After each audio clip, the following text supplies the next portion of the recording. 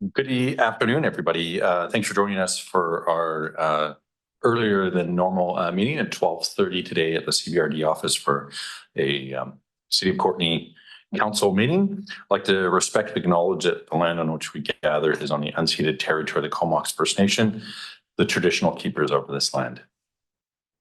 Also, I'd like to just acknowledge today's Pink Shirt Day, just to bring awareness to bullying and just to let people know that love wins out every time. And so just want to make sure everybody is aware of that. And there are a few of us that are wearing pink today as well. So I just want to acknowledge those that have done that. And I know that those that are not wearing pink are wearing pink in their own way. So really appreciate that. Pink heart. There we go. Thanks, Councillor Hillian. Something we're going to be starting this meeting as well. Just want to acknowledge that we've worked hard as a council, and we've really focused on making sure we have lively debate. But we are going to be making sure that we're staying focused and on task. And so one of the things we'll be doing to that end as well, it'll be one question each per councillor, but they can always get back in the line for extra questions. With that being said, we're going to see if there's any late introductions, but I don't believe so. And we'll go into the adoption of minutes from February 14th. Excellent. Were there any errors or omissions? Anybody opposed to adoption? See none. That passes unanimously. Moving on to staff reports, we're going to start by the procedure bylaw amendments, and I will pass it over to staff. Mr. Garber.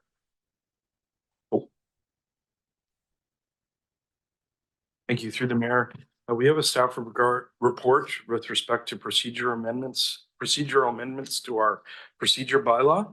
The recommendation from staff is on page 6 of the agenda. Staff are here if council has any questions with respect to these amendments.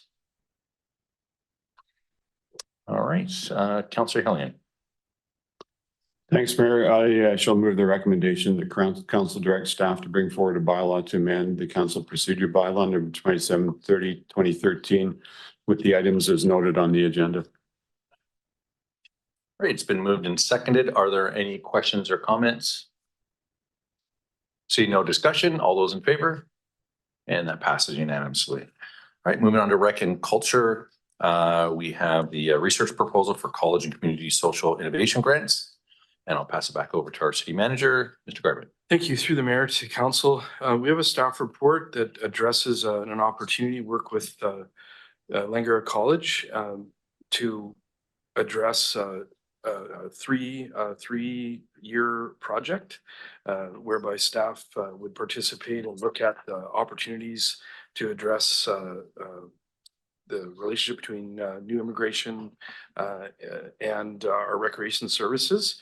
The staff, we have a few options. Our recommendations start on page 31 of the agenda, and staff are here should council have any questions.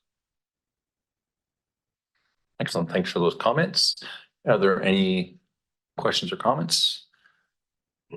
Councillor Jolicoeur. I was just going to move the motion. Yeah, great. So that council directs staff to provide a letter of support indicating that the City of Courtenay's commitment to participating in Langara's College Department of Recreation Studies research proposal to the College and Community Social Innovations Fund. Okay, it's been moved and seconded. Any questions or comments? Seeing no discussion, all those in favor? And that passes unanimously. All right, moving on to the Comox Valley Nature Garry Oaks Restoration and Stewardship Pilot Project. I'll pass that over to staff as well. Mr. Garber. Thank you. To the mayor to council, we have in front of you a memorandum of understanding with Comox Valley Nature outlining the terms and conditions of the city's support to the Garry Oaks Restoration Pilot Project. The staff report provides an overview of the project, and we have recommendations on page 40. Staff are available for questions. Excellent. Thanks for that. And Councillor Hillian.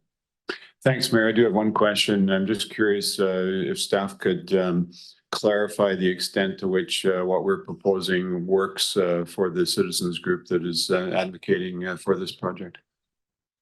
Thank you, Mayor, through council. We have worked, we've met with the Comox Valley Nature, and we have gone through this process and the proposal with them. And through our meetings, they've agreed that this project process that we've proposed is a good one. It is a long-term initiative collaboration, and once we go through all the phases and steps, we can look at a long-term stewardship agreement. All right, and Councillor Hillian. Thanks, Mayor. I'd just like to acknowledge that I know there are a number of representatives of the group in the council chambers today, and I'm sure that council would want to voice appreciation for their efforts. And hopefully we can move forward with this together. It sounds like a great innovation for the city. Thanks. Thanks, Councillor Hillian, and not just their efforts, but their patience as well. So it is very much appreciated. Councillor Jolicoeur. Thanks, Mayor. Yeah, just a question for staff as well. Are we, given that it's a pilot project, are we expected to have a report back to council on how the project goes? Thank you, Mayor, Councillor Jolicoeur.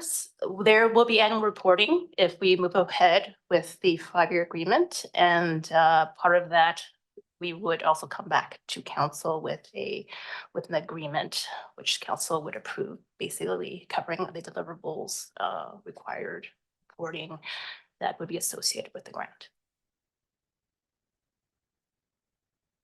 All right, excellent. Thanks for that. Ms. Saunders. Thank you, Mayor. Through to council, just to clarify, as Ms. Chan said, there will be annual reporting if council directs us to proceed with the agreement, but one of the resolutions in front of you is to direct staff to enter into that service agreement. So that service agreement would not come back to council for approval. This would be your direction at this time to proceed with it based on the conditions and responsibilities outlined in the staff report and the resolution. All right, and by pilot project, it's pilot, but it's still 5 years, so we're committing to that 5 years at the outset. Councillor Hillian.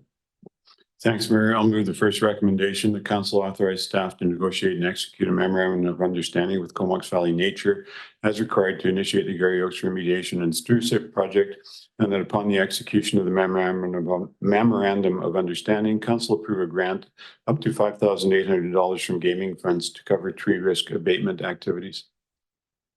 Okay, it's been moved and seconded. Any discussion, Councillor Jolicoeur? Yeah, sorry, I did have another clarification question, was just, so in the MOU, in the staff report under financial implications, it speaks to the 5,800 for the abatement this year, which is in the motion, but then it also speaks to an additional 4,000 for the term of 2024 to 2028. And so is that 4,000 in this motion, is that included in this motion? Okay. Motion 2. Okay, great, thanks. That good? Excellent. All right. That being said, any further questions or comments? Seeing none, all those in favor? And that passes unanimously, and we'll move to recommendation 2. And Councillor Moore. Great, thank you, Mayor. I'll move that upon third-party environmental assessment review of the Garry Oaks Remediation and Stewardship Project, council delegate authority to the Director of Recreation, Culture and Community Services to negotiate and execute a 5-year agreement with Comox Valley Nature to support the initiative and activities outlined within the Comox Valley Nature Garry Oaks Remediation and Stewardship Project. And that council approve up to $4,000 from gaming funds for each year of the 5-year agreement in matching funds to support the Garry Oaks Remediation and Stewardship Project. Okay, it's been moved in second. Any questions or comments regarding the second recommendation? Seeing none, all those in favor? Any opposed? And that passes unanimously. Next, we'll move into community priorities for RCMP fiscal year 2024-2025, and I'll pass it over to Mr. Garvey. Thank you. Through the mayor to council, on page 71 of the agenda, we have an email request from Staff Sergeant Kilbourne requesting feedback on community priorities for the RCMP fiscal year 24-25. Council has had a number of meetings with the RCMP. We understand that having a sit down to discuss this priorities is a strategic goal of council. We have a recommendation for you for consideration that includes a committee of the whole meeting to discuss those community priorities. All right, thanks for that. And Councillor Jolicoeur. Yeah, I was just going to move the recommendation that staff be directed to schedule a committee of the whole meeting for the purpose of discussing the RCMP community priorities for 24-25, and that the RCMP be invited to attend the committee of the whole, and that the date and time of the committee of the whole meeting be determined in association with the RCMP in order to accommodate their availability. It's been moved and seconded. Any discussion? Seeing none, all those in favor? And that passes unanimously, and we'll move on to internal reports and correspondence. And we have our management reports. Mr. Garbutt. Thank you. Through the mayor to council, we have 4 management reports. In the past, we've basically introduced them and have the different directors available for questions. We have the development services, operational services, financial services, and fire department management reports for council's receipt, and directors are available for questions. Thank you so much for that. And if somebody would like to move receipt of said reports. Excellent. It's been moved and seconded. Just making sure staff got the names. Perfect. And are there any questions, comments, discussion on any of the reports? See none. All those in favor? And that passes unanimously, and just really want to acknowledge staff that are keeping us abreast of the things that are happening. It's great. And I would say no questions is actually a sign of the fact that the things that need to be getting done are getting done. So much appreciated. Moving on to item 6.2, we have the Parks and Rec Advisory Commission. Thanks for doing that. And it was the minutes. Sorry, I stopped talking, but it's the minutes for that group. Are there Councillor Hillian? Thanks, Mayor. I was just curious about these minutes because it looked like the meeting lasted for an hour and a half, and but all the items of business noted they were carried to next meeting, so it wasn't really clear what went on for an hour and a half. I don't know if our council representative might want to enlighten us. Councillor McCollum. Yeah, there was agenda published for this meeting, but it was the annual Christmas dinner. So the meeting agenda was just carried over to the actual next meeting. So I'm surprised there was minutes at all. Yeah, Mr. Garbutt. Through to the mayor to council. So just procedurally, we'll need to be clear about that. And we want to make sure that we're meeting the requirements of the community charter and our own procedure bylaws in these. So we had a discussion about that. Thank you. Excellent. Thanks, Mr. Garbutt. Much appreciated. And I believe they've been moved, so I'll just call the vote. All those in favor? And that passes unanimously. And move on to 6.3, improvements in the Billmore Basement Diamond Park. And I believe we've got a staff presentation, and we'll pass it over to Mr. Garbutt. Thank you. Through the mayor to council. We really are happy to report back to council with a briefing note on proposed improvements by the Comox Valley Baseball Association to the baseball diamond located at Billmore Park. It's a absolutely critical piece of infrastructure for this sport, and it's really exciting to have a user group come forward with the financial resources to assist us in this regard. Mr. Taylor Green from Comox Valley Baseball is here, as is Ms. Saunders, if council has any questions on the project. All right. Councillor Hillian. Thanks, Mayor. I know that we're trying to be more expedient with these, but I do think it would be useful to hear something from the representative with regards to this. It's a fairly significant asset in the community, and I know the mayor and I had the opportunity to meet with a representative of Rotary regarding the support for it. But I think it'd be good if we could have that shared with the community. Thanks.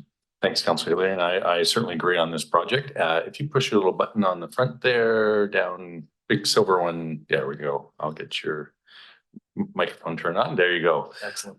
So if you want to give a sort of a brief description of what's happening and kind of the ask from, or did you want to? Okay. Yeah, Maybe introduce yourself as well. absolutely. My name is Taylor Green. I grew up in the Comox Valley, born and raised, went to Placerview Elementary, then Valley View and Courtney Junior, and then final years at Isfeld, the first graduating class. So my journey is to explain a little bit about myself. I love sports. Sports has been a huge part of my life. Luckily, one of the fortunate few to kind of make my way up through high school, play for the national team, receive scholarships, and then ultimately play in the major leagues with Milwaukee Brewers. So it was quite an experience. And even more fortunately, after my career was over, I'm still now part of the scouting department and oversee international scouting for the Brewers, which allows me to live at home. And the reason why I've been able to be so supportive of the program that means so much to me and has given so much to me, just to my family and myself. But the project is through the CVBA, and the CVBA has two main goals. I've been involved with the CVBA for about 18 months now, 16 months actually, and we have two main objectives. Number one, grow the love of sport, baseball and any other sport, just for the community, and that's with the recreational players, boys, girls as young as 4 years old. Just the health benefits and everything involved with that is just tremendous. And number two, which kind of partners together, is provide our local high performing athletes at age 13 to 18 a local place to play. In the past, in many other sports, if you're a strong player, you're forced to leave the valley because there's not the resources or teams to stay competitive, and you're driven out of town. Myself being an example, when I was 13 years old, I started had to traveling an hour each way. My parents would take me down to Parksville or Nanaimo or wherever the practices were, and that process has continued for baseball and many other sports until now. Hopefully, we have a very unique opportunity with one of the highest caliber teams in the province and the country to create a home base in the Comox Valley. And part of that is what this proposal is. We would need significant field upgrades at Billmore Park or any other local facility, but Billmore Park obviously made the most sense. And that's what's kind of led to this here. That's what led to, the Rotary stepping up, and honestly, a lot of other private donors stepping up to build this project. And ideally, this isn't just a one-time thing. This is something myself and our board is very passionate about. We started to see some benefit last year with not only the kids that didn't have to travel so much on these teams, but the younger kids as part of the CVBA and the families. We started this program called Saturday Night Lights, and it was free pizza and free juice boxes for kids to come out and watch some of these older teams play. And it was very successful. And with facility upgrades and a high caliber of baseball, it could turn into something pretty special for the Comox Valley to have. So we're really excited about it. And the upgrades are fairly simple, but they would have huge impact on what we're trying to accomplish. And like I mentioned, this isn't a 1-year project for us. This is something we want to keep doing continuously, work with the city, work with the community, and just keep building this up over years and years and years, because it has a chance to be pretty special. But I appreciate the time, and if any questions or comments, please feel free. Excellent. Thanks for sharing that. And yeah, Councillor Helene and I had a great pleasure to chat with one of the Rotarians who is spearheading it. Yeah, he's really passionate as well. So great to see that happening. Councillor McCollum. Yeah, thank you, Mayor. And yeah, thanks for taking the time to answer questions in conjunction with this report today. I think it's a great proposal. It's really nice to see improvements directed to a specific, additional program delivery being asked for. And then the bonus here being that the baseball community and the wider community is looking for ways to support this without seeking direct funding from the city for it. So like in our report, it's saying that there is no direct financial implication because you and your organization have done a great job finding other funding means. So I'm just wondering if you want to share with us how much this is. I mean, you did say that some of this is relatively simple, but just how much is coming from the community and Rotary to see these improvements realized. Yeah, at this point in time, we're probably 75, 85, close to $100,000 worth of donations in kind and just pure cash. So it's been tremendous support. And like I said, this is just year one. I'm hoping to keep building this over years and years and just support the area.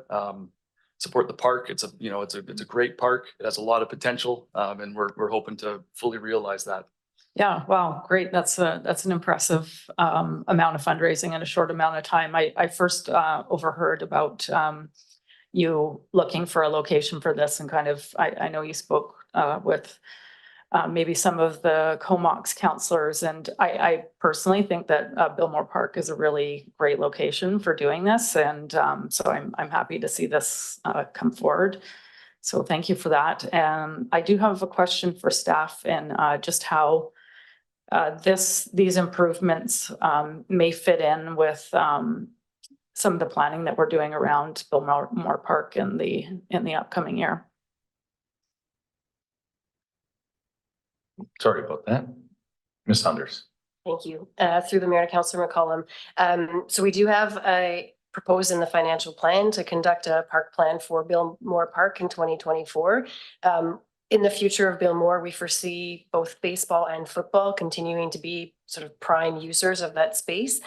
So we don't see any of the improvements that are being suggested posing any challenges to that park planning process. And as we had a conversation with CVBA, a goal of that park planning process is the activation of that park, and what they're proposing will also increase that community activation and involvement in the space. And when we enter into an agreement about improvements in the park, there is always sort of the language that allows the city to make changes in the future if we need to. And we've had those conversations with CVBA as well. So thanks, Councillor McCollum. And I don't see any other questions at this point. So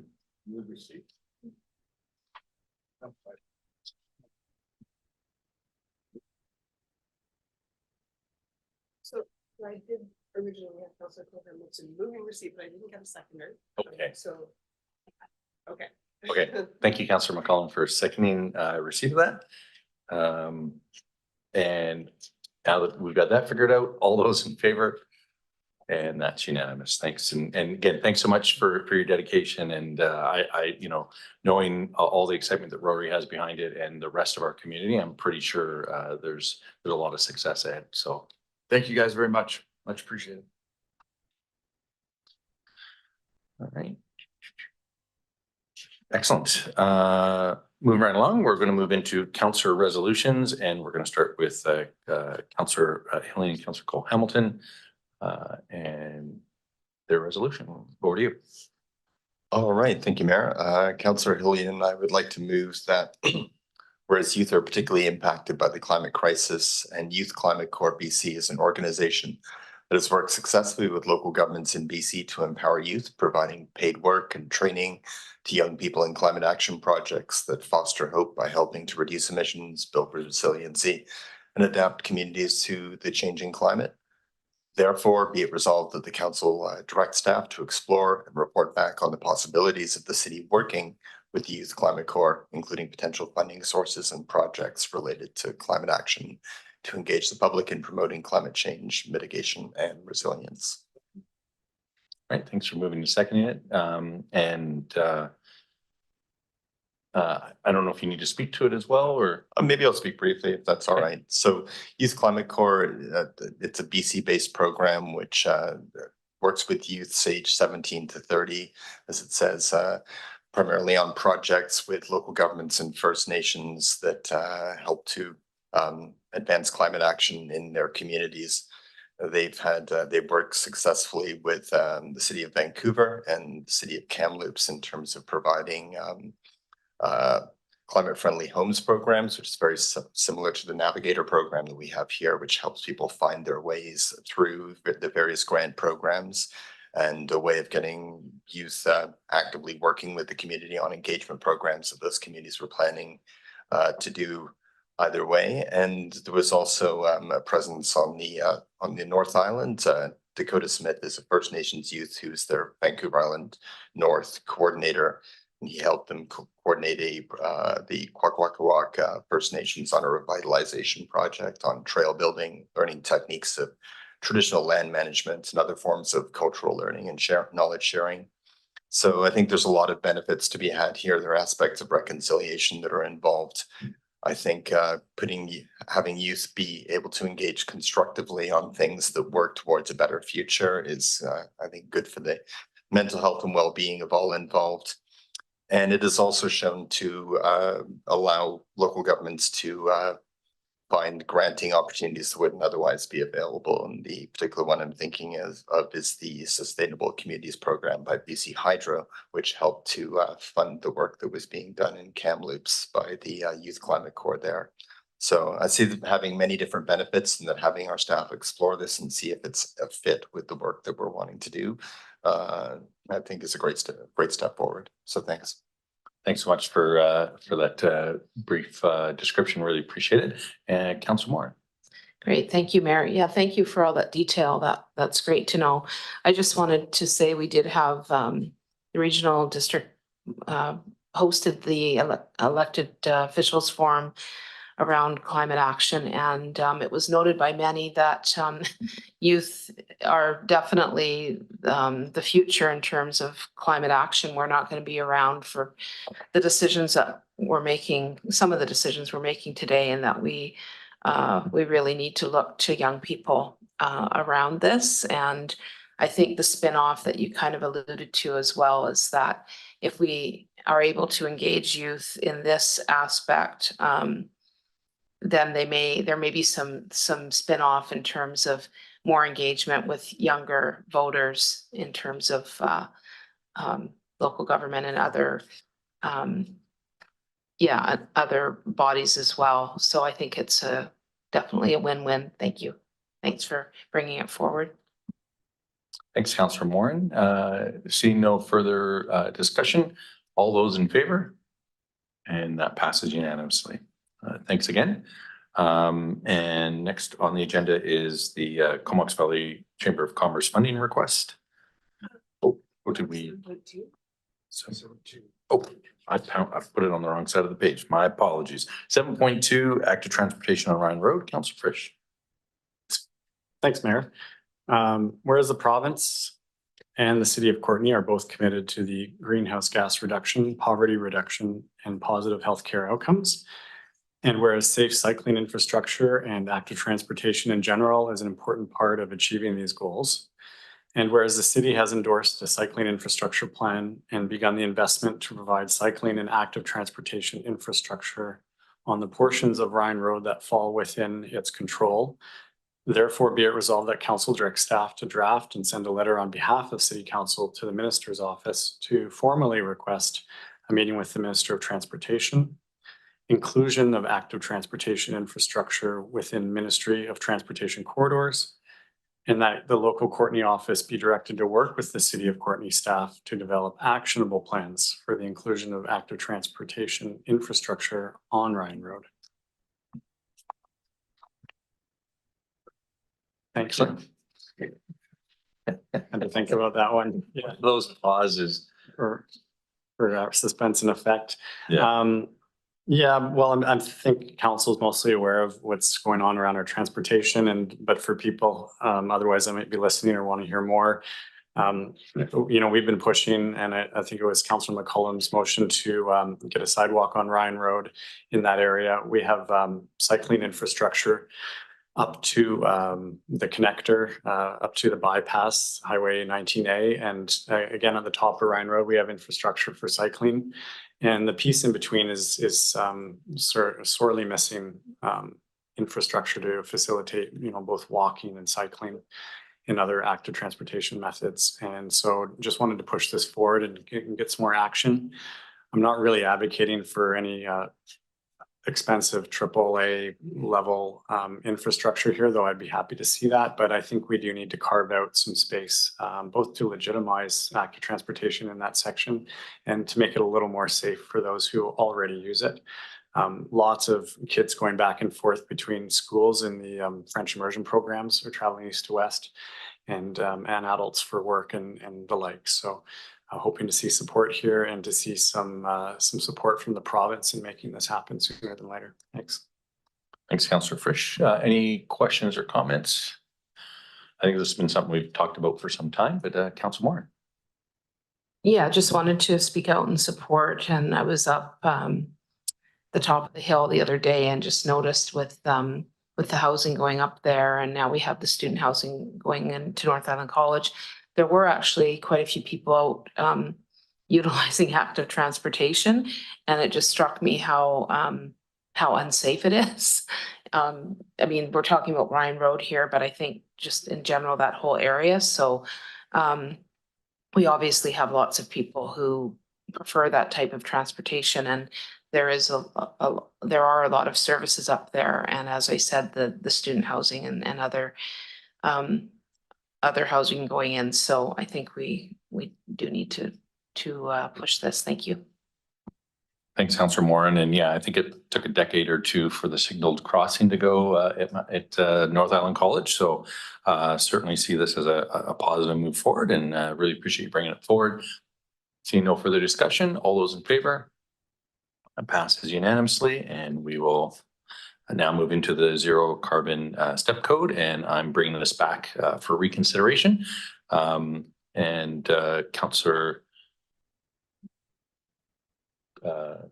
So first we need to either put something back on the floor or rescind it, so we have to deal with this one first. So, but somebody has to put a motion forward to rescind. So Councillor Cole Hamilton. Once again. Yeah, thanks, Mayor. I just want to say thanks for taking the opportunity to reconsider this, and particularly around the timeline. And I just want to put forward a motion to rescind this resolution, and then following that, there's a resolution I wish to put forward, which I shared with the city manager and the mayor, and more recently with council. Thanks. Excellent. So you've made a motion. I did make a motion. It's somewhere there. Just clarifying, does somebody second that? Thanks, Councillor McCollum. And is there any discussion on the rescinding? I think there's been much discussion around this motion. With that being said, all those in favor of rescinding? And that is, any opposed? Okay, so that passes unanimously. And back to you, Councillor Cole Hamilton. Thank you. This is the resolution I alluded to earlier. So I'd like to move that be it resolved that in keeping with the city's official community plan, staff incorporate into the 2025 work plan and budget the staff resources and funding required for the engagement and policy development needed to accelerate the adoption of levels EL3 and EL4 of the zero carbon step code. All right, that's been seconded. Thanks to our clerk for putting it up on the screen so everybody can see that. Are there any questions or comments regarding, and there are, so I will start with Councillor Frisch. Thanks, Mayor. Just trying to catch up here a little bit. I'm wondering if Councillor Cole Hamilton might comment on how much we're speeding this up. I see it goes into the 2025 work plan. How much faster ahead do you suspect that'll get us, or do you hope that gets us? Well, the previous plan was to implement levels 3 and 4 in 2027 and 2030 respectively. So it, depending on the outcome of this process, it would seem to move things forward a number of years. Excellent. And I guess we'll have to see what staff bring back to us. Is that the intention, to see how quickly they can pull this off? Yeah, to see what possibilities are for accelerating the timeline, which at this point is 3 to 6 years. Yeah. Well, thanks very much. Excellent. Thanks for the question, Councillor Frisch. And next we have Councillor McCollum. Thanks, Mayor. I'll be brief because we discussed this in pretty good detail at the last meeting, but I just want to emphasize that, there seems to be a fair amount of confusion or conflation between the two different step codes, especially because they both are part of the options in the building code. But the zero carbon step code is really just speaking to fuel sources within homes. We're basically talking about gas or electricity. So having this implemented is not the same level of complexity that we have engaged on when it came to the energy step code already. It represents a change for sure, but it's questionable whether or not there's really even a change to the cost of building. I mean, that's obviously not my expertise, but I did ask just for some background on our building permits from the previous year. And 75% of our commercial buildings don't use gas as a fuel source. In other words, they're using electric. So 75% of our existing new builds are already at the EL3 level. So I just want to emphasize that this is not like a huge change. A lot of this is already happening. We're just speeding up or constraining that other 25%. So yeah, I don't think that there should be the level of need for communication or for that or developers to become familiar with this in the same way, because it really is just speaking to one aspect of building and not a whole bunch of different things the way the energy step code does. So thanks for that. All right, thanks, Councillor McCollum and Councillor Jolicoeur. Thanks, Mayor. Just a question. I don't know if it's to Councillor Cole Hamilton or to staff, but given that we rescinded the last motion in its entirety, the first that statement said that we'll adopt the zero carbon step code, and the third one said that we'd give staff to engage with the development community and to inform them on the zero carbon step code. So I mean, those components I was in favor of, and I think that you can insinuate that this motion on the table says that we're going to adopt the zero carbon step code, but I'm just wondering for clarification if we want to include those two, which I don't think are explicitly mentioned in this. This for me, I think really addresses that and that statement that was in the middle that had the timelines. So I'm not sure if there's enough direction here for staff as it relates to the original three that statements in the original motion. All right. Ms. Wade, did you want to weigh in, or Councillor Hamilton? I'll pass it over. Hang on one second. Councillor Cole Hamilton, we'll see if you can do it. Yeah. And then if Ms. Wade says she's got some more, we'll jump back to her. Ms. Wade is the expert, but my thinking when drafting this was that it speaks of engagement and policy development. So I felt the engagement piece was there. And you're right, it is implicit. We are going to be working with the zero carbon step code, and then a report will come back on how we can adopt it at an accelerated rate. If staff feels there's anything additional that could be added, I'm very open to any amendments required to make sure that it's clear that we are both planning to adopt it and planning to engage with our development community. So perhaps Ms. Wade, tell me if this is adequately clear. Through the mayor to Councillor Jolicoeur and through to Councillor Cole Hamilton, just if I could clarify.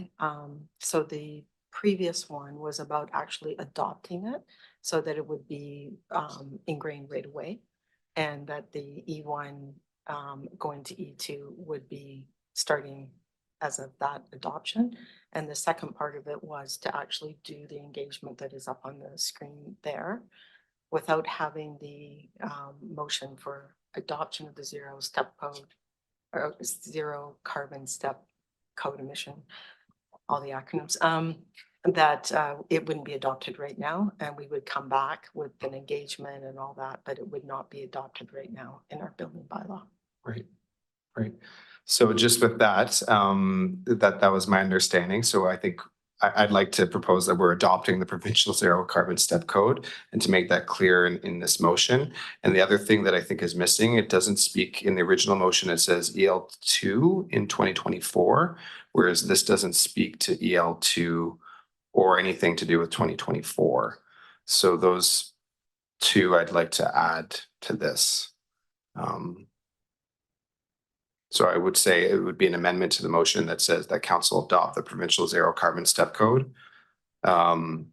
And that council directs staff to amend the building bylaw to include zero carbon performance levels in accordance with the timelines established for applicable Part 3, Part 9 buildings, starting with EL2 in 2024. And Mr. Garbutt's got a comment. So I thank you through the mayor to council. So in discussions, the intention was to direct staff to speak with the building and development area, inform them of the intentions of council, and come back with information on that engagement, presenting council with a process whereby we would do that. If council would like to adopt the code, then we have to, and Ms. Wade can correct me if I'm wrong, we have to set a level. We had a previous motion with set levels with EL2, I believe, to be current. So just want to make sure that council is good with that, because we won't be initiating this work, save for EL2, until 2025 per the proposed motion.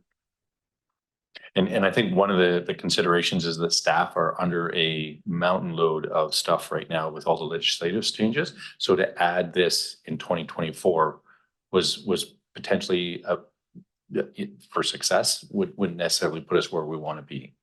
I think that was part of the conversation, but I see Councillor Cole Hamilton has his light on, so I'll pass it back to him. Well, Councillor Frisch had it on, his light on before, but the thinking behind here, I mean, from this meeting and last meeting, was the concern over the workload that staff have. It's huge and it's unprecedented.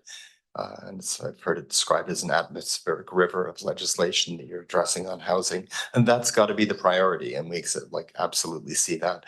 And I think rather than having staff spending time this year trying to engage on adopting EL2, which is a fairly minimal improvement, it seemed better to let staff get the work that they need to get done in 2024 done, and then begin work fresh in 2025 when in the last meeting, the city manager was saying he thought there would be time available at that point. And at that point, begin analyzing the approach to EL3 and EL4. And those are the provisions of the STEP code, which actually have real bite and real impact in terms of sheet reduction. So I think the thinking on my part was, rather than engaging staff on work this year when they don't have time on a level which is not particularly effectual, just to save it and do it all as a single significant piece in 2025. But that was the thinking behind it. Thanks. Hopefully that clarifies, and we'll pass it over to Councillor Frisch. Yeah, thanks, Mayor.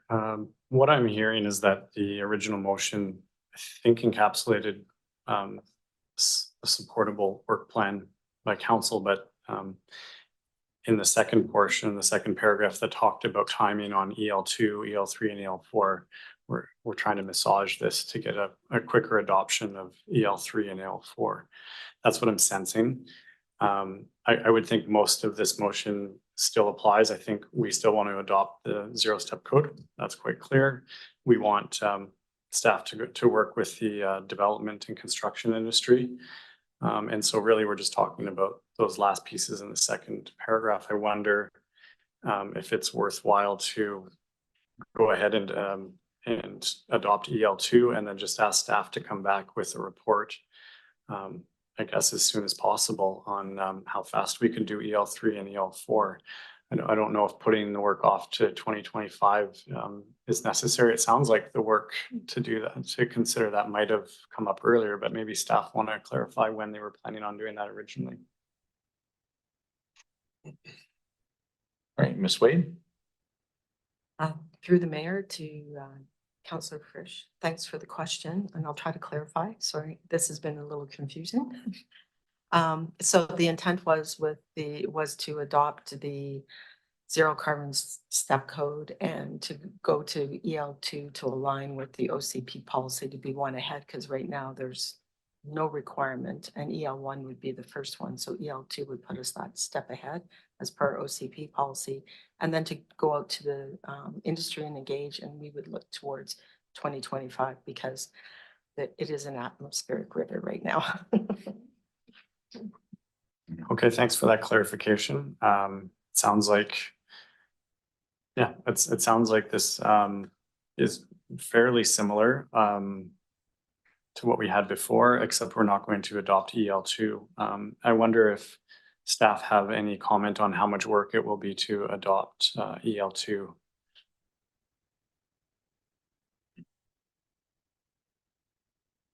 Through the mayor to Councillor Frisch, it's a matter of amending the building bylaw and bringing it into play. And then we would go out to the industry and engage and form that the L2, which is aligned with the OCP. I could have Mr. Preston, our manager of building services, talk to you a little bit more about that, but it's really being in line with being ahead of where we are right now, because there's no requirement in the BC Building Code right now. So it is adhering to council's strategic priorities to be one step ahead and to get the emissions target and start using those metrics so we can have them in play, which then would just be part of the building permit application. So it's relatively simple to implement for staff right now. The going to EL3 and 4 is a lot to engage on right now with our atmospheric river. It's just too much for us right now, but 2025 is much more doable. Well, thanks, and I'll digress to let other people speak. All right, thanks, Councillor Frisch. Mr. Garber. Through the mayor to council. So we actually had this conversation in the previous council meeting. There's a comprehensive staff report which laid that out. We have the matter has been reconsidered and been rescinded. So I would think procedurally we'd be focusing on the topic at hand as opposed to discussing the merits of the initial, which was effectively the previous staff report, which was, or sorry, this previous recommendation that was passed by council. So I just want to just outline that we should be focusing in on the items related to this motion. Thanks for that, keeping us focused and on task. I appreciate that. Councillor McCollum.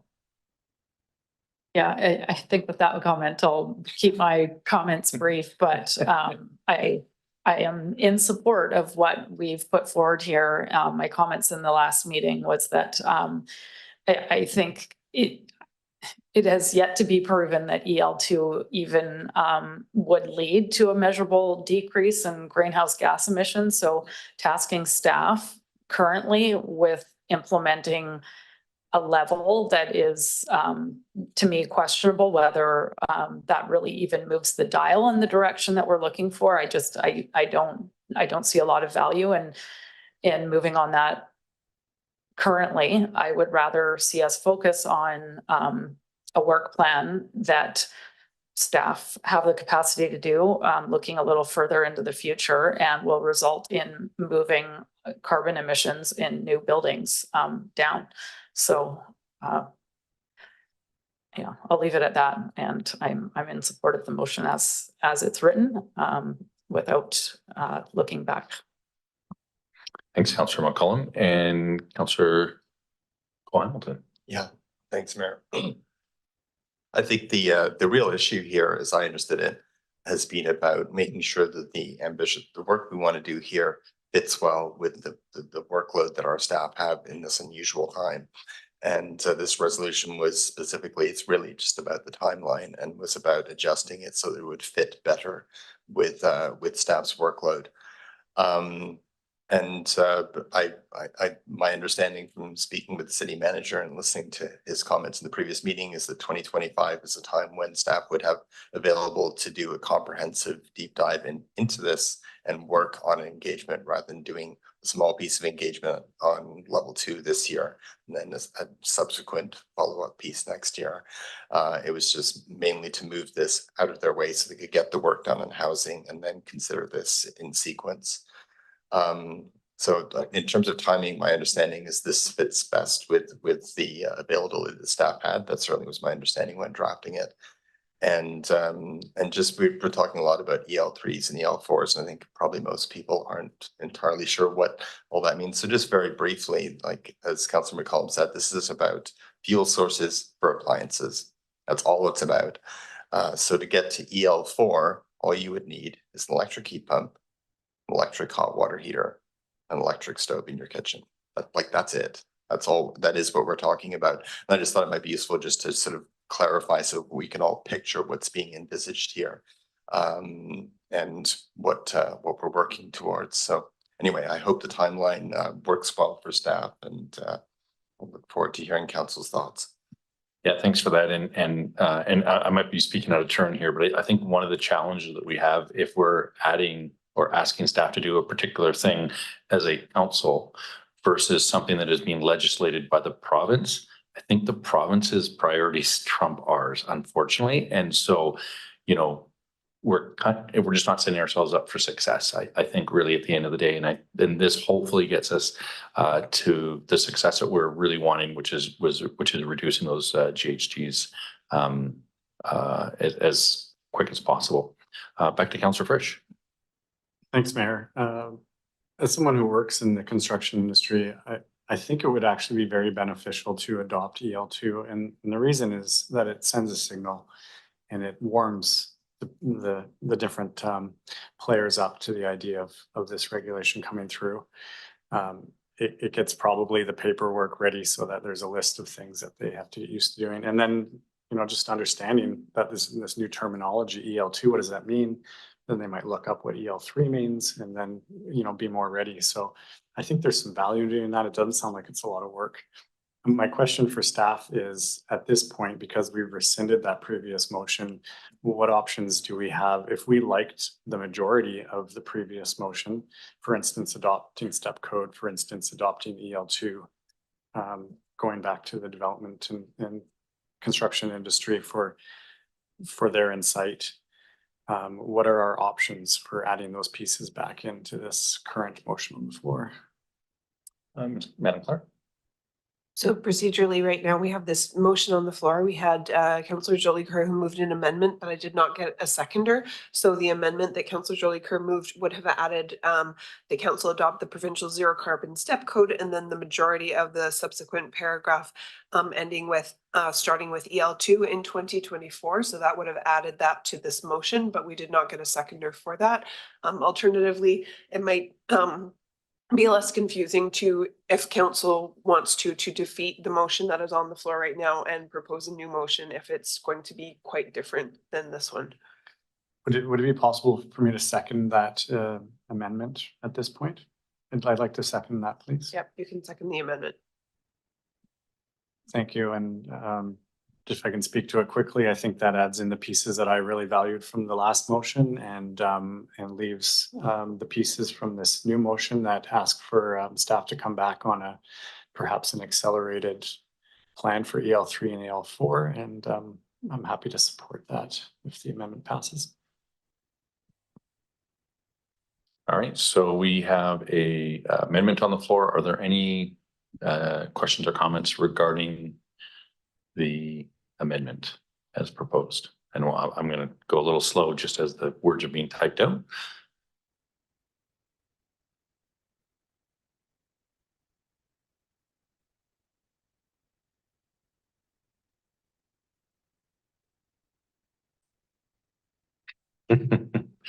Sing away. Maybe some Jeopardy here.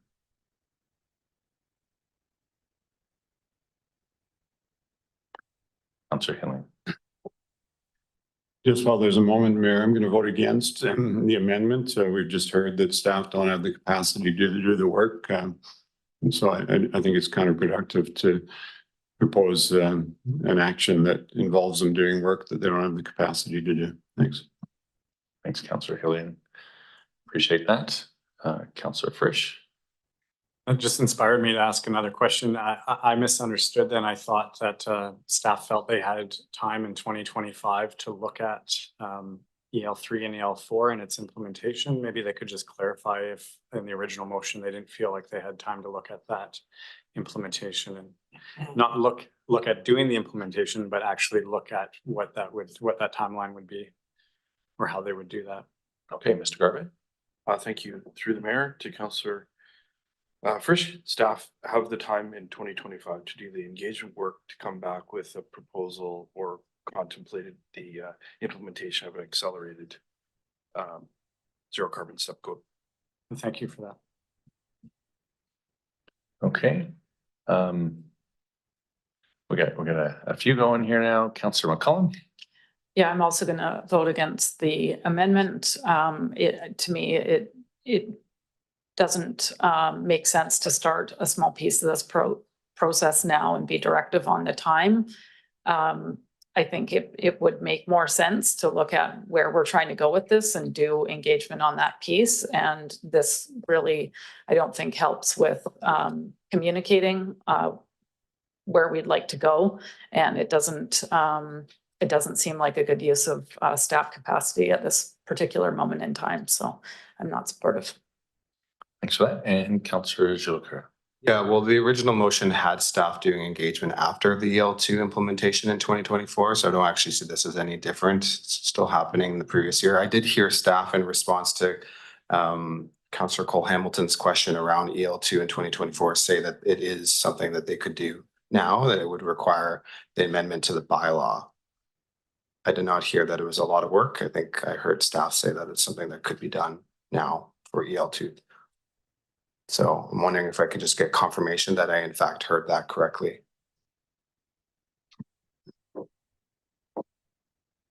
Mr. Garbutt. Thank you. Through the mayor to Councillor Jolicoeur.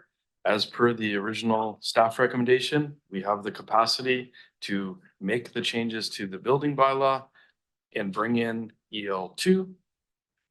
The comments that I made previously was that that was removed per council's conversations. So yes, we can draft the required amendments to the bylaw, the building bylaw, but we would not have the capacity to engage with the building public about the implications of that at this time. However, the impacts that have been discussed are not significant as it relates to the regulatory side of EL2 and the zero carbon building code. Okay. Last call for any questions or comments. I know we're trying to stay focused, but I think we've had a pretty engaged conversation here. Hopefully everybody is understanding where we are right now. We're going to take a vote on the amendment. All those in favor of the amendment? Any opposed? And the amendment fails.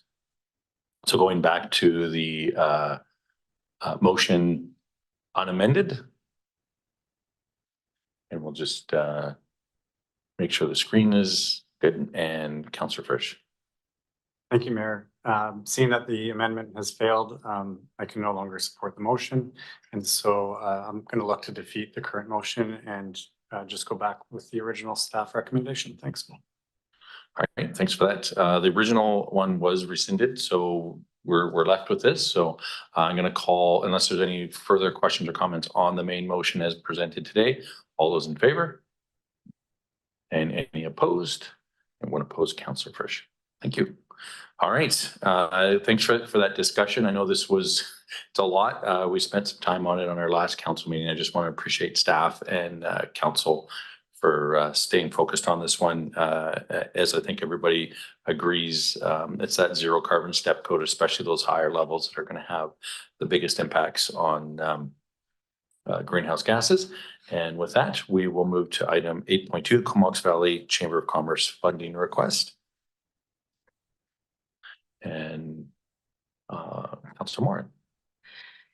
Thanks, Mayor. I'll move that staff be directed to prepare an agreement between the City of Courtenay and the Comox Valley Chamber of Commerce to facilitate the development and implementation of a comprehensive business retention and expansion program for council's consideration.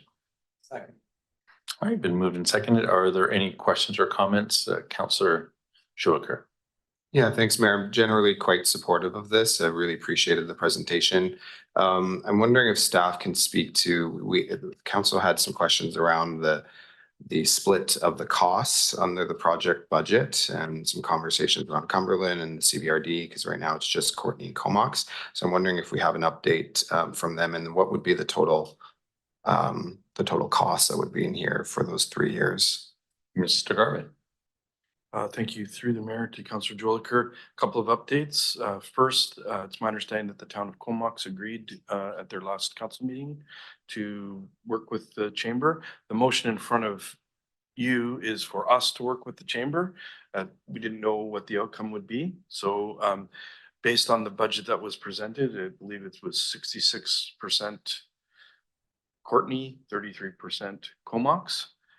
With respect to participating other parties, Comox First Nation has their own economic development corporation, so I wouldn't potentially see them be a partner in this. However, the chamber said that they would reach out and ask the question. With respect to Cumberland, it's my understanding that they have made some decisions about their own delivery of economic development services, and the chamber said they could potentially reach out to them. And I can report back, that's the status. The program that's designed right now is scalable. So I would presume that if someone else was added in, the budget would increase relative to that cost, and we could report back on that. Thanks. Thanks for that question, Councillor Jolicoeur. No further discussion. Oh, Councillor, there's a few actually. Councillor McCollum. Yeah, just briefly, I mean, we're basically how are we expecting that we'll fund this, given that it's a fairly immediate request and we're in the process of doing budget.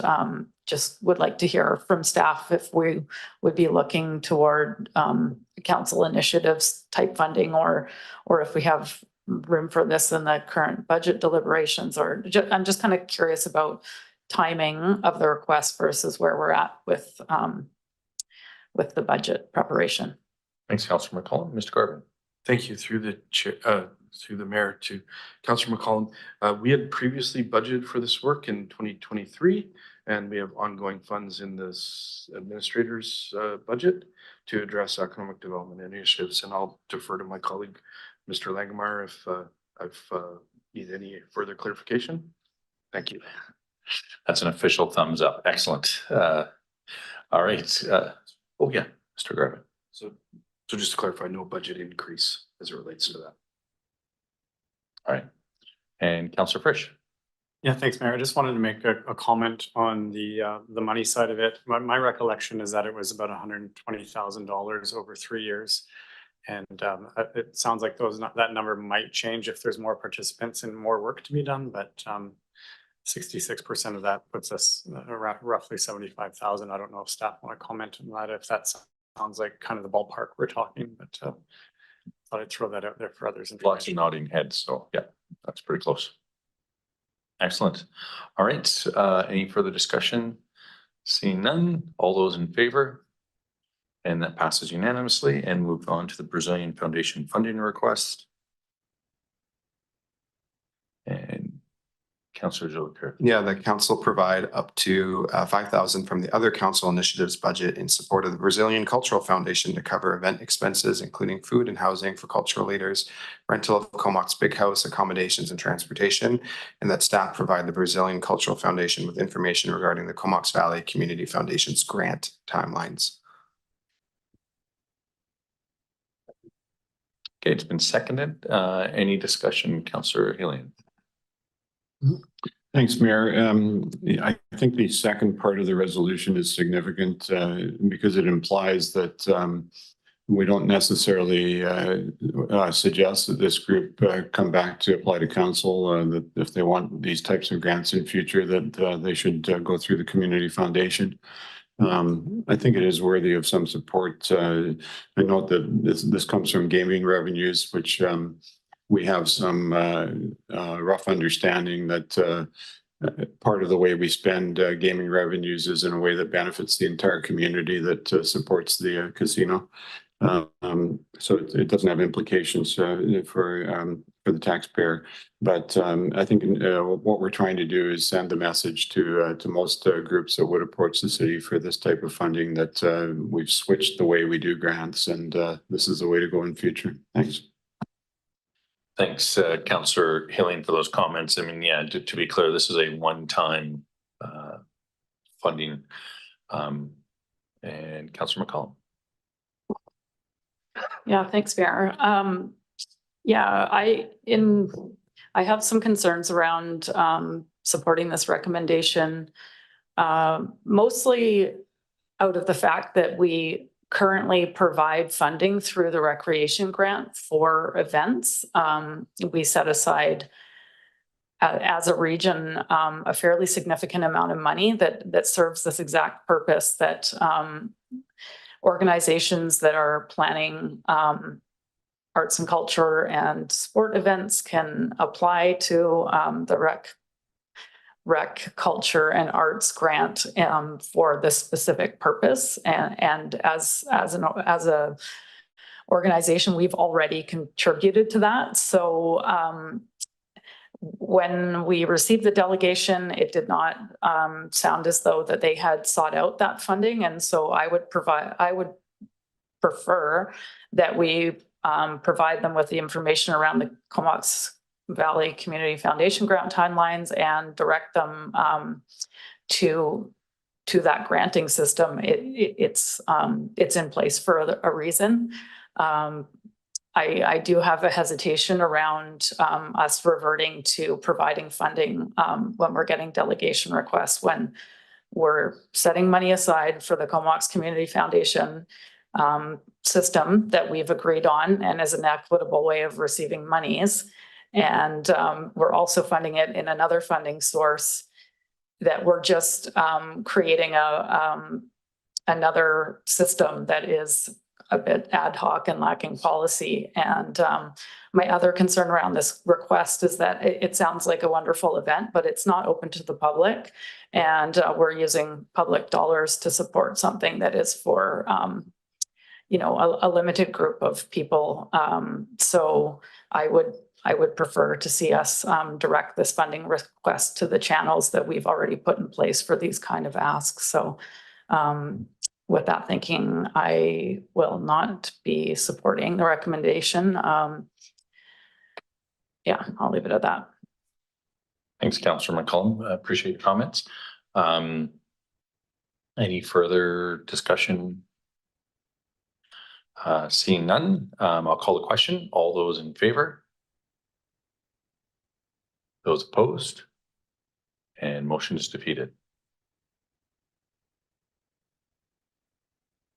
All right. Next on the agenda, we have the notice of motion. Oh, yes, Councillor Frisch. Would it be worthwhile adding to the letter to directing this organization to that funding source? I assume we'll write some sort of letter to let them know what's happened to their request. I'm seeing some nods. Would we need a follow-up motion to write a letter like that?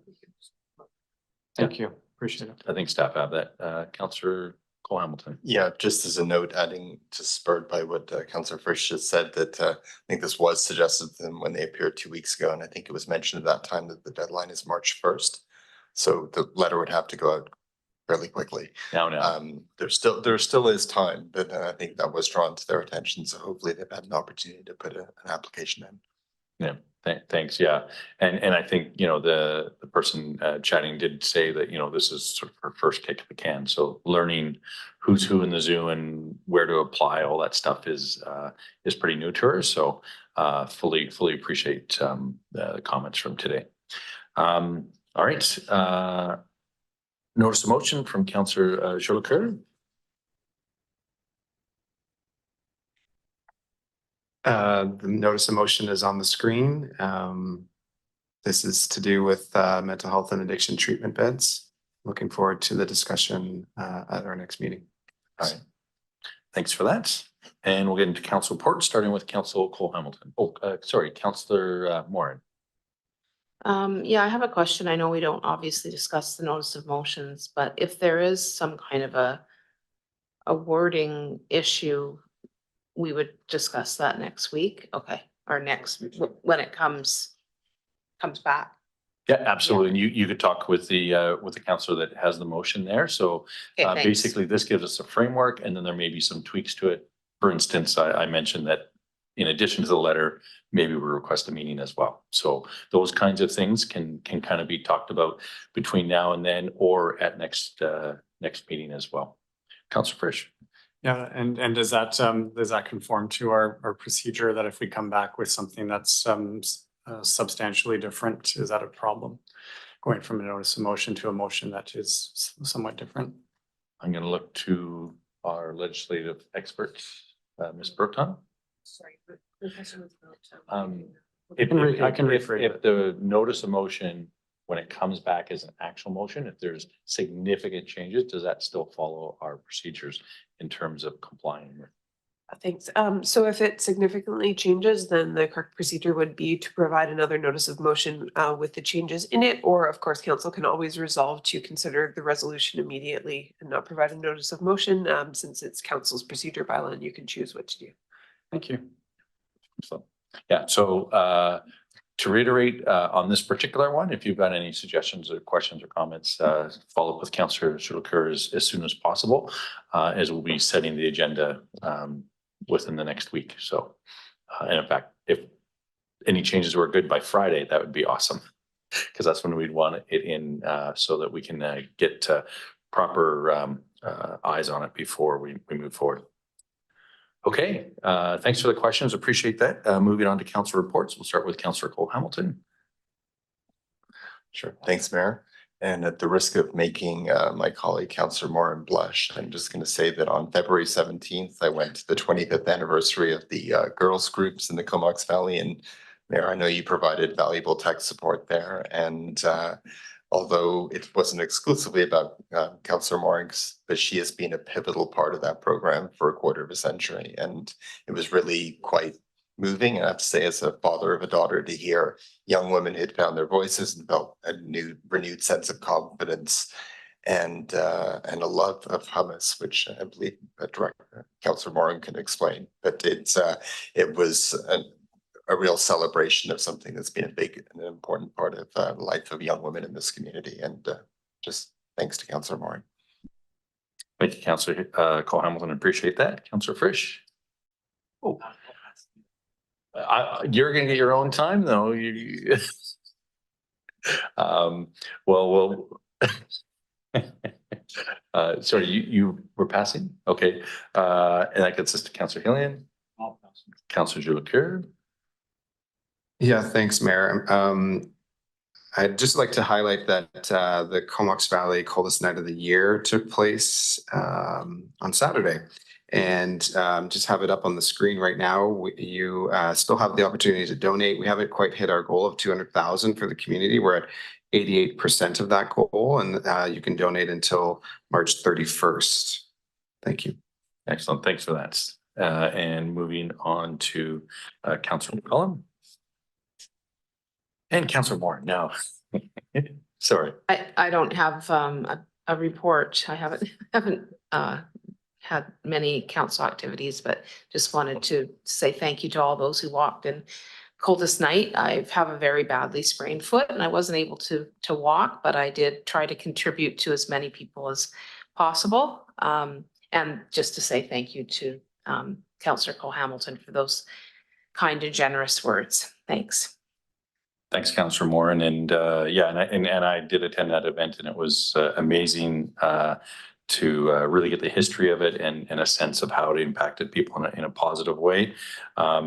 Again, coldest night of the year. Thanks, Councillor Jolicur. We're at $175,000, but I'm sure that there's some more funds out there. But really, when we talk about back-to-back events, the night before coldest night of the year was the Anna Big Club dinner, which also raised a significant amount of money that will be utilized in our community, just like coldest night of the year. So just really inspired by our community. We also had about 25 Rotary Youth Exchange students from around the world in our in Courtenay for about a week, and it was a great time, and our community really stepped up to show them around. And on Saturday, there was also, prior to coldest night, there was the second year anniversary of the invasion of Ukraine event at Marina Park that was, again, very well attended. And yeah, so it was just really, really inspiring to see our community come out and support each other in many ways over the last couple of weeks. And with that, we'll go into our in-camera resolution.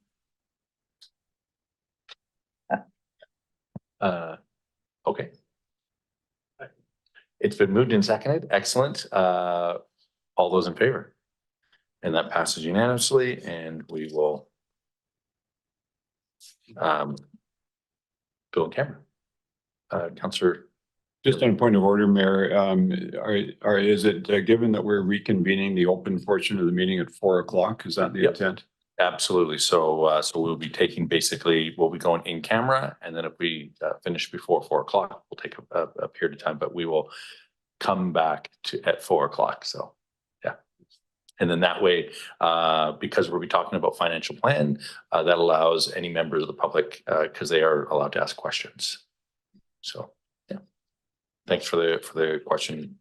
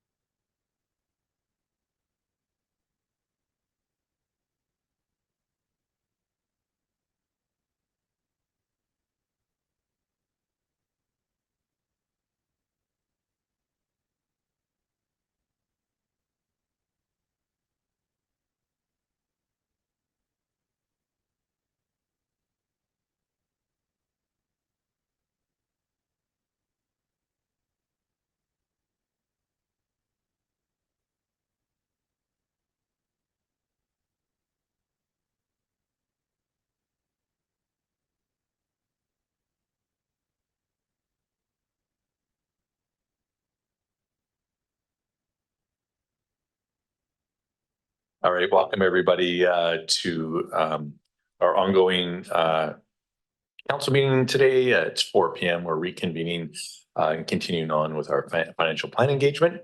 And with that, I think I'm going to pass it over to staff for their presentation.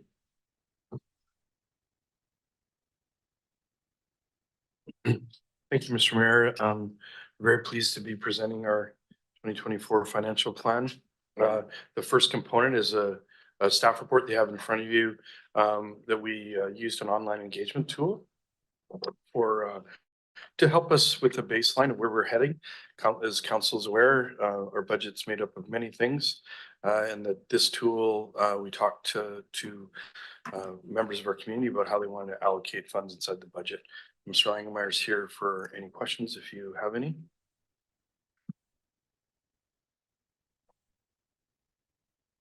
All right, Councillor Hillian. Thanks, Mayor. Yeah, I appreciate the reports that were provided, and it's interesting to see the themes, which certainly don't come as a surprise.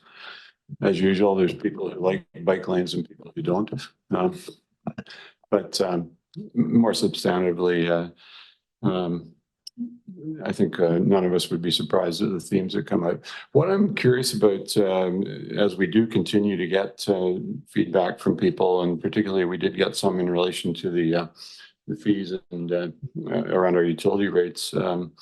And some of those people who were responding didn't appear to be aware of this online engagement tool. And I'm just wondering how we promoted this, and in that promotion, what's the expectation that we give to people around what the value of their feedback may be?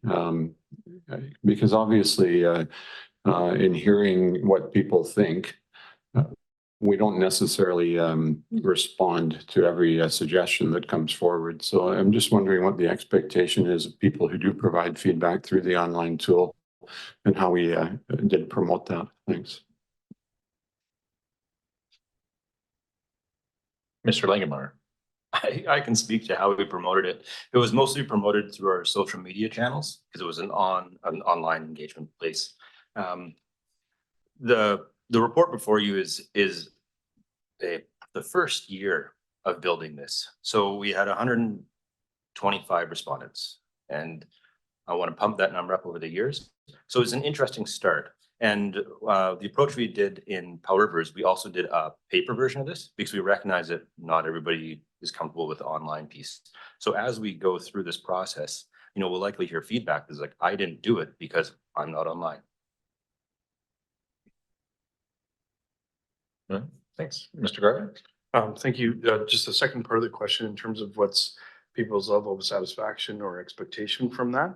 The financial plan references in our engagement section that this is part of the information that comes in when we build our budget, which is the combination of core service delivery, inflationary pressures, legislative impacts, and then delivering our strategic priorities. I think what we saw as staff that was really interesting is this huge level of improvement and number of people who provided information, but at the same time, the tool itself was a little bit challenging to link our strategic priorities and those other growth factors when it's asking, how to allocate those monies. And just like the information that we got from our community preferences survey, which council will hear more and more about as we move through, people have a divergent opinion. The people around this table give us direction where we head and it takes finances to deliver on those items. So they don't have specific engagement back on there, but if they're interested in giving feedback on our budget, they'll be looking at our budget that we have in front of us today, I would say. Thanks, Mr. Garvin. And Councillor Moore. Great, thank you, Mayor.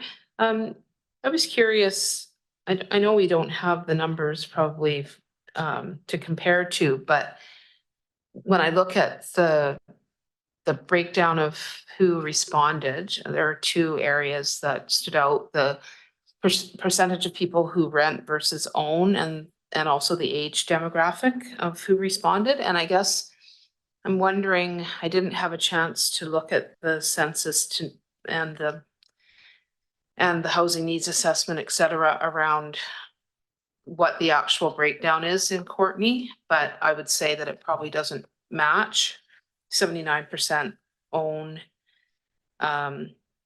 according to the survey, the folks that participated, and then the age was 42%, 50 to 69, and I think 38%, 30 to 49. So it just would be interesting to know how the people that responded, how they compared to the actual age breakdowns and rent versus owning, so that we can maybe take a look at how we could reach the people that didn't engage in the survey.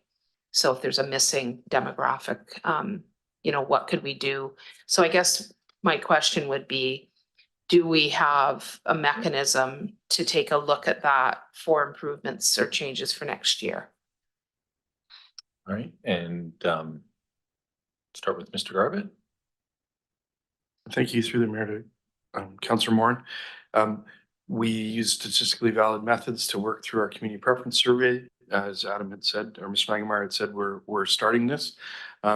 This is some of the information we'll look into, and I know he doesn't have those comparators, but all of those are important steps to kind of broaden that engagement that we hear from all aspects of our community.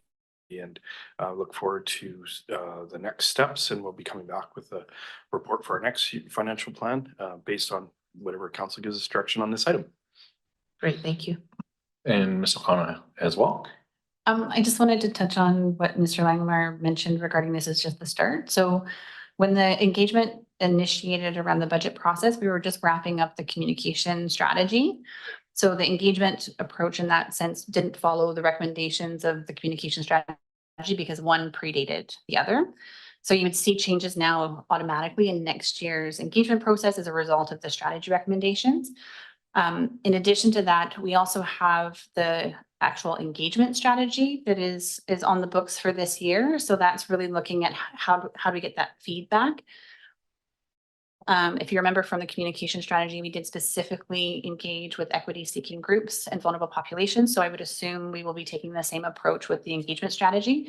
And once those two pieces are in place, both the how do we communicate out and make sure we get as many people as possible, especially those hard to reach, and how do we receive the information back in, you'll see all of those variables considered, not necessarily the statistical analysis of the comparison. I don't think that's contemplated in the scope of those two projects, but definitely by the time finance undertakes this process at the end of this year, you will see lots of really good recommendations coming out of those two projects on how we can do that in a really robust and comprehensive way. Excellent. Thanks for that clarification. And Councillor Zolliker. Thanks, Mayor. Yeah, I really enjoyed this staff report and nerding out on the app or the website, the tool that was used. It was quite informative, although the sample size, of course, 125 is not huge. I did find some of the results. You can kind of go through the demographical information and do things like age and how long you've lived in Courtenay. And I did find some things to be quite interesting. The longer you've lived in Courtenay, the more you wanted bylaw and police. Those who are newer to the community want us to be investing more in recreation. And so there was some key highlights here that I think really help inform some of our service lines as well as the financial process. So I really appreciate that. But I guess my question is more around Appendix B, which is the 3-year engagement, and staff kind of spoke briefly around this, but I'm wondering if you can speak to year 1, which is next year. And staff just spoke about the communication engagement strategy, but it has here city administration and public as the stakeholder focus for year 1. And I'm wondering if staff can speak to maybe some examples of what that might look like for next year.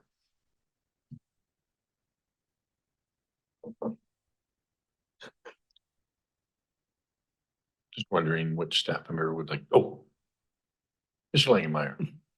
That is a great question. And really, I don't have a good answer to that right now because we want to work through the work that Ms. O'Connell's doing and to really find out what makes the most sense. Going from the work that has already been done in our different surveys to see, how can we get the best results when we have this really close budget lens. Okay, thanks.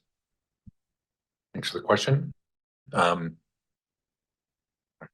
don't see any further questions or comments, so if there's no further discussion, I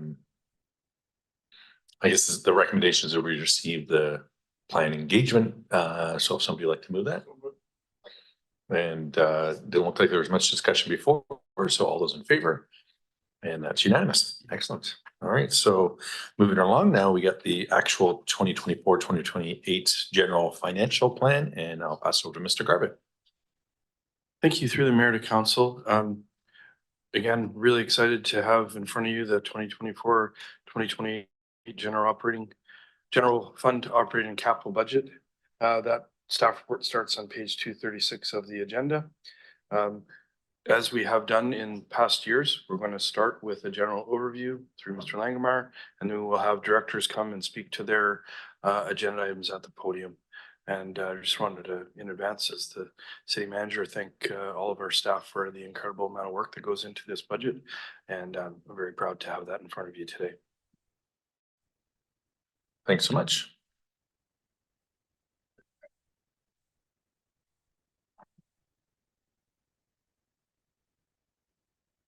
All right, back to you, Mr. Langemeier. Hello, nice to be here once again. So I want to preface this. What we're looking at right now is the general fund operations and the general fund's capital plan. Back in January, we went over sewer, water, and solid waste. So that's not part of today's conversation. We'll have a little bit of hitting on that, but really this is the general area. What comes from this, for the goal, is that council gets supports this plan as it is and gives direction to staff to create the financial plan bylaw, which gives ultimate authority to spend. So getting to the presentation, we're going to go through the really nice things like cost drivers, what we're doing for capital, and hitting on gaming fund. And I really want to get into the last bit of our taxation, our reserves, our surplus, and what it all means when it's tied together. An obligatory slide that says we all built this together. It aligns with the strategic priorities, as that's staff's guiding path of what we want to bring to this. And I always like to bring up that capital projects that were approved in 2023 or the prior year continue on. There's not a requirement to reapprove these projects. So getting into what's really driving our costs here. So I break them up in internal cost drivers and external. So internal, we have our QP agreement. We have a 2% increase for wages. This drives wages and our overhead that's attached to our wages. our agreements up at the end of 2024, and seeing what's coming out of other municipalities will really impact our 25 and beyond. We are seeing benefit cost increases as, I'll start it already is people are using benefits again now that there's opening after the COVID really slowed down any use of benefits. We're also seeing rising costs just from the number of our growth. Urban issues and fire calls is a really good example of an internal driver. And living wage, we have been able to work in the living wage into our recreation wage rates. On the external side, ones we don't have control over, inflation. In the news, you saw inflation was big numbers last year. This year, numbers are coming down. But what we're seeing in these budgets are the actual results of those higher operating costs from the prior year. They're now working their way into our financial plan for this year. So we're really lagging a bit in really the impact of inflation, and we're still seeing it going onward. CPP, EI, and WCB, our overhead costs for wages, are continuing to rise. And the expectation of recruitment. It is continuing to be a good job market for an employee to seek employment. There hasn't been a big change yet, though. It has cooled a touch, but that might be a blip. And then finally, RCMP costs. They've gone up again, but we have a strategy to curb that a bit. So with our new budget software, it really has allowed us to break down where our costs are changing. In this, I want to go through that we have the 2023 amended budget. So that's what last year was. We start off with the base. So we try to remove any of those one-time items that were included in the prior years. And this is our starting point for a budget. For this first year of using the software, we essentially used the 2023 budget as our base. There's no inflationary assumptions built into it. So we're going to see a lot of focus on inflation. We have to bring it up. And then we have our service level impacts. This is where we'll see, the growth. When you're responding to more items, it gets captured here. Oh, no, other way around. Service level is changing what we're doing. Growth is really responding to how much we're doing. And we have this nice area called one-time items. And those are really known items that we need budget for it this year, and we know it's going to be gone the next year. So with this, we're able to upper budget when we need, and they are taken out the following year. Continuing with that, we have the carry forward. So those are items that we had budgeted prior year and taxed for that we didn't get to. By carrying them forward, we say, hey, we don't need to tax for this again. We're going to rely on prior year's taxation to fund this. And that builds our total budget for the year. I want to highlight our capital plan here. So I have brought in water and sewer to just show, the total expected spend. For general operating, we have a $23 million capital plan. You'll see in 2025 that continues to 29, and then we do see a bit of reprieve in 26 going down to just a $10 million capital plan until we hit another big year with 27 with a possibility of consolidated municipal building. The Anderton Dike remediation project really hits that year, and a few big equipment purchases. So that brings me to the end of my part. You'll get to see me lots today, so don't get too worried.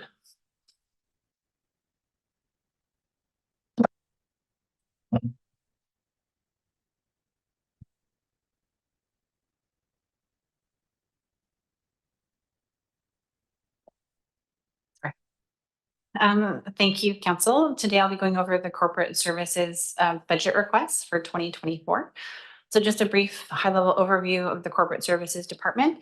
So there are 7 functional areas within the corporate services department, including communications, human resources, IT, bylaw, legislative services, land, legal, and then the municipal RCMP employees. So this is different than the police. It's the administrative staff that support the RCMP detachment.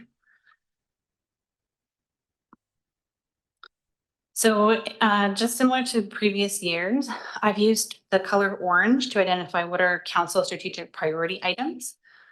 So under the corporate communication, as I mentioned just a moment ago, we have the engagement strategy. So the engagement strategy was identified last year as a likely outcome recommendation of the 2023 communication strategy, which it definitely was.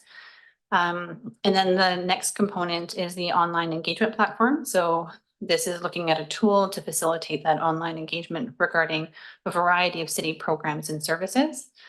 The city website has reached the end of it's about the end of its life and is in need of replacement. We really did hear through the engagement for the communication strategy that it was extremely hard to navigate and find what you need to find on the website. In addition to the internal challenges of having a website that is hard to make amendments to, make changes, we're having to outsource that at a significant cost, as well as a decreased efficiency in doing so. And the 172,000 includes project management for that project as well. Consultants and contracted services, this includes moving to online fillable forms, which is something we heard in the resident survey. It was actually listed as a top 3 request from the public, was to transition to being able to conduct business online. And that's supporting a variety of different departments in the city.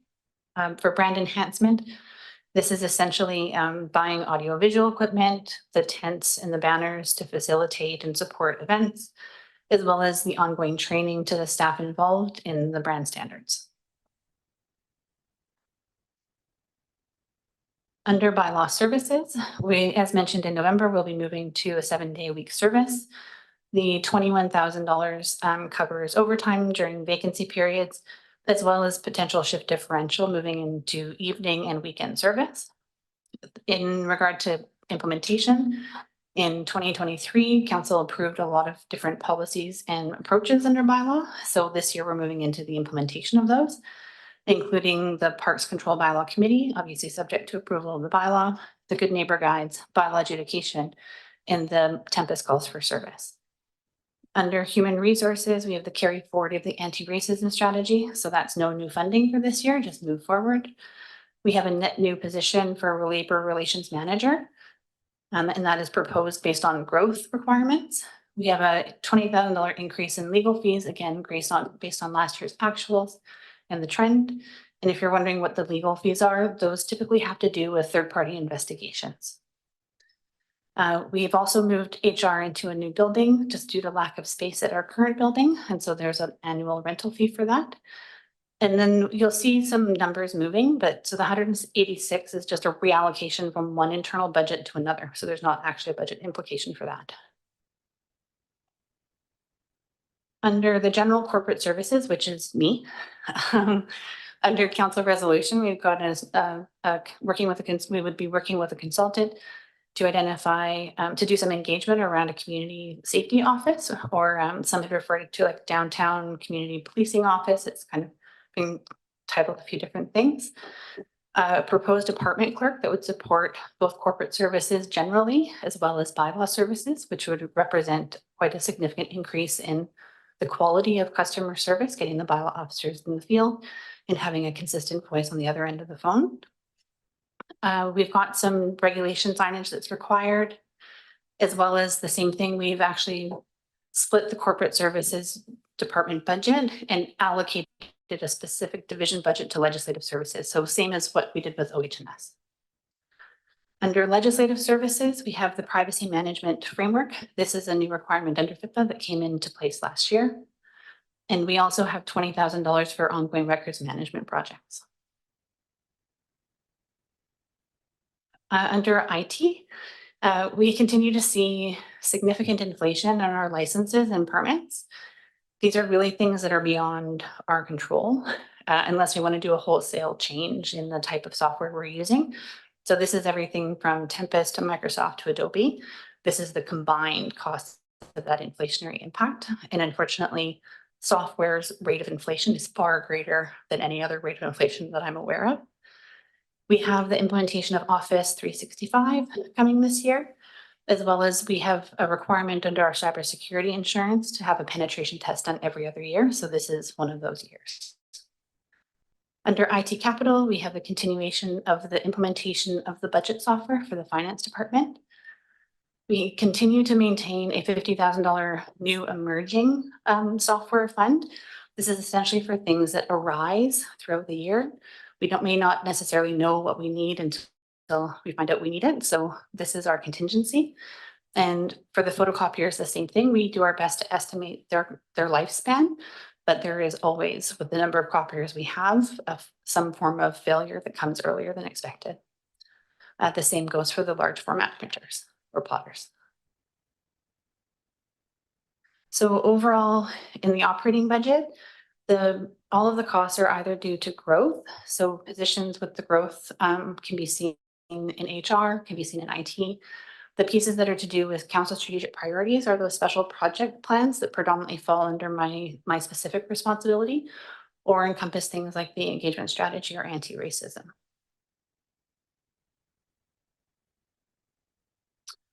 So these are the corporate services special projects. So Mr. Langenmeyer mentioned earlier that we've removed these one-time items out of our regular budget and moved them into a special project. That way it doesn't become part of that base budgeting year over year. As soon as the project is complete, that funding or budgeting requirement is no longer there unless there are ongoing implementation costs. And so we have $50,000 for the community safety office. And this really is just the engagement as well as the options analysis at a preliminary level. The city website, the engagement strategy, the privacy management framework, and the anti-racism strategy. So for the capital projects, the majority of these have already been covered. Land acquisition, this is one of those pieces where, as you know, acquisition and disposition is part of an in-camera. So I believe the council has been updated on what is entailed within that budget line item previously. For the server replacement, this is a regular occurrence around business continuity. The budget software has been touched on. The IT Tempest calls for service. That's also a carry forward from the previous year. The photocopiers I touched on. The SCADA backup cloud. So that's just the cost of storing data over time and is also part of business continuity requirements. And then you'll see in 2025, we've just put a placeholder in for an electronic records management system. Just so council is aware, the $15,000 is not representative of what it would cost to implement it. It's really just so we know that we need to address that area in the near future. And with that, I'm happy to answer any questions. Thanks very much for your presentation, and I'll pass it over to Councillor McCollum. Thanks, Mayor. Yeah, just a quick question about the special projects list. One of the items was our anti-racism strategy. And I believe that we funded a portion of that at some point. I'm just wondering if this is an additional amount or if it's been covered in previous. It's a carry forward from previous years. There's no budget implication for this year. Okay, thanks. Is any of the other items in that list a carry forward from previous years? Yes, so I believe the large format plotter, the photocopiers, and the Tempest calls for service. Okay, thank you. Thanks for the question, Councillor McCollum. Maybe while I'm waiting, just as a follow-up, the only thing I had written down with the anti-racism strategy is if that's a one-time thing or it's been ongoing. It's ongoing because it was identified last year in the 5-year plan as a $50,000 expense for the 5-year term. Really until we get into the development of the strategy and understand how much work, because that's part of the anti-racism approach, is the active or proactive dismantling of colonial systems. When we know what the recommendations are coming out of that strategy development, we'll then be able to create a longer term work plan. But I would imagine many of those recommendations, even if you think of something like redoing or reviewing existing HR policies, are pretty substantial projects in and of themselves. Mm-hmm. And the anti-racism approach would apply to every service area within the entire city. So the $50,000 is the start. And then essentially council will have the options based on the recommendation in every budget year to determine how quickly or what you're deciding to fund each year after that. But I put a placeholder in at $50,000 for the next 5 years. Fantastic. Thanks so much. I appreciate that clarification. And Councillor Jolicoeur. It's me. Thanks, Mayor. Thanks for the presentation. Yeah, I'm wondering, I think one of the things that we've been obviously hearing lots about is the need for more bylaw service hours, and you spoke about going to 7 days a week. Can you speak to, because we do get correspondence around statutory holidays and there was a line there, but if you can speak to what the rollout plan would look like for that, if this goes forward for the statutory and for weekends as well? Sure. So all of the weekends will ideally be covered, as well as specific statutory holidays. So even though we haven't had it as like a stated policy, we have provided bylaw services on things like Canada Day. Essentially, the $21,000 in there assumes that we're going to have some stats that we will be providing service. It will not be all of the stats, so there will be a break in service specifically on certain stats, but not all. Okay, It really depends on what the community is doing on that weekend in particular. Great, thanks for that. I don't think there's any other questions or comments or discussion, so thank you very much. Back to our regularly scheduled Mr. Langenmeyer. See, I am back. Oh, I even had a corporate services slide with a picture. So you can definitely tell the slides that I've worked on because they're not very artistic.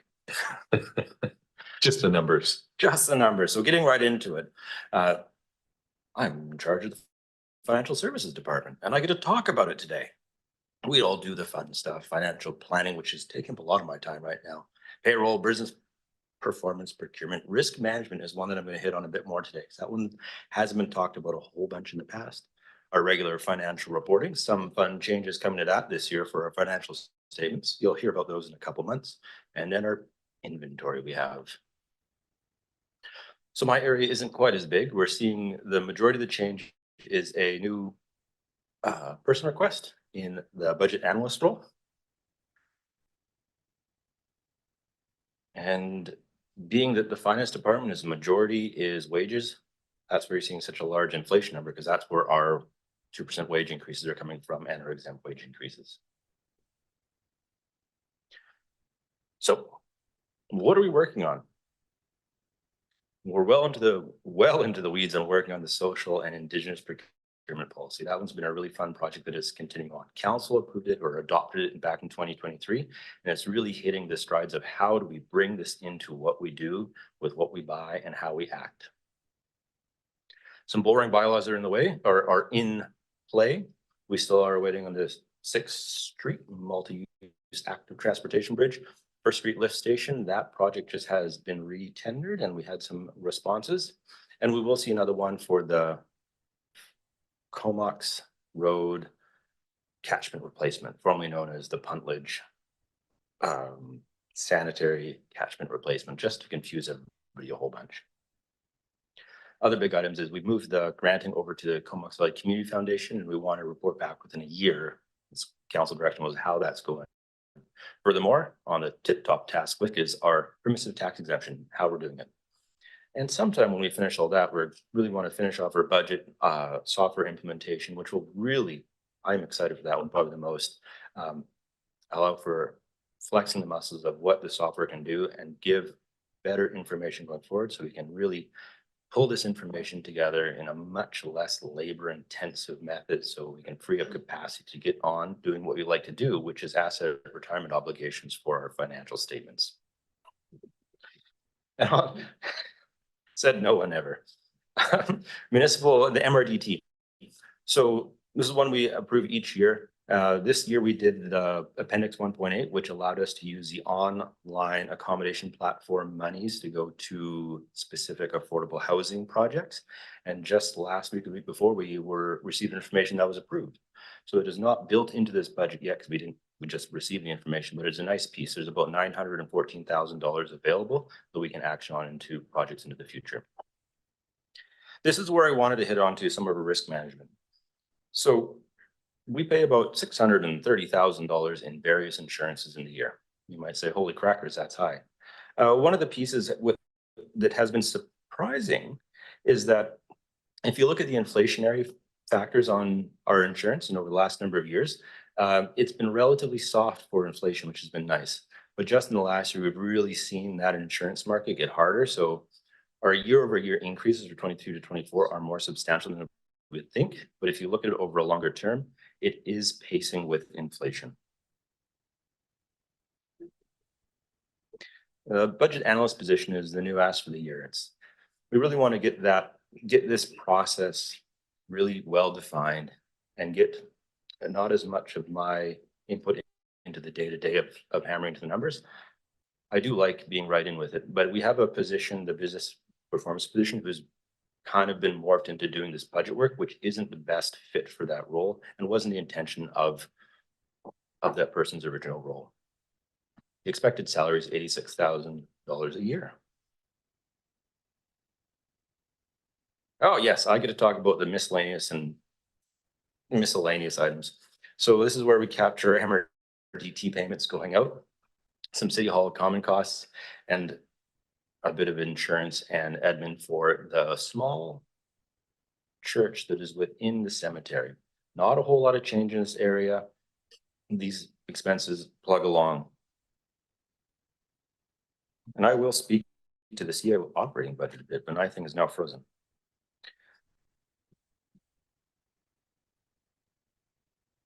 CIO's office. In recent years, this has been broken out into its own area. Prior, it was buried within corporate services. It is much clearer. The majority of these expenses in the CIO office are wages and legal and consulting fees. One of the pieces they're hitting on is tasked with the reconciliation action plan. And finally, before I get to leave once again, is our gaming funds. So this is one we bring back each year, gives a 5-year of what we anticipate for gaming revenue on the top row, and where we've had past council approvals for different spendings. This is all up to council. One of the pieces that we do see some variability in is how much the RCMP members are costing, because past council direction was that 2 members shall be funded from gaming. And as the RCMP member prices rise, it's pushing upward pressure on the expenses coming out of the gaming fund. You'll note the projected balance in the gaming fund is at the bottom. We're at about 2 million and it's maintaining. So we're taking out about as much as we put in. Do we expect the gaming revenue to stay similar? Information I have, it's about right. We're not seeing any big growth in the casino, and we're not seeing any big declines in people's joy in gambling. And with that, I'm open to questions. Thanks very much for that. Councillor McCollum. Yeah, just a question on that MRDT slide. It looked like an expense. There's a cost. If you could just explain what that is. That is the money going to for VI for doing the tourism type work. So we collect the MRDT money in, and we pay for VI to do our the work that goes with it. Yeah. So there's zero impact to taxation on that That's line correct. item. Yeah. Okay, thank you. Excellent. Thanks for that. And Councillor Jolicoeur. Yeah, actually, well, speaking of the MRDT, there is an inflation dollar amount attached to that. But is that an assessment based on inflationary costs through the hoteliers that we will get increased amount based on inflation that they'll be charging their clients with? Like, how are we calculating inflation on a dollar amount that is received to us from the province? I look at what we've done historically, and the assumption is right. It's a percentage of the hotel fee. As those fees go up, our revenues have been ticking up slowly. Sure. And I did ask staff about this. I'm hoping to get some clarification on if you go back to the slide on the gaming grants, specifically, as my concerns are around the first 3 lines under the annual grants for arts and culture. Now, those 3 organizations we have fee-for-service agreements or some sort of agreement with annualized, and it's captured somewhere else in our budget. And so I was wanting clarification that in fact, these grants are not in addition to, or if these grants are dollar amounts that go into and feed those fee-for-service amounts. That is correct. We have the fee for service. A portion of that fee is funded from taxation and a portion is funded from this game money. Okay. They come together to make the whole amount we're paying to these various groups. Okay, thanks. Thanks, Councillor Jolicoeur. I don't see any further questions or comments, so, but I do notice that we do have a great graphic here, for questions. I just wanted to comment on that. All right, moving right along.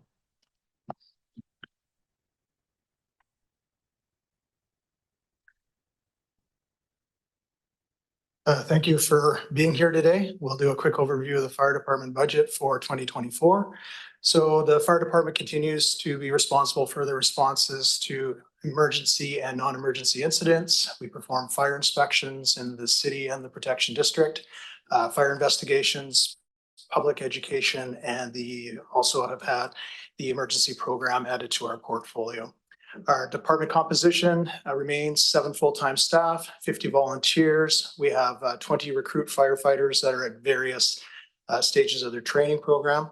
Our 2024 operating budget is coming in a little over 3.2 million, and our capital budget for this year is coming in over 2.5. Our strategic priorities for this year, from a capital perspective, we're continuing on with the satellite fire hall project. We have a carry forward project from last year, which is the replacement of one of our support vehicles. And we are replacing our breathing apparatus, self-contained breathing apparatus. Those are the tools that we use to go into environments that are full of smoke or poisonous gases, things like that. From an operating standpoint, we're looking to increase our full-time complement by 1 to have a training officer assistant. That's a full-time position. We are also looking to expand our weekend coverage program that was very successful at the tail end of 2023. Continuing on with our recruit training program and also working through the regulations that the government has just dropped in terms of emergency management and continuing to provide services through the regional emergency program. Oh, it's easier to see this way, I guess. From a budget standpoint, in terms of increases, growth is the area that has the largest number, most of those being in relation to our increased call volume that's happened over the past 4 years, and also increased costs in maintaining the fire hydrant system in the city. Next up then would be service level, which would be the driver for that would be the full-time employee for the delivery of training, and then like everybody else, inflation. From a revenue standpoint, we do have a change this year. We entered into re-upped our contract with the Courtenay Fire Protection District to provide fire protection services in their area. This new contract has a different method for determining the costs associated with it, which has increased our revenues by $188,000. And the term of this contract is for 5 years. We've also put in, and this is a little gray because while we've added in revenue that we can obtain through participating with the wildfires that have been plaguing the province for the last few years, we can only earn it if we get called or deployed, and we can only do that if we've got the resources available in our community to share with the rest of the province. So we did put in $50,000 this year. In years past, we've participated in 2017, 2018, didn't do anything in 19 or 20, and then back for 21, 22, 23. And the revenue generated from these deployments has been as much as I think it's 173,000 and as low as 25. So we just put $50,000 in it based on kind of the average over the last 3 years. Whether we get it or not, it remains to be seen. I will also say though that our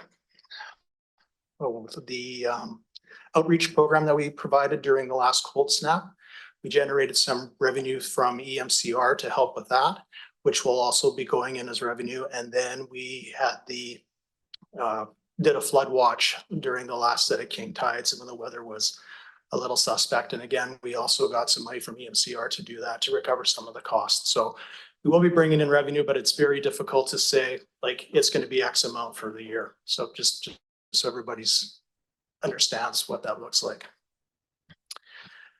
Training officer assistant, again, we've talked about this for years with the impending construction of the Eastside Fire Hall. We're going to have to expand our volunteer membership from 50 to 70. Having the training officer assistant will allow us to operate and maintain a training program to accommodate what the needs of the 70 people.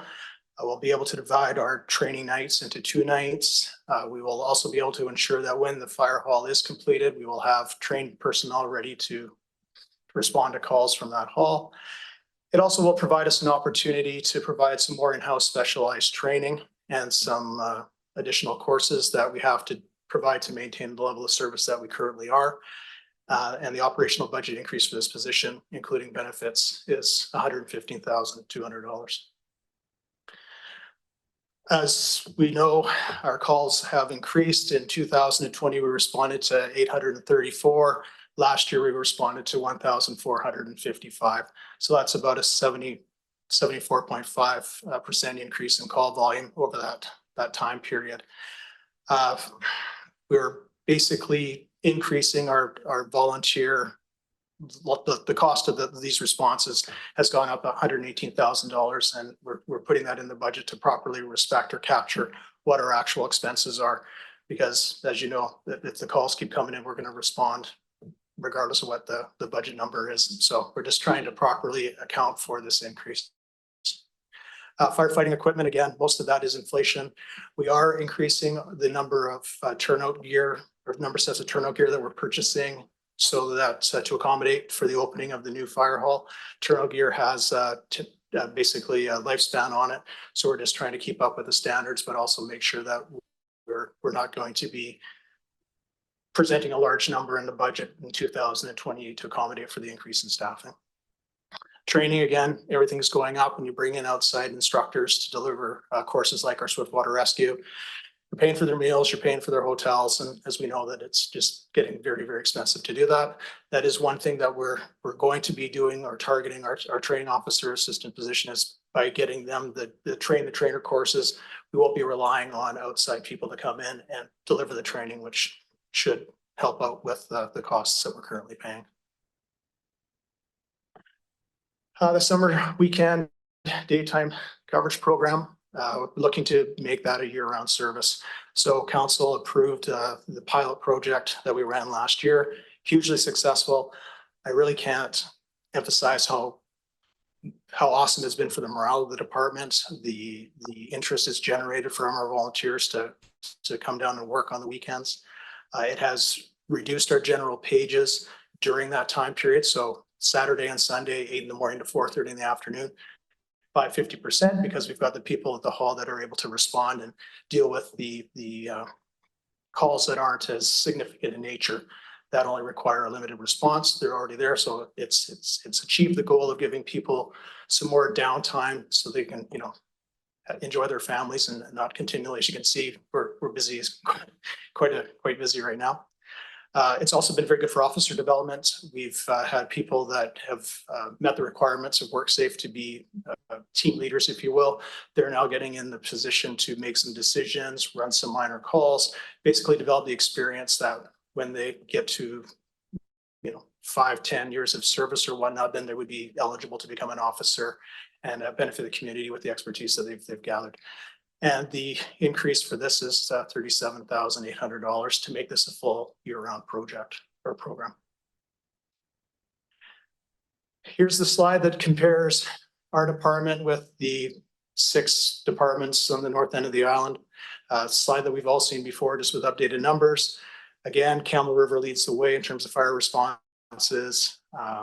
Obviously, they're doing a lot of medical. We're second in fire responses, not too far behind them. You'll see that we only did 175 medical responses. We only go to medical calls if all the ambulances are busy and there's a 10-minute delay, and we only go to the calls that are very significant in nature. So your cardiac arrests and things of that nature.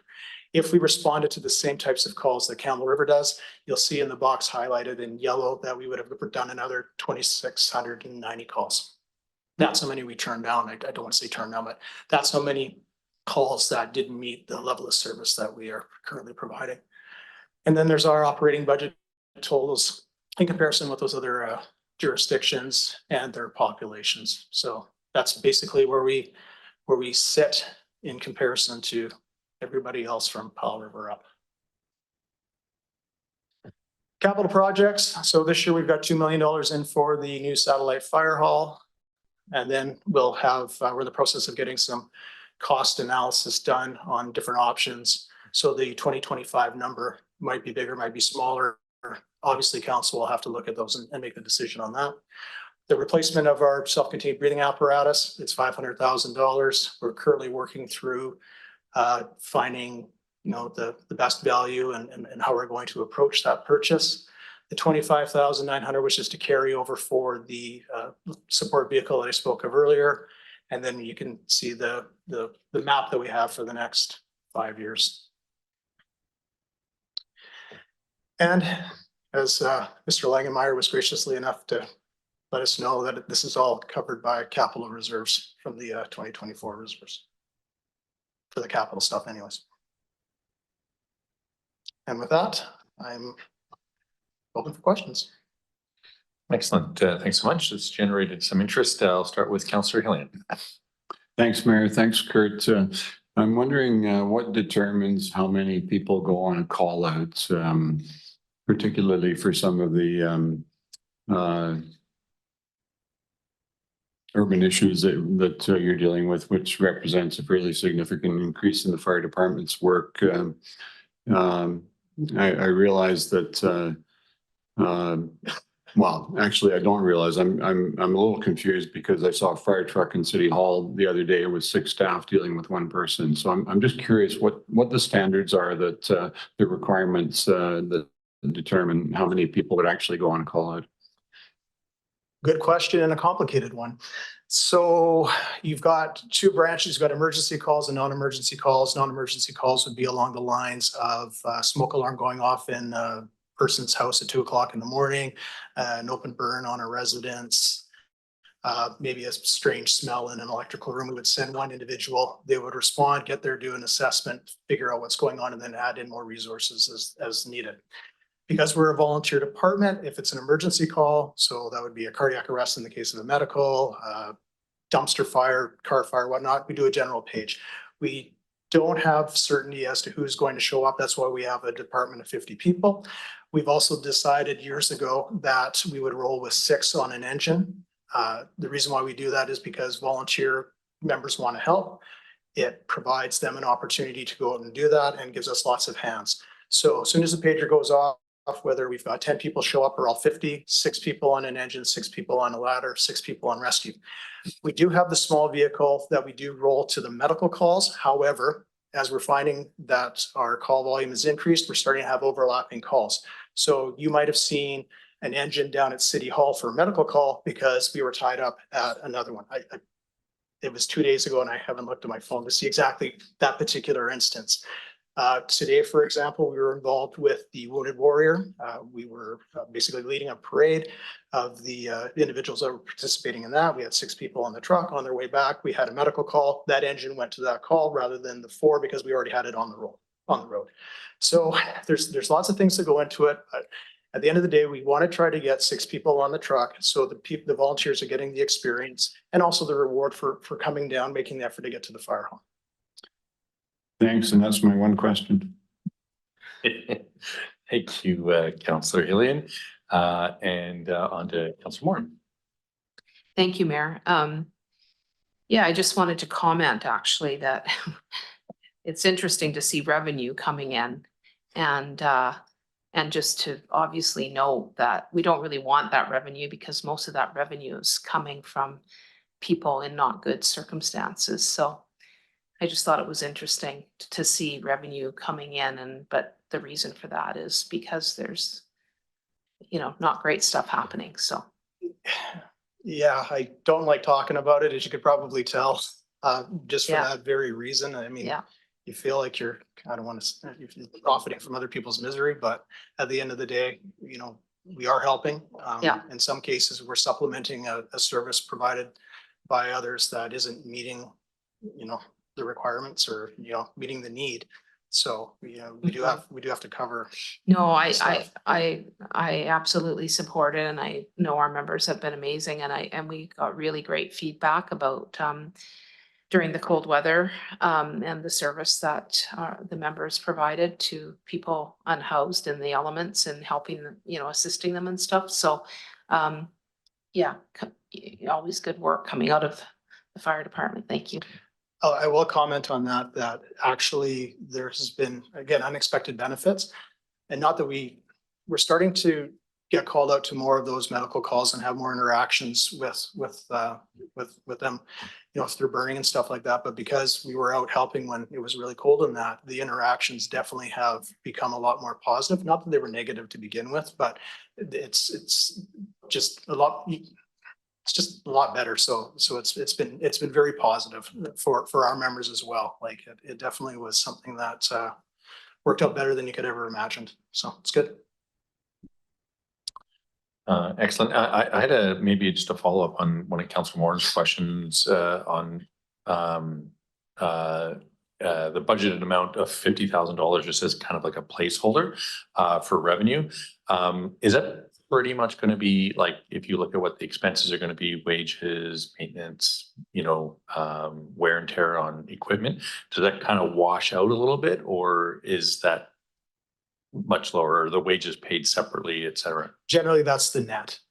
Yeah. Okay. Yeah. So for example, a couple of years ago, the rates for an engine with 4 people on it was an all found rate of $648. So 12 hours times 648, less your wages, less your fuel, whatever, then the net goes in, comes back in as revenue. And then would actually a lot of the first two, so the 2017 and the 2018 deployments, revenue earned from those went actually towards the purchase of the aerial ladder truck that we picked up in 2022. Yeah. Okay. All right.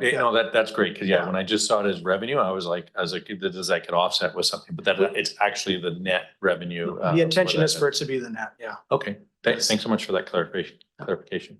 Councilor Frisch. Yeah, thanks very much. I wonder if we could roll back to the slide that had the light vehicles on it. Okay. You're asking. Did you think we might see that? I mean, have we been saving up for that? It looks like we have an expense coming up. I guess over the 4 years of replacing a lot of vehicles. In 2027, you expect to, am I all right? Replacement, that's the pumper truck. But under light vehicles, there's also like $1 million expenditure in 2026. Have we been saving up for those vehicles? So those would be funded through capital reserves. I will defer though to, there we go. It's funded through capital reserves, which we have been saving for. And then again, historically, money that we have earned through the deployments has gone to offset some of those costs. The 2026, that's the look at a new piece of apparatus to our community, which would be kind of dual purpose medical and wildfire. The 1.2 in 2027 is to replace an engine that will be reaching end of life. It'll hit its 20 years in 28, so you'll start the project in 27. And then what will happen is that engine will be kicked into reserve status. And then the 1995 that we have currently is a reserve engine. It'll be sold for scrap. I see. I just caught the light vehicles. And so that's one vehicle in 26 for $945,000. That is correct. Yes. A very nice vehicle. Must be a really nice, probably not that light. Well, and not that late. It's not light on a pocketbook. And again, these are just estimates. The market with fire apparatus right now is highly volatile. In some cases, before you used to put your order in a year in advance, now they're looking at 2.5, 3 just to get on the production line because of supply chain and everything else like that. So it is changing, and those numbers could change, could be higher, could be lower. We'll see. But thanks for the clarification. There you go. And I think Mr. Garbutt had a comment as well. Thank you. Through the mayor to council generally. The new legislative changes that include DCCs for fire we're very, very hopeful that will help us.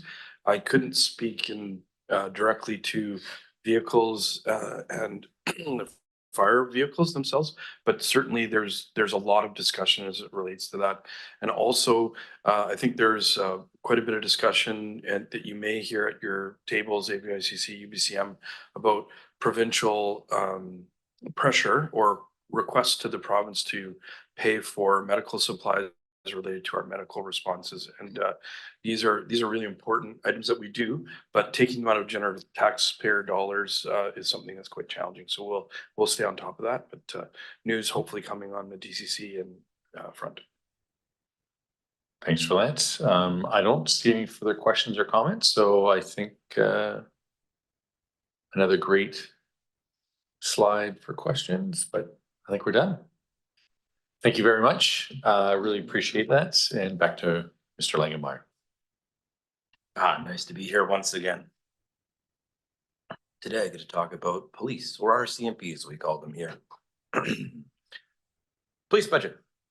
They have a bit of revenue in there. The majority of that is the reimbursement of the cost of keeping prisoners for other towns' prisoners.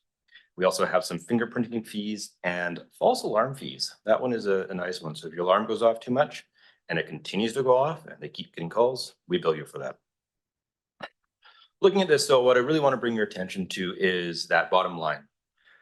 Even with the rising costs of RCMP, we have seen some reductions in office rent. So that's what they charge us to build their space. They have brought that down slightly. And that's set by the federal government there. But the big number at the bottom, the change of 209,000. So what we've done this year is historically we have funded 29.4 positions. We have a total authorized strength of 31.4 RCMP members. Over the years, RCMP bills for the actual amount of people they have on the ground doing work. That has been lower than 29.4. So this year we're really looking at it. If we continue to tax at a rate of 29.4 members, but we're only seeing, say, 24 or 25 members show up, we're constantly producing surpluses. So what we've done is we reduced that by an additional member, and we're only going to tax for 28.4 RCMP members. Currently, an RCMP member is $237,000 a piece. The municipality pays 90% of that. Municipalities under or between 5,000 and 15,000 pay 70% of RCMP costs, and municipalities under 5,000 do not pay towards RCMP directly. It's not a choice of council how much to fund. It's dictated through the provincial government. So bringing this all together, we have the RCMP, 2 members being funded from gaming.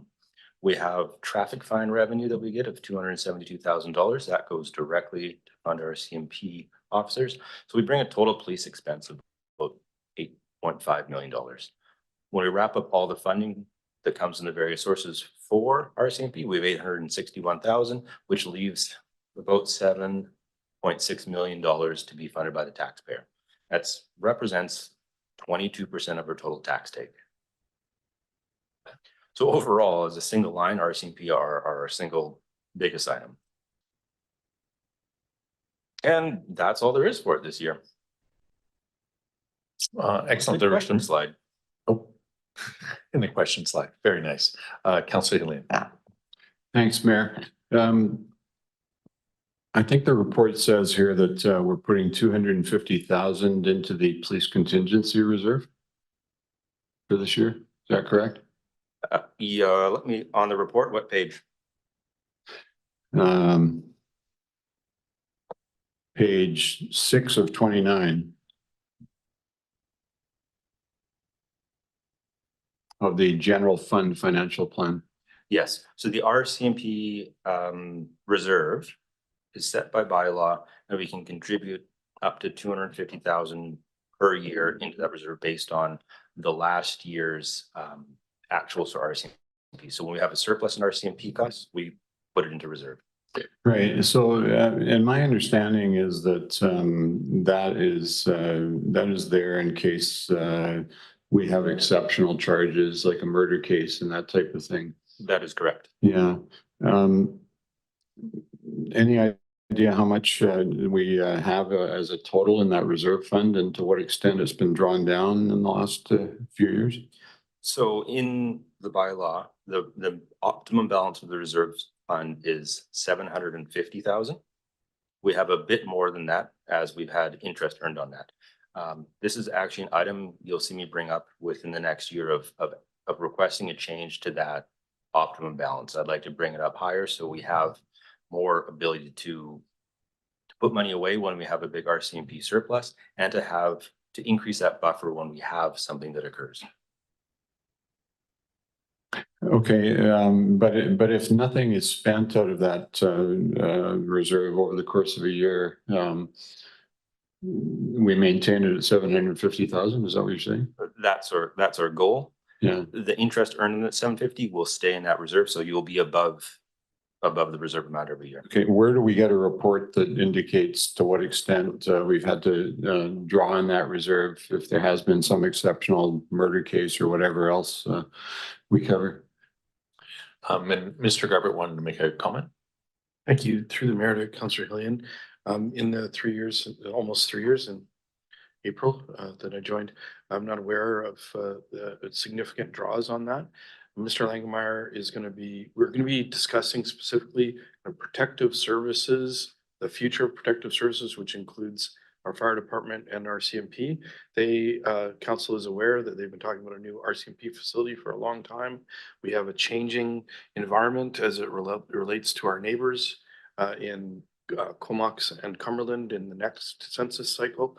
And so we have some work to do. We have work internally planned on how we work with the RCMP, and we have an incoming detachment commander. So anticipate that in probably between Q2 and Q4 of 2024, we bring forward some detailed information about the RCMP and some strategies on a go-forward basis. Council, the 2018, at the end of the 2018 council and the beginning of our 2021 colleagues around the table, we've had a considerable number of conversations about the RCMP, the cost of the RCMP, how to adequately support the RCMP and address community needs. Earlier on the agenda today, we talked about policing priorities. We recognize that it hasn't received a lot of attention and it is an extremely important and costly service. And I anticipate with the new detachment commander, we're going to have a lot of good discussions about that. Yeah, I appreciate that. And Mayor, I think that perhaps you're giving me a bit of leeway, given that my one question has a number of different parts to it. I guess I just don't understand how if the reserve fund isn't drawn down because there hasn't been an exceptional circumstance and we put another $250,000 into it each year, it would grow significantly beyond that 750,000, and I'm just not sure how that gets accounted for.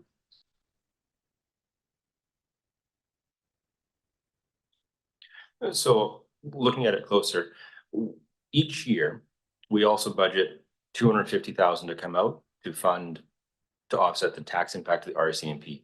But since we're never hitting the maximum cost for the RCMP, the surplus that doesn't go back into the RCMP reserve ends up in the city's general operating surplus. So if there's more savings realized, due to the limitation on how much we can put into the reserve, the remainder follows through to what we call the unappropriated surplus.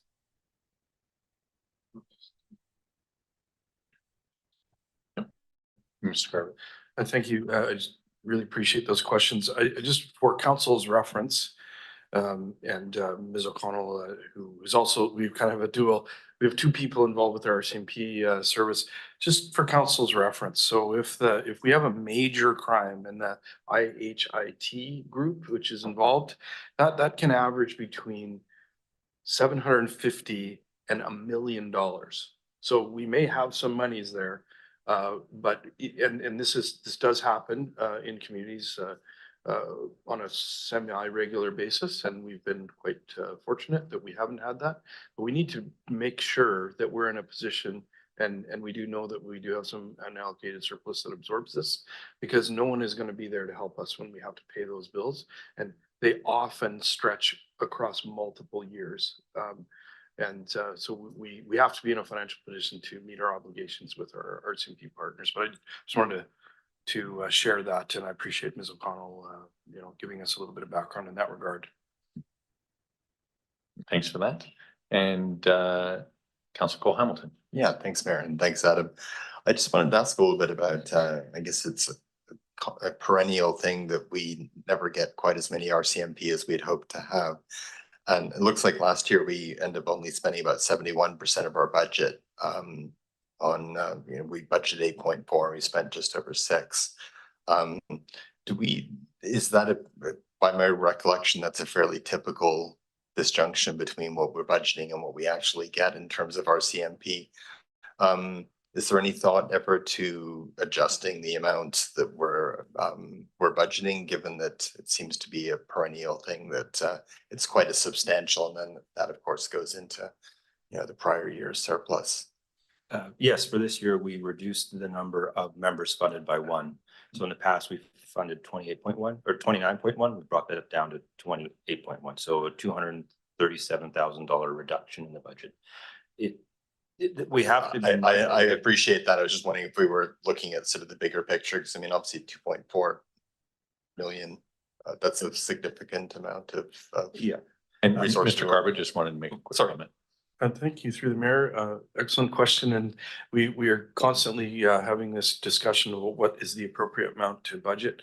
When Island Inspector and our detachment community came together with council, they explained that they have based on our policing needs, they would like to have all of the 31 people in place. They've brought in a strategy for British Columbia that's designed to fill, because we're not the only detachment that is short on members. So we anticipate, and through the work that we're going to do next year and probably later this year and into next year, to get a good strategy, because we don't want to tax too much, but we also want to make sure that we are in a good position to deliver those policing services. The work that will happen will help inform our next financial plan, but we would say we are being conservative in the single member reduction, and we do have some other strategies we're thinking about in sort of like kind of an augmented reserve to really tax appropriately. But we need to be careful that we do the right work based on the information that Island Inspector Carfenton briefed both our council, and then when they talked to the whole island about their approach, they are feeling like their BC-centric recruiting will be extremely fruitful. And I would anticipate that the incoming detachment commander will brief council on how they're, what the recruiting looks like for us. But the approach that we're recommending for 2024 is to reduce by 1 member, and then we'll continue to develop a financial plan to respond if they fill all those seats. Mayor, can I ask what that one follow-up? Thanks. I was noticing as a consequence of reducing it by a member that the RCMP budget went up, I think 2.9% from last year. But and this may be just something we want to, in terms of communicating, we talk about the cost drivers in the memo on page 2, and we list 3 main ones, and one of those 3 is the RCMP. But it seems like in the end, because we've reduced by 1 member, the RCMP amount is only going up by less than 3%. So I'm just trying to reconcile that being a major driver and that being not a significant increase compared to others. That said, of course, I recognize it is the largest single line item and nothing will change that. But I'm more talking about the relative increase and how we characterize it.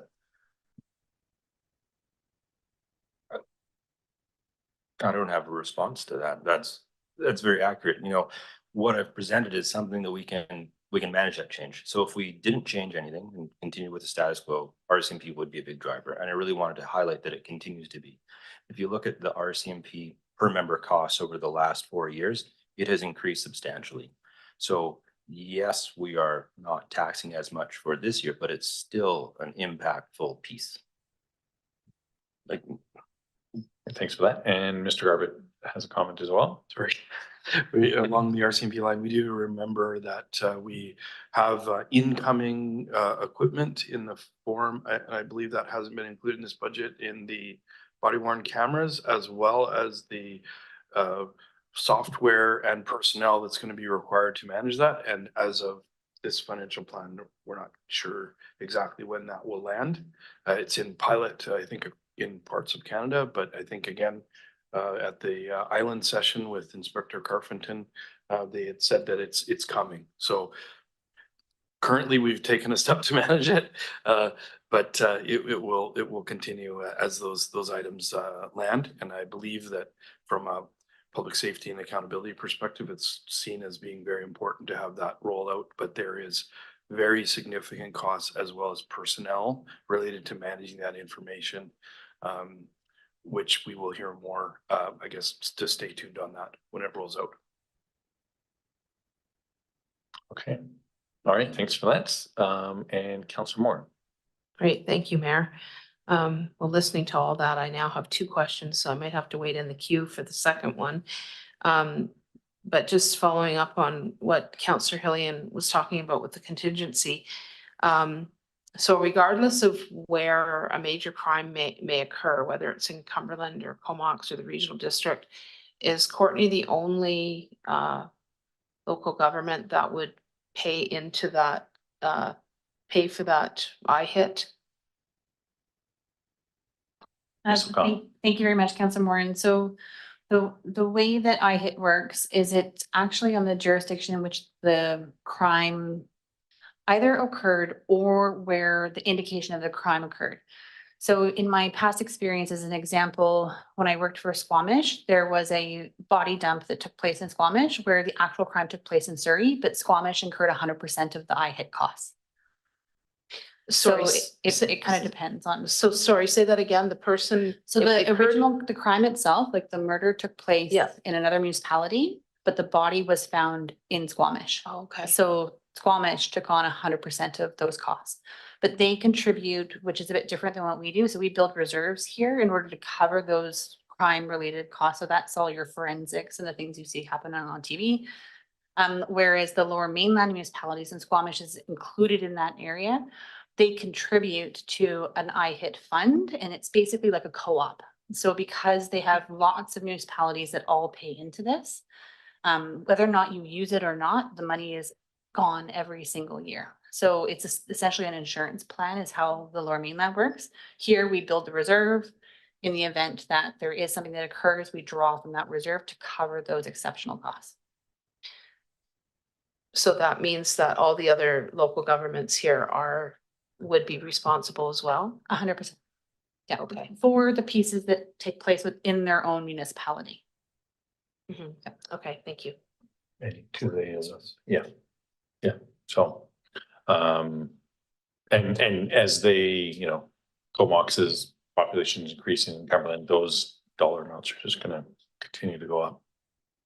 Or does that really affect, that just affects their base cost, not the IHIT? Yeah.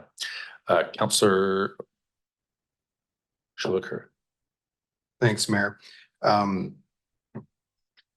Going back to Councillor Cole Hamilton's comments, just so I'm clear here, we spent only 71% of our budgeted amount for last year for 2023.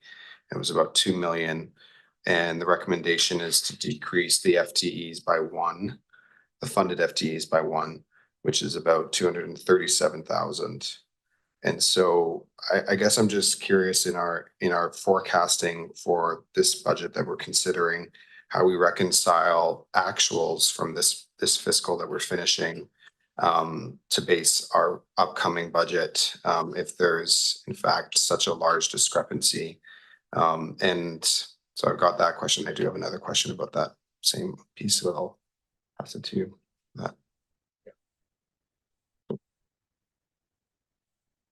Looking at the actual spend in 2023, we received a substantial reduction due to the federally charged for employees that would have been working at the RCMP detachment in the prior year. So they had budgeted 9, but we had more move over into the municipal world. So in 2022, essentially we were billed too much. In 23, they recognized that and gave us a big reduction. So when you're seeing a budget to actual for 2023, you'll be looking at me like, we're well underspent, but that is not the true representation of the costs of that service this year. When I received that information and when I made the projection of what the RCMP expenses should be, I took into consideration that one-time refund is not an ongoing thing. We need to adequately budget for what the true expectation of the cost will be. And so I really want to highlight that 23's actuals are about $1 million less than they should have been. Under contracted services. That's correct, the RCMP contract. Okay. Thanks. Great, thanks. And that may have generated more questions. Councilor Warren. This is a second question, and it's really about hopefully looking in future around how we're funding public safety. I know in the engagement strategy or the engagement process, it was quite polarized. Like some of the people said they wanted more police, some wanted less. I think it was clear that they wanted more bylaw. And, you know, there have been lots of studies over the years, and there was one just recently by the University of Toronto, which talks about how police budget increases may not reduce crime rates in Canadian cities. And it's a pretty significant study. And I'm not saying taking money out of public safety, but I'm wondering if we can have an opportunity in future to really take a look at this part of our budget that takes up, 22%, and how can we spend that differently? Because if our goal is to reduce crime, it's not necessarily equating. And is there a way to look at, putting money into crime prevention tools rather than, or the roots of, the root causes of crime? Anyway, I won't go on and on about the study. I'm sure many people here have read it. It's pretty clear though that that increased budgets are not equating to lowering crime rates. So I'm hoping that is something that we can explore more, maybe next budget cycle ahead of time. Really looking at the budget and where we want the money to go to really achieve what our goals are. Thanks. Thanks, Councillor Moore and Councillor Cole Hamilton. Yeah, thanks, Mayor. I was just thinking just a moment further about that whole cost driver piece. And I'm just hoping that maybe in the final version of the budget, we could amend what the cost drivers are. Like, I understand what you're saying, that it has the potential to be a large cost driver, and often has been, and that increases are often significant in the cost. But given that, again, it's like 2.9%, I think just for the public understanding, and I think the document speaking to, what is changing the costs, I think anyway, I'd like to see a change in that in the final version, because it's hard to argue that 2.9% increase is one of our top cost drivers. And what I was going to say, and if as we're getting presented this information, if council has an alternate or an amended thing that they would like to suggest, that's a possibility as well. And the only comment I wanted to make just before we start potentially discussing that is when we talk about the extra foot patrols we're doing, that those get absorbed into the costs already, because there's usually a bit of that surplus. But I wonder if it makes sense, if now that we know it's kind of probably going to be an annual thing, if we would want to have that as a line item, just so we can know that that's being funded somehow, or maybe it's not necessary, but just that was my one comment. But I'll pass it over to. Yeah, thanks, Mayor. And I just wanted to clarify that last comment was not about changing the budget. I think it's changing the way we explain the budget to the community, because it's just not a major cost driver this year, thankfully, but obviously has the potential to be in future. And I think the credibility of the way we explain it would be enhanced if we didn't include that. Okay, appreciate that.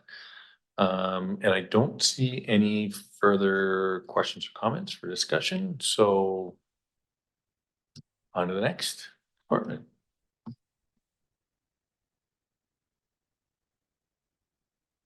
We'll play some music. All right. And Ms. Wade, you may just need to pull that microphone closer. There we go. Good evening.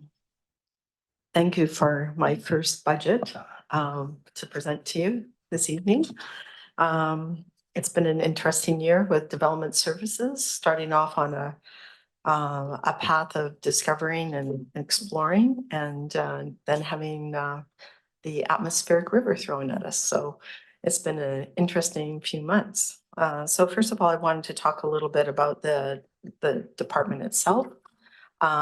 We've been working towards developing progression within the department. We recently have brought forward the planning technician role so that we can have a planning tech, planner 1, planner 2, planner 3 position that is currently empty. So we're having some progression in there and building it. So we've been working on that, and we do have 18 full-time employees. We do have some vacancies, and we are advertising currently right now for the manager of development engineering. I wanted to just talk a little bit about the department. We are responsible for the land development, and we look at the public interests and follow what the city's adopted land development policies are, and of course, strategic priorities and regulatory documents. And we have to look towards the federal and provincial regulations and look at the combination of all those and when we make decisions in land use planning and development. So one of the things you'll notice in here is we have 4 divisions. So historically, the business licensing has been within the building inspection and permitting, and we have pulled it out because it is its own division of which we have bylaws, revenues, and expenses for. So I just wanted to note that because that would have been a change from previous presentations. I wanted to talk a little bit about the development services strategic priorities. Basically for 2024, we have the OCP update. Now, originally that was dealing with implementation with a $35,000 budget, but that has been further increased in the scope of work with the new provincial regulations. So we are tasked with also looking at implementation in regards to the new provincial regulations, still meeting council's strategic priorities. We were to update and phase in the zoning bylaw changes. This has been expedited with the new provincial regulations. We will also have to address some of the regulations with the new regulations under Bill 44 and look at if there's any gaps with the current OCP. The Harmston Avenue Local Area Plan was in the budget to be completed for 2023. That has been carried forward and is in 2024. And we put budget in to accommodate for that. The subdivision and development servicing bylaw updates are underway. These 2 will be impacted by the provincial regulations. We are looking at including green initiatives like bioswales into our road classifications, which we are currently underway. In regards to one thing that was a strategic priority for formalizing and making development procedures more efficient, we have council has adopted the new development procedures bylaw, and we're in the process of implementing that this year, which will include digital application forms and looking at expediting the processing of those applications within the department, and that is underway right now. The development cost charge update.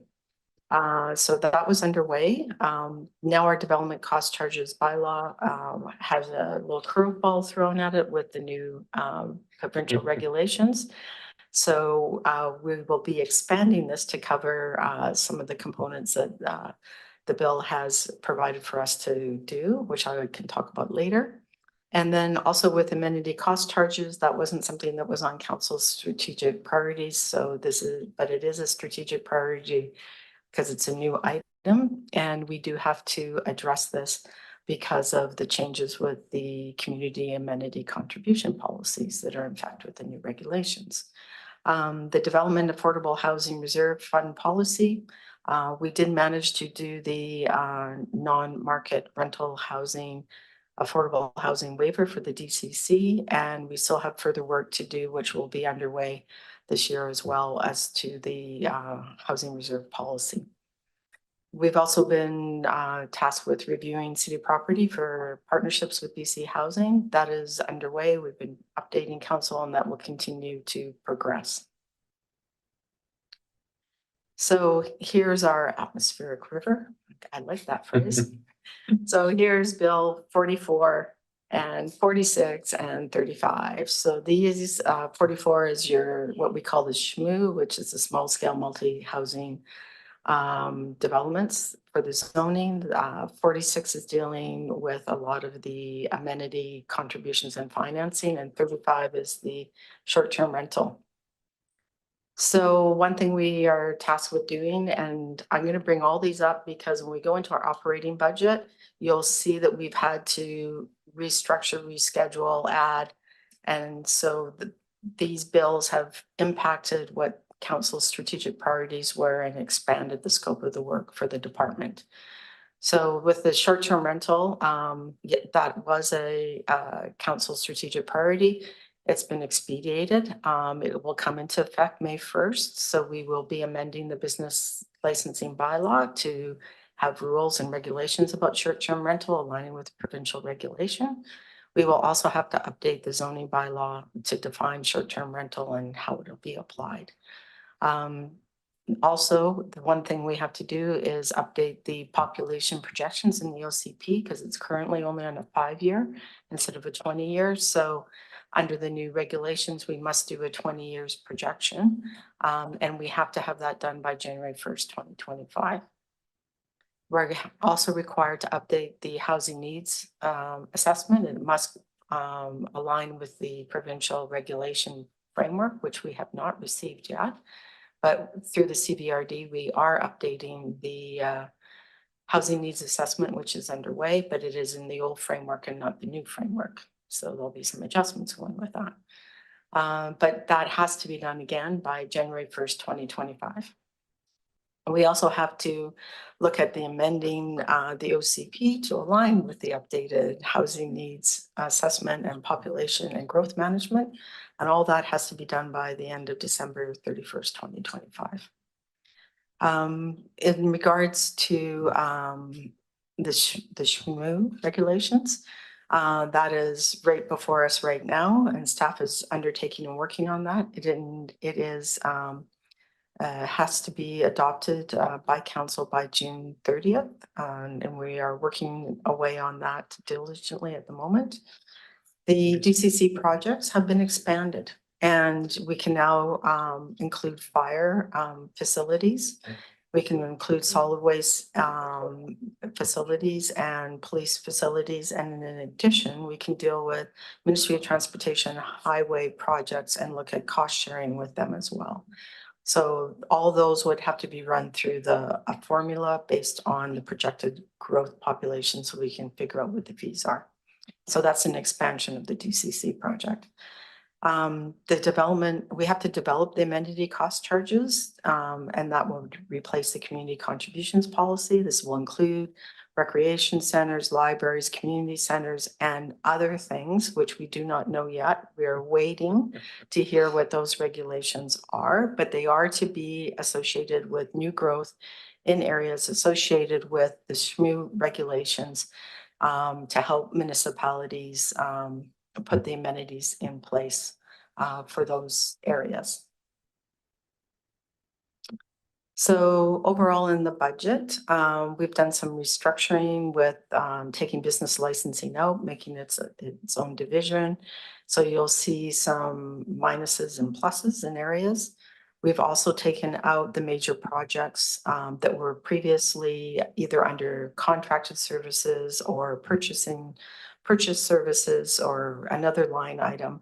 And we've simplified this all to purchase services and then taking out the big projects like the OCPs, the zoning, the subdivision, the DCCs, local area, and put it into special projects.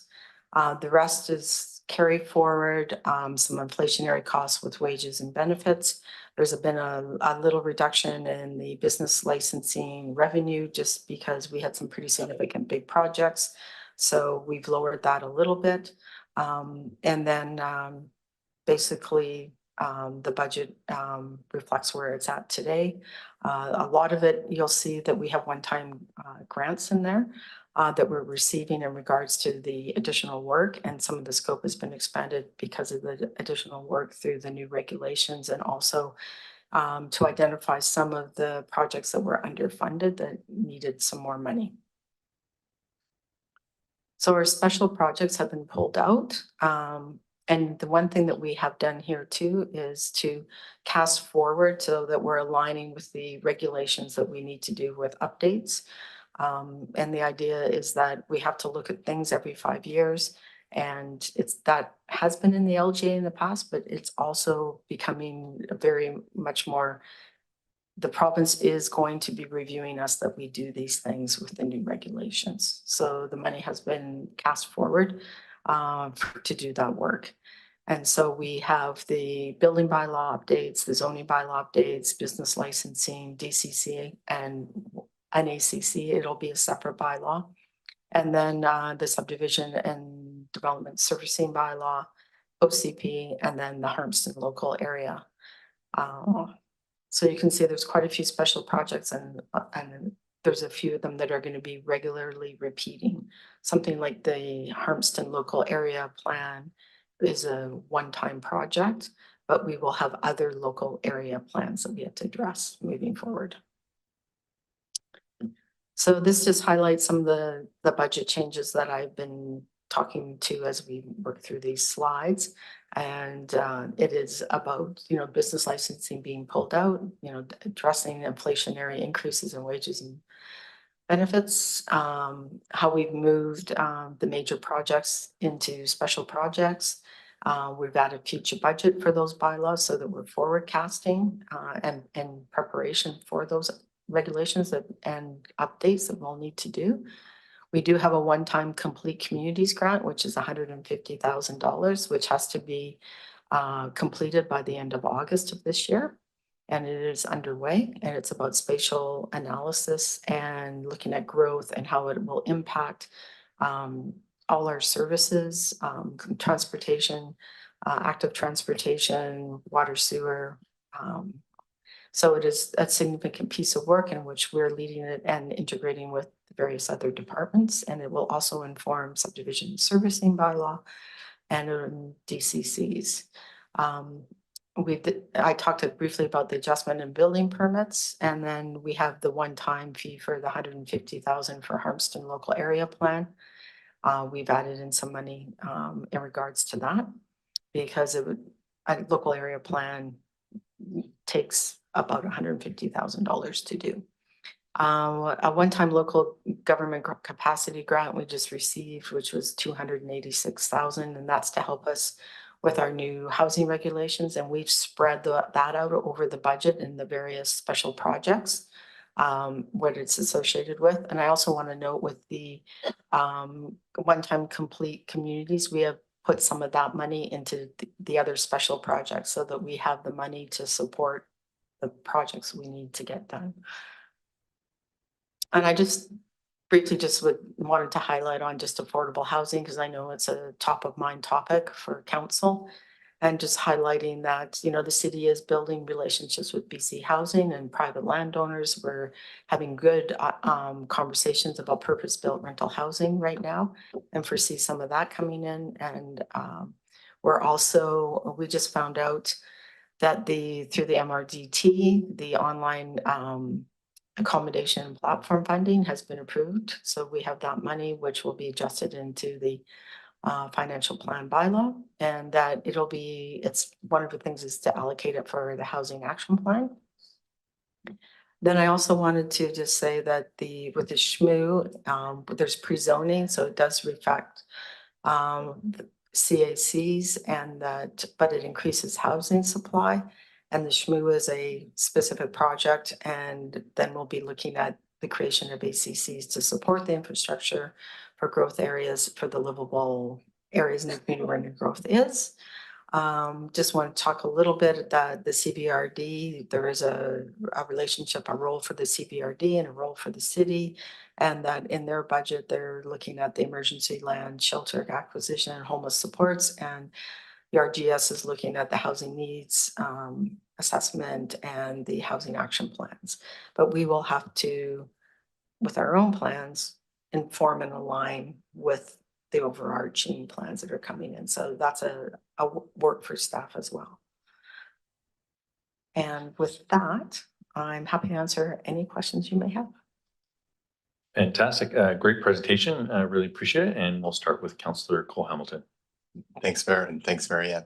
I just wanted to ask about one piece that I guess it's a new storm front on the atmospheric river, which is at the UBCM conference.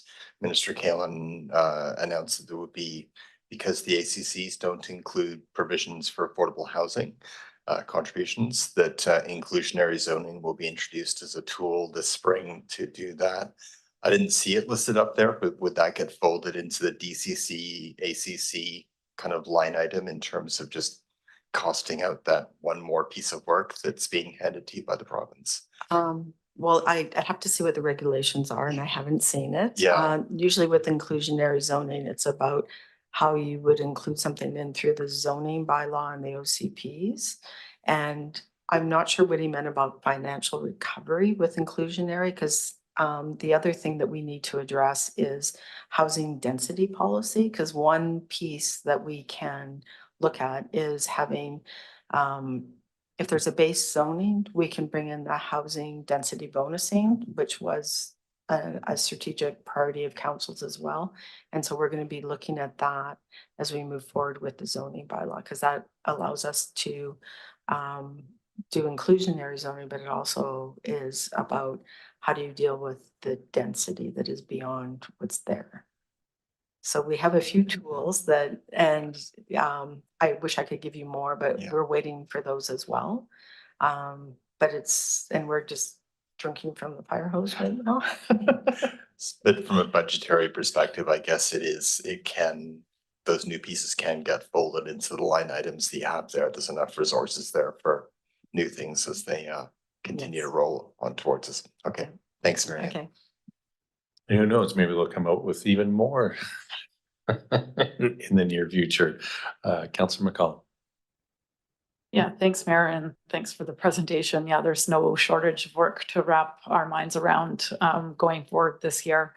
I had a question about some of the grant funding that was announced by the province recently in relation to all this work that's being handed off. And I think your slide showed that it was 286,000. Is that correct for the work coming out of the new legislation? Yeah, I think the actual title was incentives for capacity building, municipal incentives for capacity building. Is that included in the budget at this point? I just couldn't find where it connected in the revenues section, and I didn't see it on your slide. And then there was the $150,000 grant for Harmston, and there's a grant or some one-time funding listed for 75,000. And I'm wondering, is that the grant split over two years? I'm just trying to figure out how those grants are tied in with the slide. So the $75,000 is money that was in the budget previously that has been carried forward. And then, and it wasn't in the 2024 budget, it was in 2023 and it needed to be pulled forward. And then the grants themselves, the proportion of that has been reflected in the special projects. So if we have money, it's going into the special projects. And I don't know, you're right. So I might look to my colleague. Yeah, it might be a question for Adam. Yeah. Mr. Legemeyer. I'm gonna look and dig it up because that was one number that isn't in here in my mind. Standing by. You don't have every number memorized. Yeah.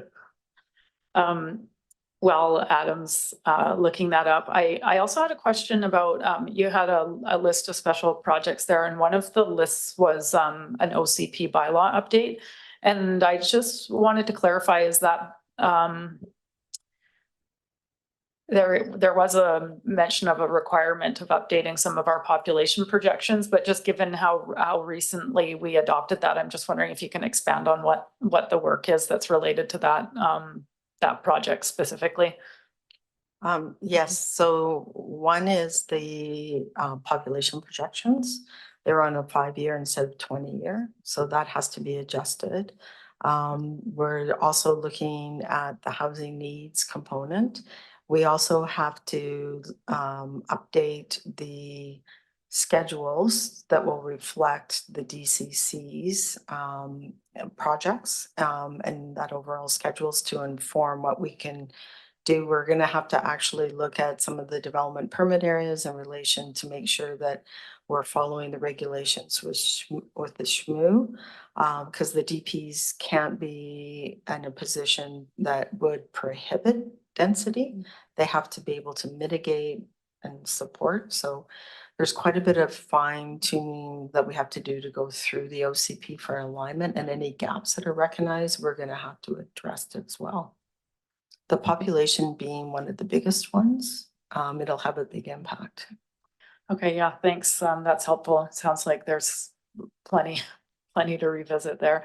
I have another question, but I'll get back in the queue. Thanks so much to Councilor McCullum. And Mr. Langemar, did you have an answer? I did. It's captured under the fiscals and other services revenue, buried within miscellaneous grants, so it's in there. Just in a different place. Yeah. Which page? It's in your, you will not see it as a single line item in the appendix of the financial plan. It is in the appendix, and it would be captured in the third page.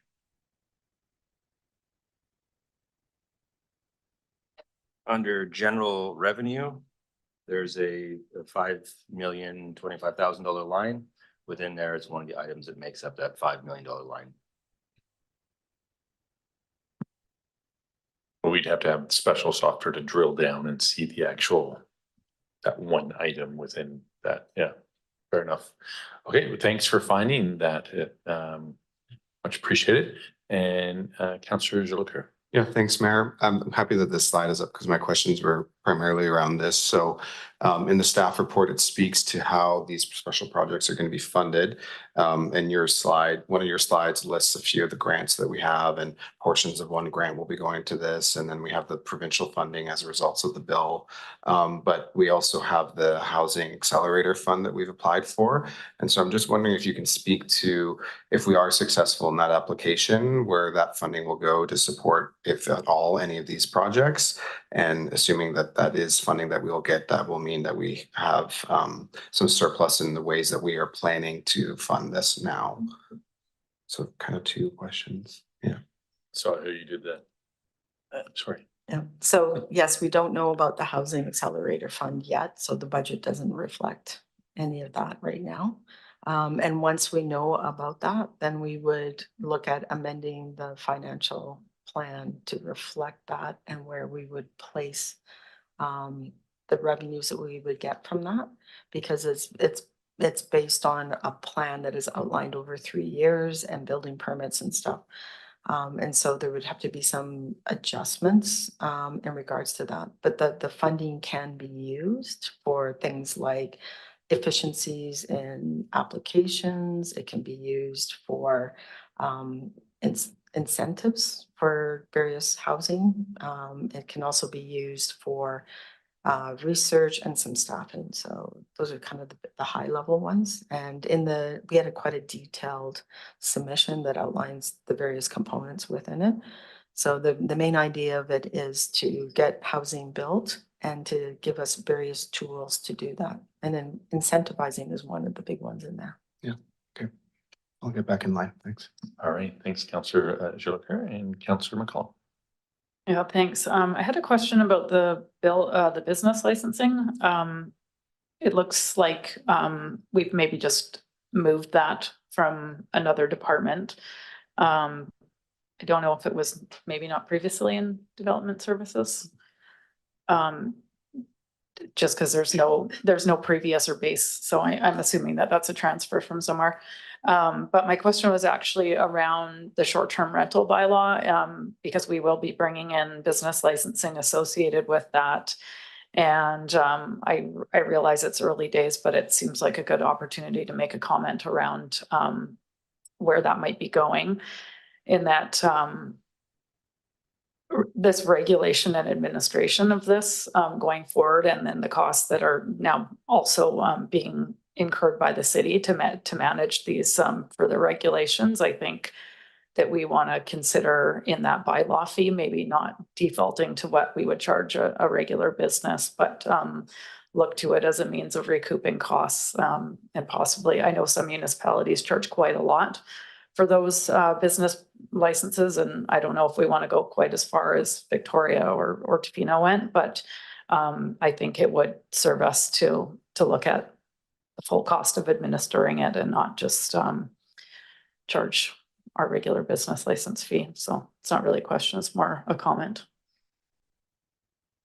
Through the mayor to Councilor McComb, I just to clarify, I just want to clarify that the business licensing was always in development services, but it was within the building services department, so we pulled it out so that we could clearly track it. And there's other components to it because we have 3 different types of business licensing, which my colleague and I have talked about a little bit about how we move that forward with when we move forward with intermunicipal, municipal and all that. So yeah.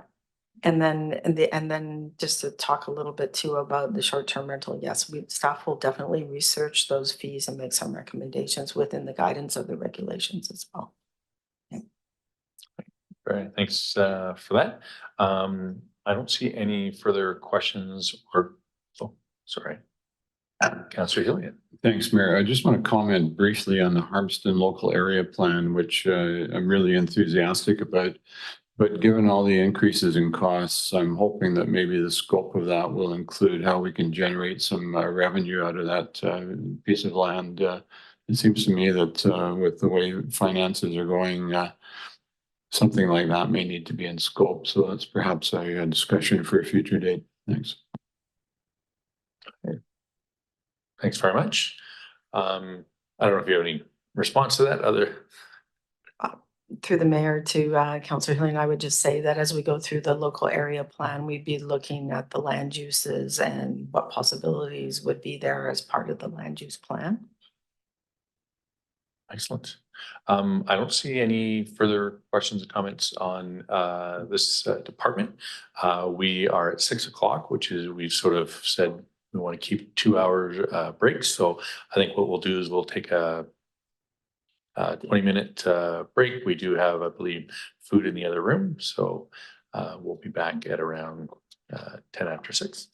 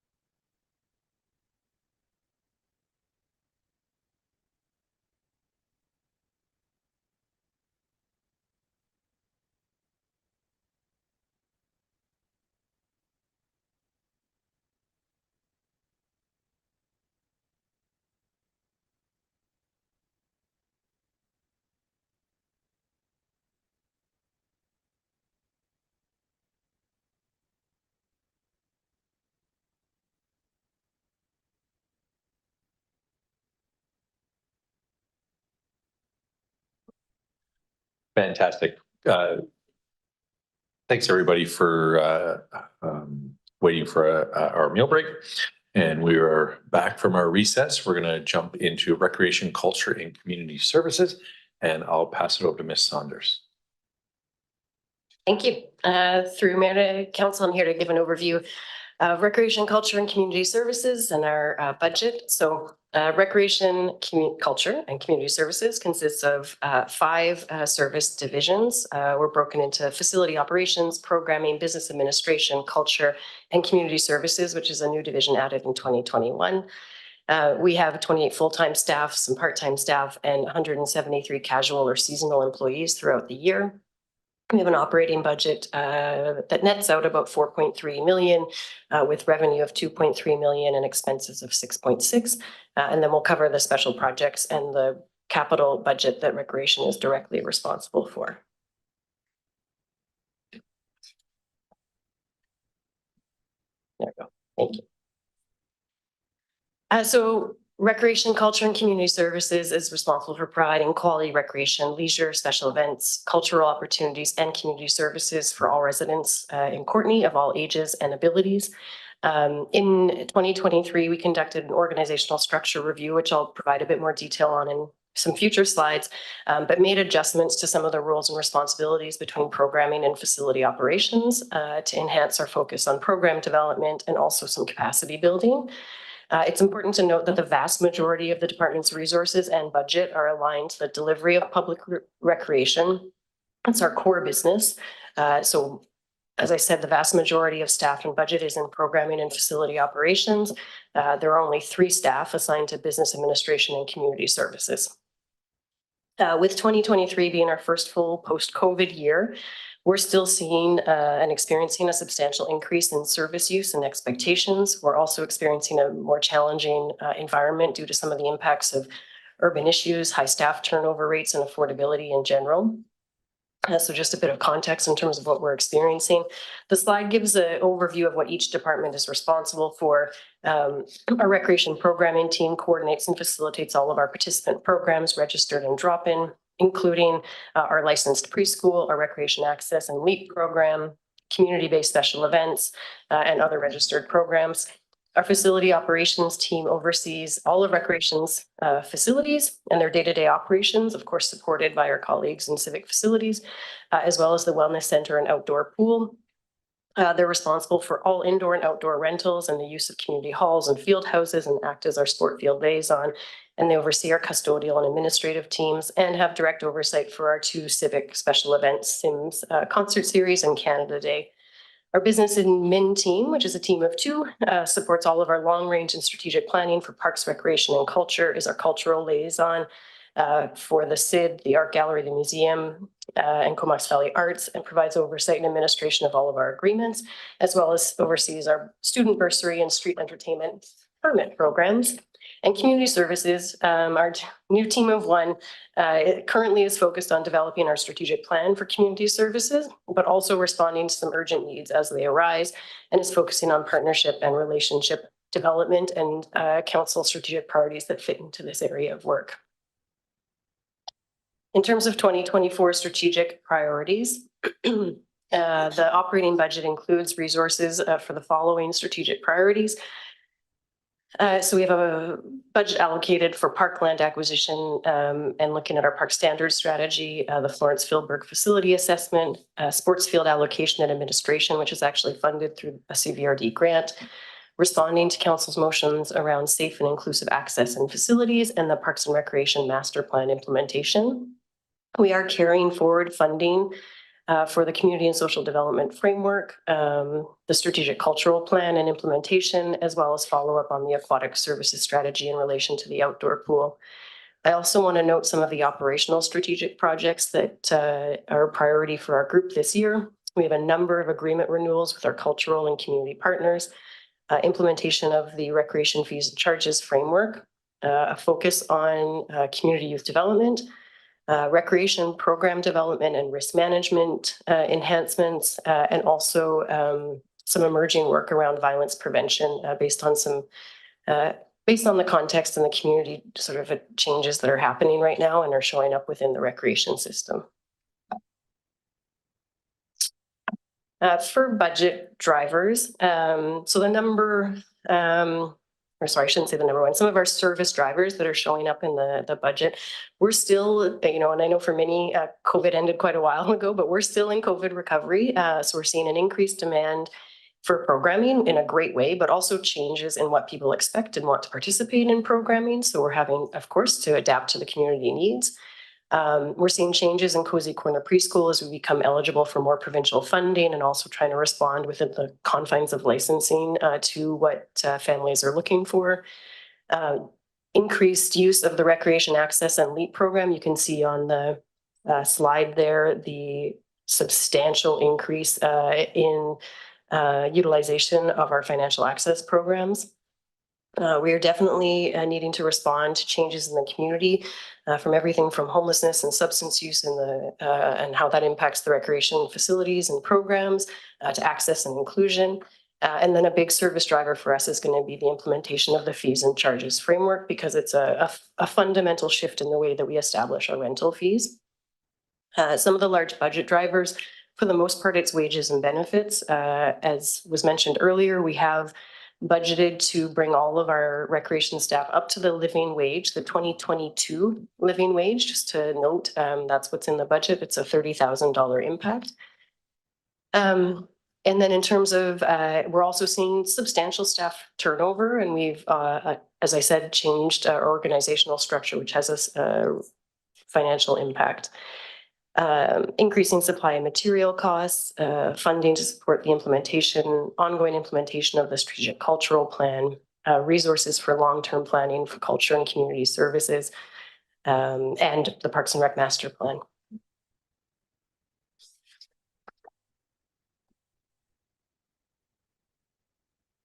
Sorry. There you go. Yep. So one of the biggest budget drivers is our recovery from COVID. So on the slide here, you'll see our recreation usage and participant numbers comparing 2019 through to 2023. Just to note that our 2023 numbers are as of November. We're still calculating our final year. But you can see that generally we're on track to meet or exceed our 2019 numbers. I think it's important just to highlight that in 2023, Recreation offered over 1,500 activities. We saw over 13,000 program registrations, 2,500 kids registered in 123 camps, 10,000 fitness class drop-ins, 8,000 Link Center drop-ins. We also had over 1,000 people on wait lists for programs. And so one of the budget implications here is that while we're seeing 2019 participation numbers, we are experiencing 2023 expenses. So there is a bit of a gap there, and we're seeing increasing pressure on our resources to meet these changing demands. So as I mentioned, Recreation reviewed our organizational structure in 2023. We had 2 vacancies in assistant manager positions, so we had an opportunity to reflect on how we were structured. The white boxes indicate either where a role has been redefined and responsibilities have been realigned. And there are 2 positions noted with a red asterisk. Those are new position requests that are included in the financial plan. So Recreation, through a review of our structure, we eliminated 1 assistant manager position in order to create basically 1.5 full-time equivalents in our programming leadership group. So through that, we were able to create an early years and preschool supervisor, and then redistribute responsibilities to have both a children and youth programming supervisor and a community youth development supervisor. So community youth development is basically a new position for us, and we'll focus on a particular way of working in the community with youth and less on the sort of traditional recreation approach to youth. So that'll be covered in our programming side. These changes also required backfilling of our ECE positions in Cozy Corner, and in order to accommodate all of these changes, we are requesting in our financial plan an additional $60,000 to fund the position.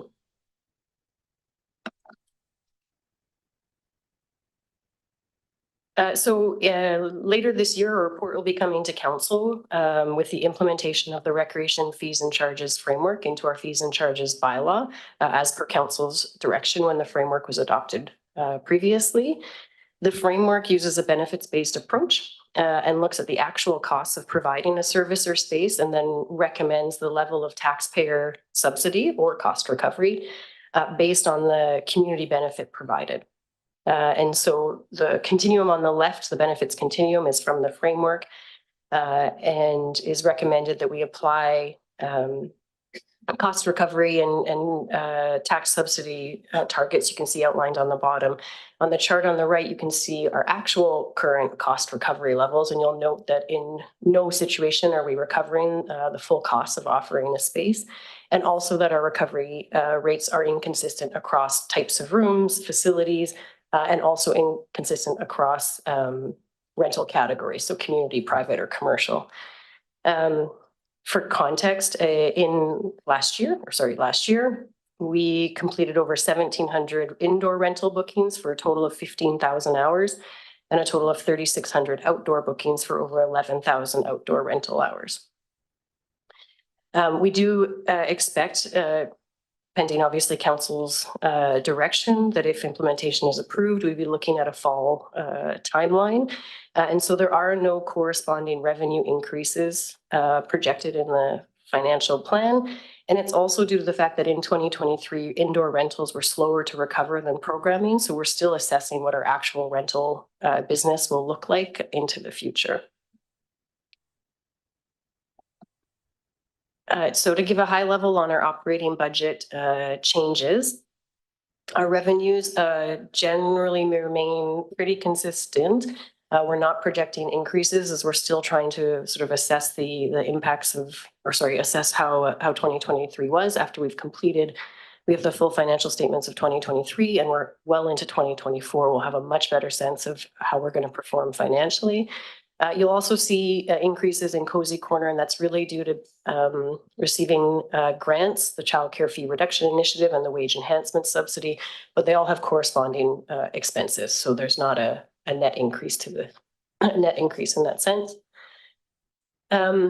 Large expense increases include the living wage adjustment, the addition of the community youth development supervisor, so just the net impact of that organizational change. We are requesting a Parks and Recreation planning resource to support the implementation of the Parks and Recreation Master Plan. So that's the cost of that position. We've also included funding for special events, really for Canada Day and Sims, and some ongoing funding to support the implementation of the cultural plan, as well as ongoing work with our partners.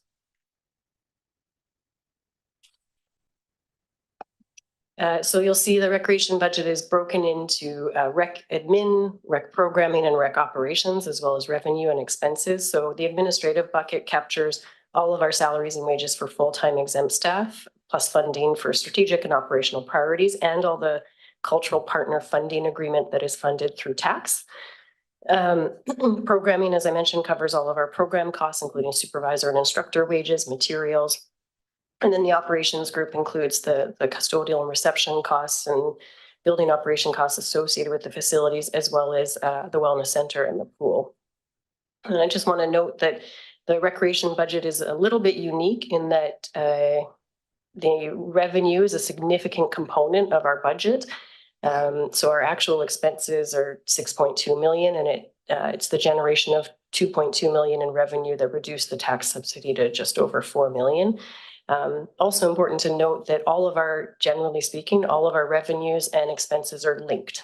So anytime there's an increase in revenue, it typically requires an increase in expenses, and vice versa. If there's a reduction in revenue, you'll see a reduction in expenses. They're not related one-to-one to each other, but they are connected, and they rarely move without impacting the other one.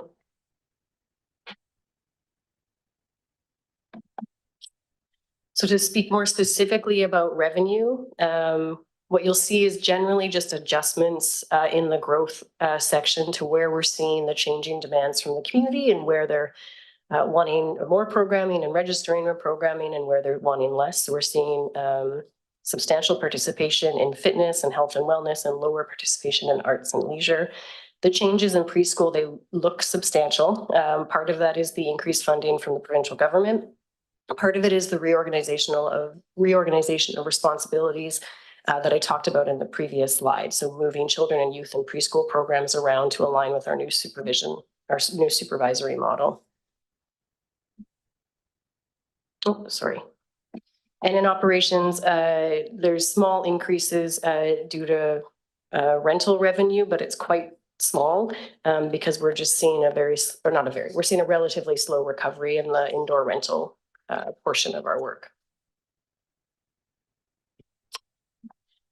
In operating expenses, so in our recreation admin group, the most significant impact or the most significant change is a service level increase, and that reflects the Parks and Recreation planning resource that I articulated before.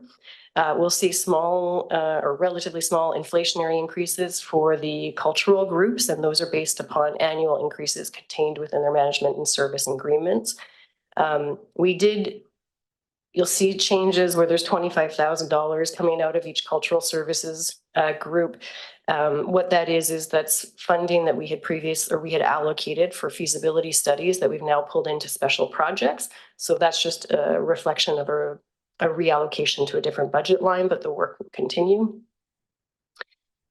Also in Rec Admin is our our management consulting budget, and that's where funding for things like the parkland acquisition strategy, Vanier Nature Park. We have some violence prevention and risk management work, as well as other work that comes out of council direction. That's where that's funded from.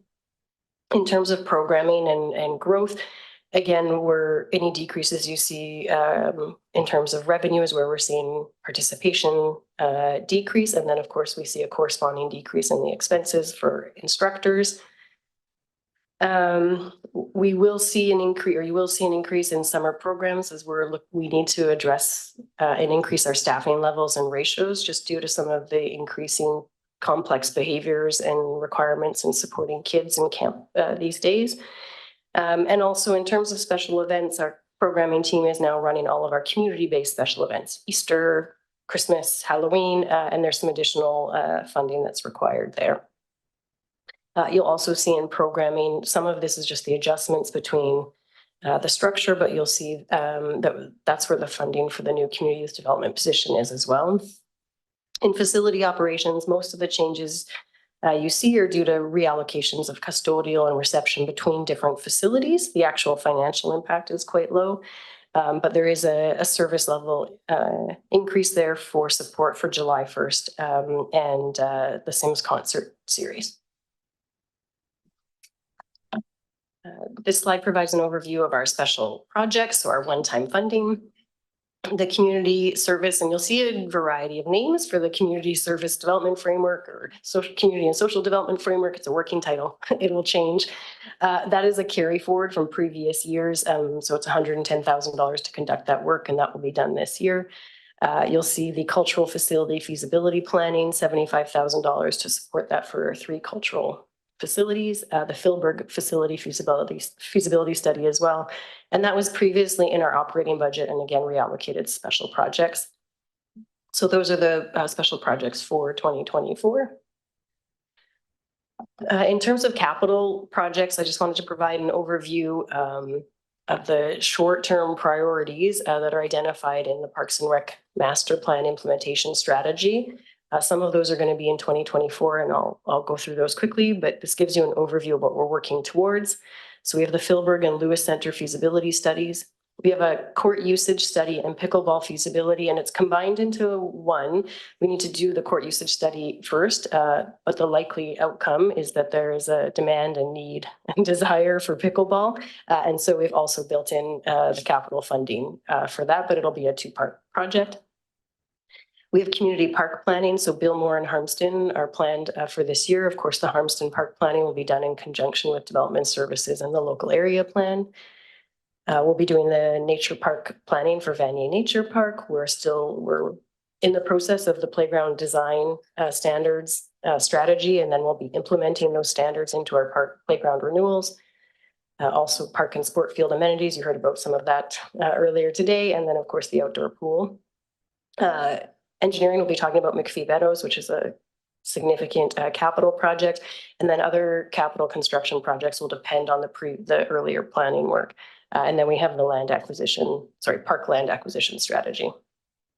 So this gives you a detailed description of the capital project budgets. So as you can see for 2024, it's called plain courts. This is, again, we're navigating, not promising that there's going to be a pickleball court until we've done the court usage study, but this is funding towards pickleball courts in Courtenay. Park improvements, the park planning funding, and in future years, you'll see the construction estimates of the construction funding. We have a couple carry forwards in the youth center signage. The infrastructure assessment for Memorial Pool is a carry forward just related to billing with the CVRD. And the totem pole installation at the air park again is a carry forward from a grant. And the tax impacts of all of those is zero because they're either funded through grant, the building communities grant, or through reserves. And in some cases, for instance, in the pickleball discussion, there have been commitments to provide some external funding from some of the external groups as well. That's it. I'll take any questions. Excellent. Thanks very much for the presentation. Nice to emphasize that 0% tax implication. That was great. I'll pass it over to Councillor McCollum. Yeah, thanks. Generally, I don't have many questions about the operating expenses and revenue. I think it's pretty clearly laid out. The question and comment that I had was actually just on the pickleball courts study and possible project. And it's great to see that coming forward. I think we've heard lots from that community over the years, and I'm happy to see it included in our work plan for the year. My question is, I'm wondering if there's an opportunity to look at that work and consider other uses, like other sports uses that we could bring into a project like that. I think having a covered court would be amazing, but of course that's more expensive. Lights is another thing. It's dark at 4 o'clock pretty early on, and then and bringing in usage to something like that goes beyond kind of the typical demographic for who's wanting to do pickleball. That is typically thought of as a daytime use, and if we could have something like a basketball court combined, I've seen that a few times, and maybe that's too expensive or complicated, but I would be interested to hear if there are ways to kind of maximize the usage if we're developing a new court. And judging from the fairly reasonable number, I wonder if we're considering repurposing existing infrastructure, but I'm curious to know if we're going to consider more than pickleball, and if there is like an opportunity for people beyond that user group to weigh in on it. Through the Mayor, Councillor McCollum, the funding that is estimated is based on projects previously, similar projects of 4 to 6 courts, and provided by the Pickleball Association based on their understanding of projects that have occurred. Absolutely, we will look at what it would take to maximize the use of any space we build. There is a lot of research has been done around shared uses with pickleball, specifically pickleball and tennis, and they've demonstrated it's not successful.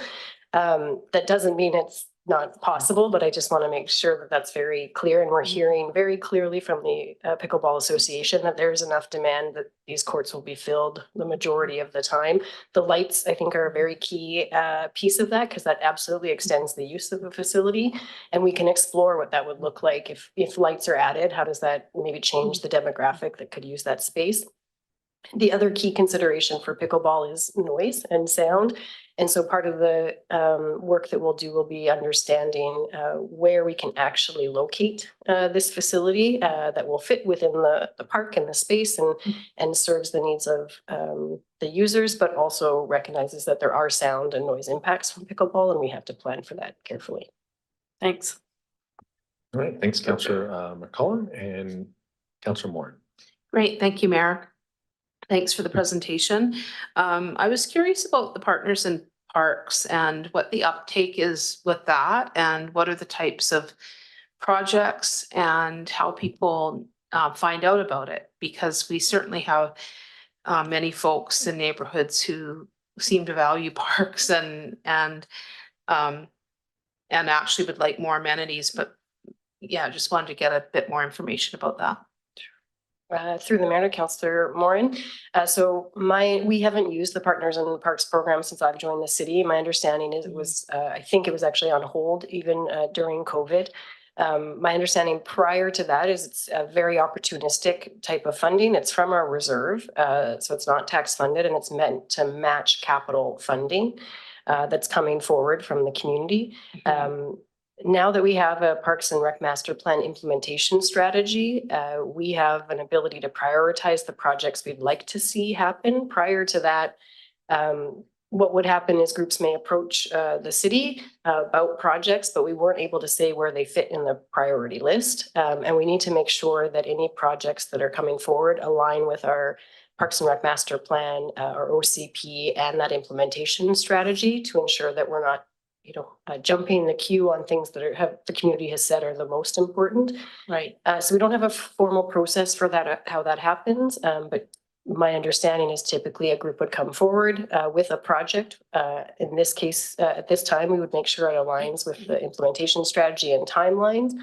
And then we would proceed as needed from there. But these are typically fairly large projects, and I think they've been used for things to support things like the Rotary Sky Park or other types of projects versus sort of community-based neighborhood improvement projects. Just a quick follow-up, Mayor, if I may.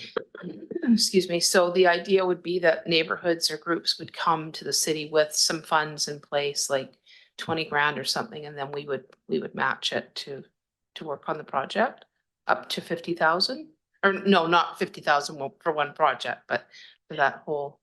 Correct. It would be, so it's only for capital projects. So they'd have to meet our capital threshold and requirements. They'd have to align with the implementation strategy priorities. And then the city has up to $50,000 to apply.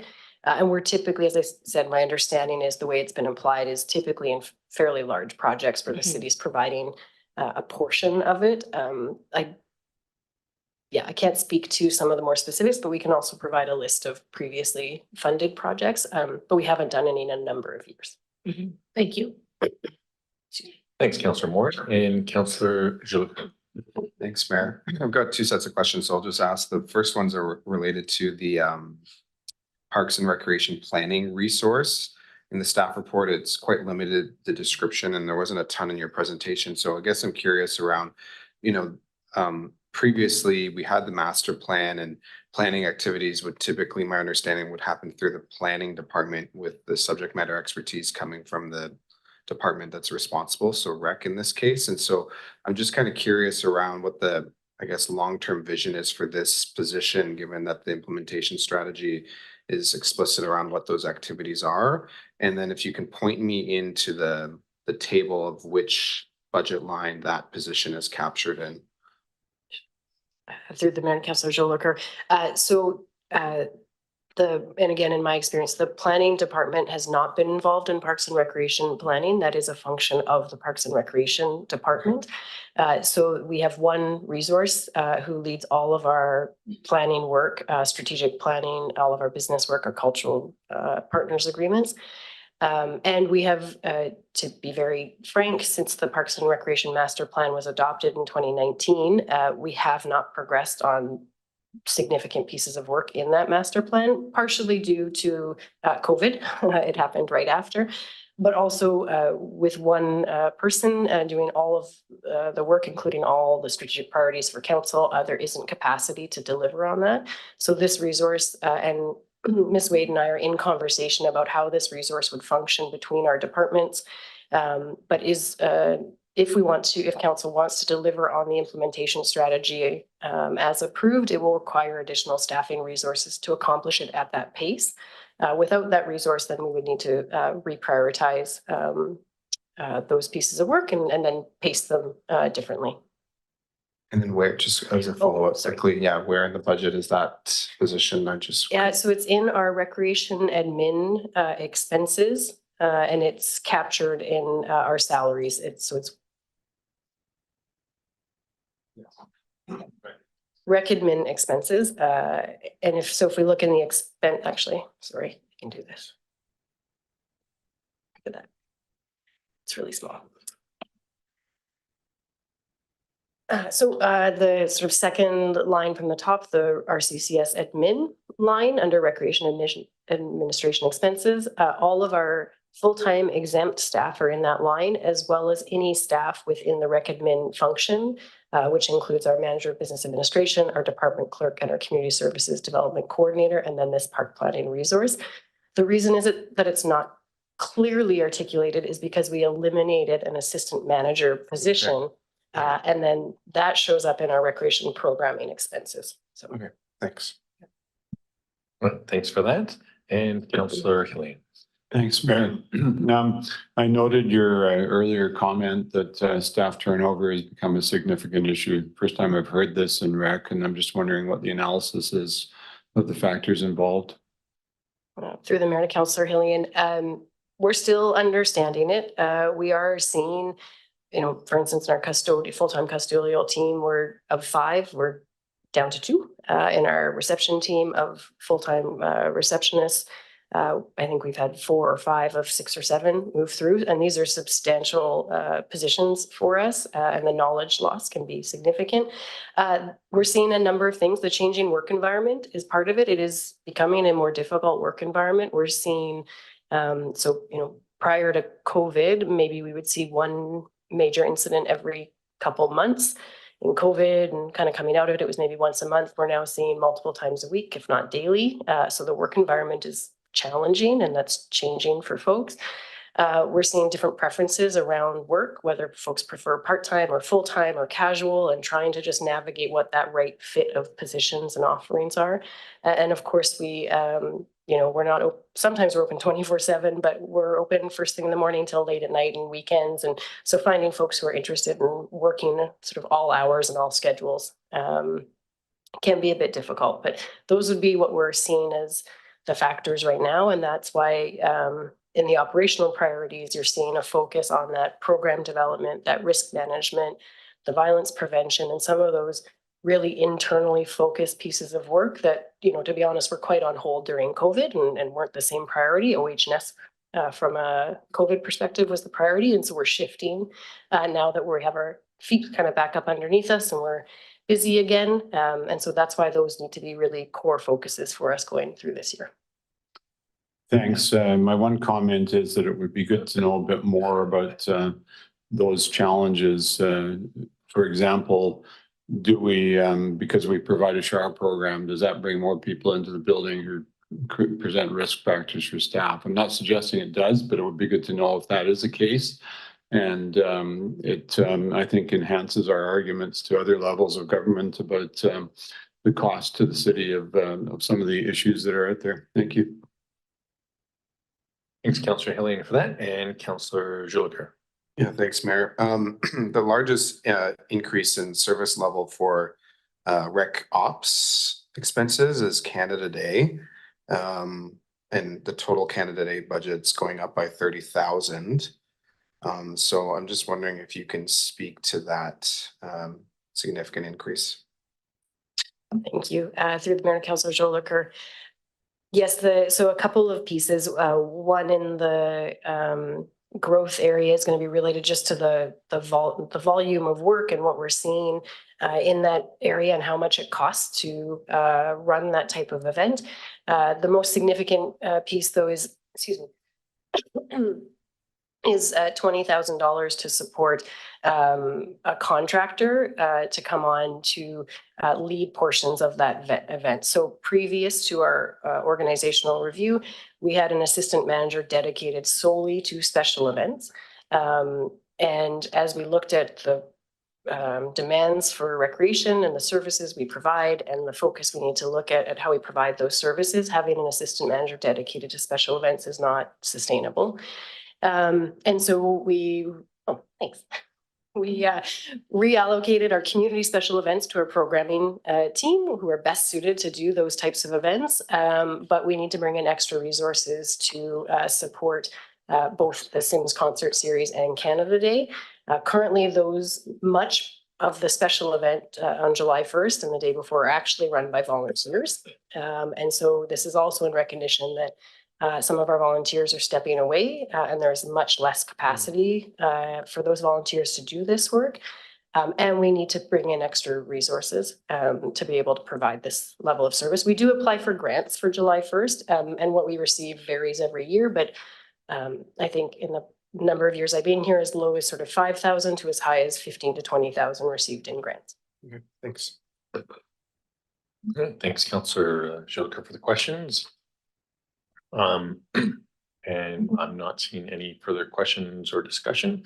So with that, thank you. Oh, actually, I maybe have one more question. I know your mic's off now, but it just had to do with the living wage amounts and what appears to be a bit of a lag, like, because we find out what the living wage is, but we have to have our budgets in. And so just wanting to see, is there kind of like a rhythm that we have with the living wage, or yeah? Thank you. So previously, our adjustments in recreation were only to the minimum wage, and there was always a lag. So we would absorb the minimum wage increase in our annual budget each year, and then kind of move the previous year's increase into the next year financial plan, and then wait.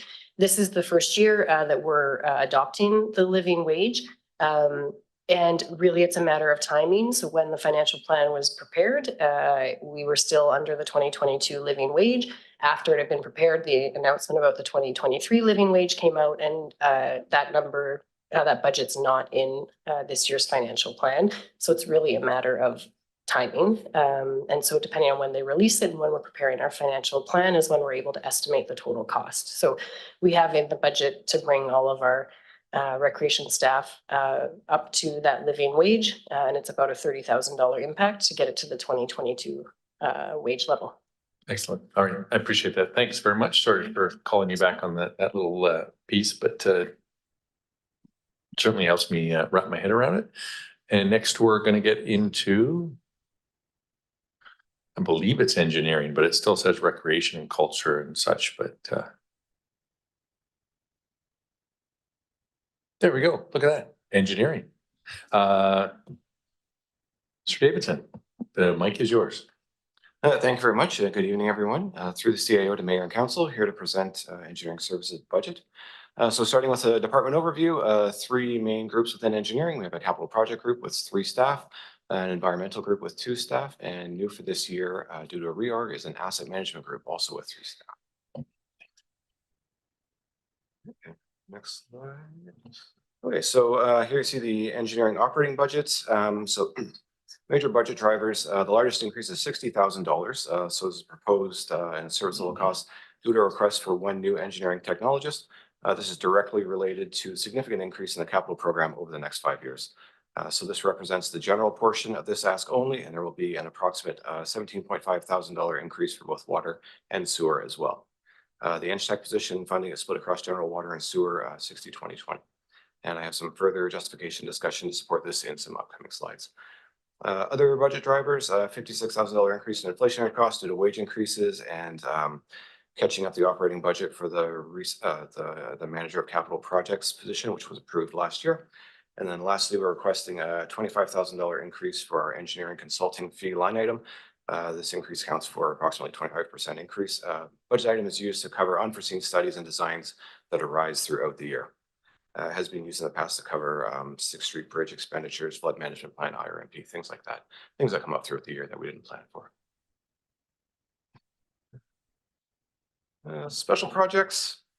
So we do have a few special projects. So IRMP, we are planning to bring that forward early this year.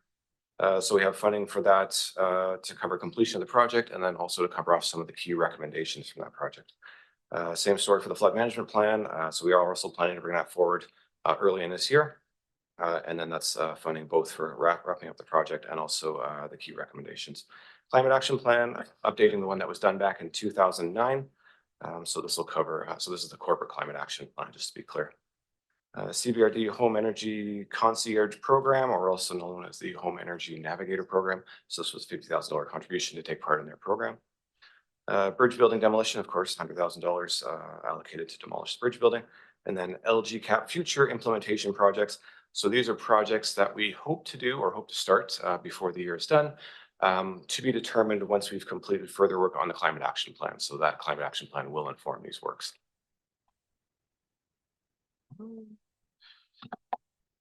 Capital projects. So we do have a number of capital projects for the year. So speaking of the major ones, Sixth Street Bridge, grant dependent. So if this will only proceed if the grant is approved. If it is approved, a borrowing process would then be required. If successful, the project would proceed into construction this year. Also Anderton Dyke. So we do have funding for beginning preliminary design for remediation, including some geotechnical and environmental works. Eastside Fire Hall. So pending council direction on the upcoming options analysis, we do have $2 million allocated for detailed design this year.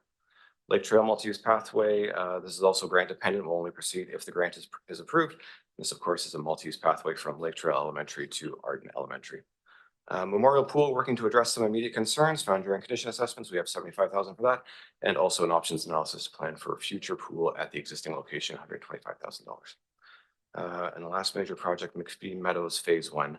So planning for construction of Phase 1 towards the end of 2024 this year. Next slide. Yes, and the funding sources for those respective projects, and similar to the other divisions, you can see a lot of the funding is covered by reserves and grant. Moving on, water and sewer capital projects. So this is included just to speak to the total volume of capital work being asked from the group this year. So you can see water, not that much of an impact. However, the sewer capital program is a rather large impact with two very large construction projects starting right in the very near future. Comox Road Sewer Crossing and First Street Lift Station. And then planned for later in the year, we do have South Courtney Sewer Project. So back to the engineering staffing request. So we are requesting one additional tech. So just want to make the point, typically the engineering group's capital program is in the range of $10 to $15 million. However, you can see the proposed capital program for this financial plan is significantly larger than that over the coming years. And reaching back a couple of years, going back to 2020, you can see typically we've got an average in the range of 10 million, and the upcoming average starting in 2024 is going to be closer to 20 million. So almost doubling of the workload capacity. I'd like to highlight this is a very ambitious capital program for the city. We're very excited for it, but yeah, it may be challenging for us. Okay, so due to capacity restrictions, we are proposing to prioritize and defer the projects identified on this list. So this work plan, we've done our best to strategize with the resources available as best as we can. This does include if we do get the additional EdgeTech resource requests. So you can see the list of projects there in front of you that we're proposing to prioritize and hope to complete this year. Even this is still quite a big ask. You'll notice that the Sixth Street Bridge and Lake Trail Multi-Use Pathway are shown in the deferred list for now. This is because these projects are grant dependent and cannot proceed unless the grant is funded. So if the grant is funded, these projects would be prioritized and other projects would likely have to be deferred from the prioritized list. And with that, happy to take any questions. Excellent. Thanks very much for the presentation. Lots of great information in there, and I'll pass it over to Councillor McCollum. Yeah, I have a few different questions about the capital projects, but I'll just start with the Lake Trail multi-use path. We funded, I think it had an impact of almost 1% on our taxation in 2023 to cover, what we saw as not being covered by grant funding at the time. It's a year later, we haven't received confirmation on that, but we're looking at taxing close to the same amount of money again due to cost escalations, I assume, even though we've received confirmation of some additional, a small piece of that from the CVRD. So I'm just wondering if you can speak to why the increase. I think it went up about, I don't know, I think it was maybe 50% or something since the last time we received information on this. And I'm just wondering if we want to keep adding taxation for a project that we don't have confirmed funding on, that seems to be getting more expensive. Well, like everything, I guess, is more expensive every time we get an update on it. Thanks. Yeah, thank you for the question. Through the CIO to Councilor McCollum. Yes, it is, has seen quite an increase. I understand previously it was estimated to be around $950,000 and now we're looking at about 1.4. This is to catch up with the cost of inflation, escalation and construction costs that seem to be increasing even further on top of those factors. So very, very challenging to keep up with the construction market these days.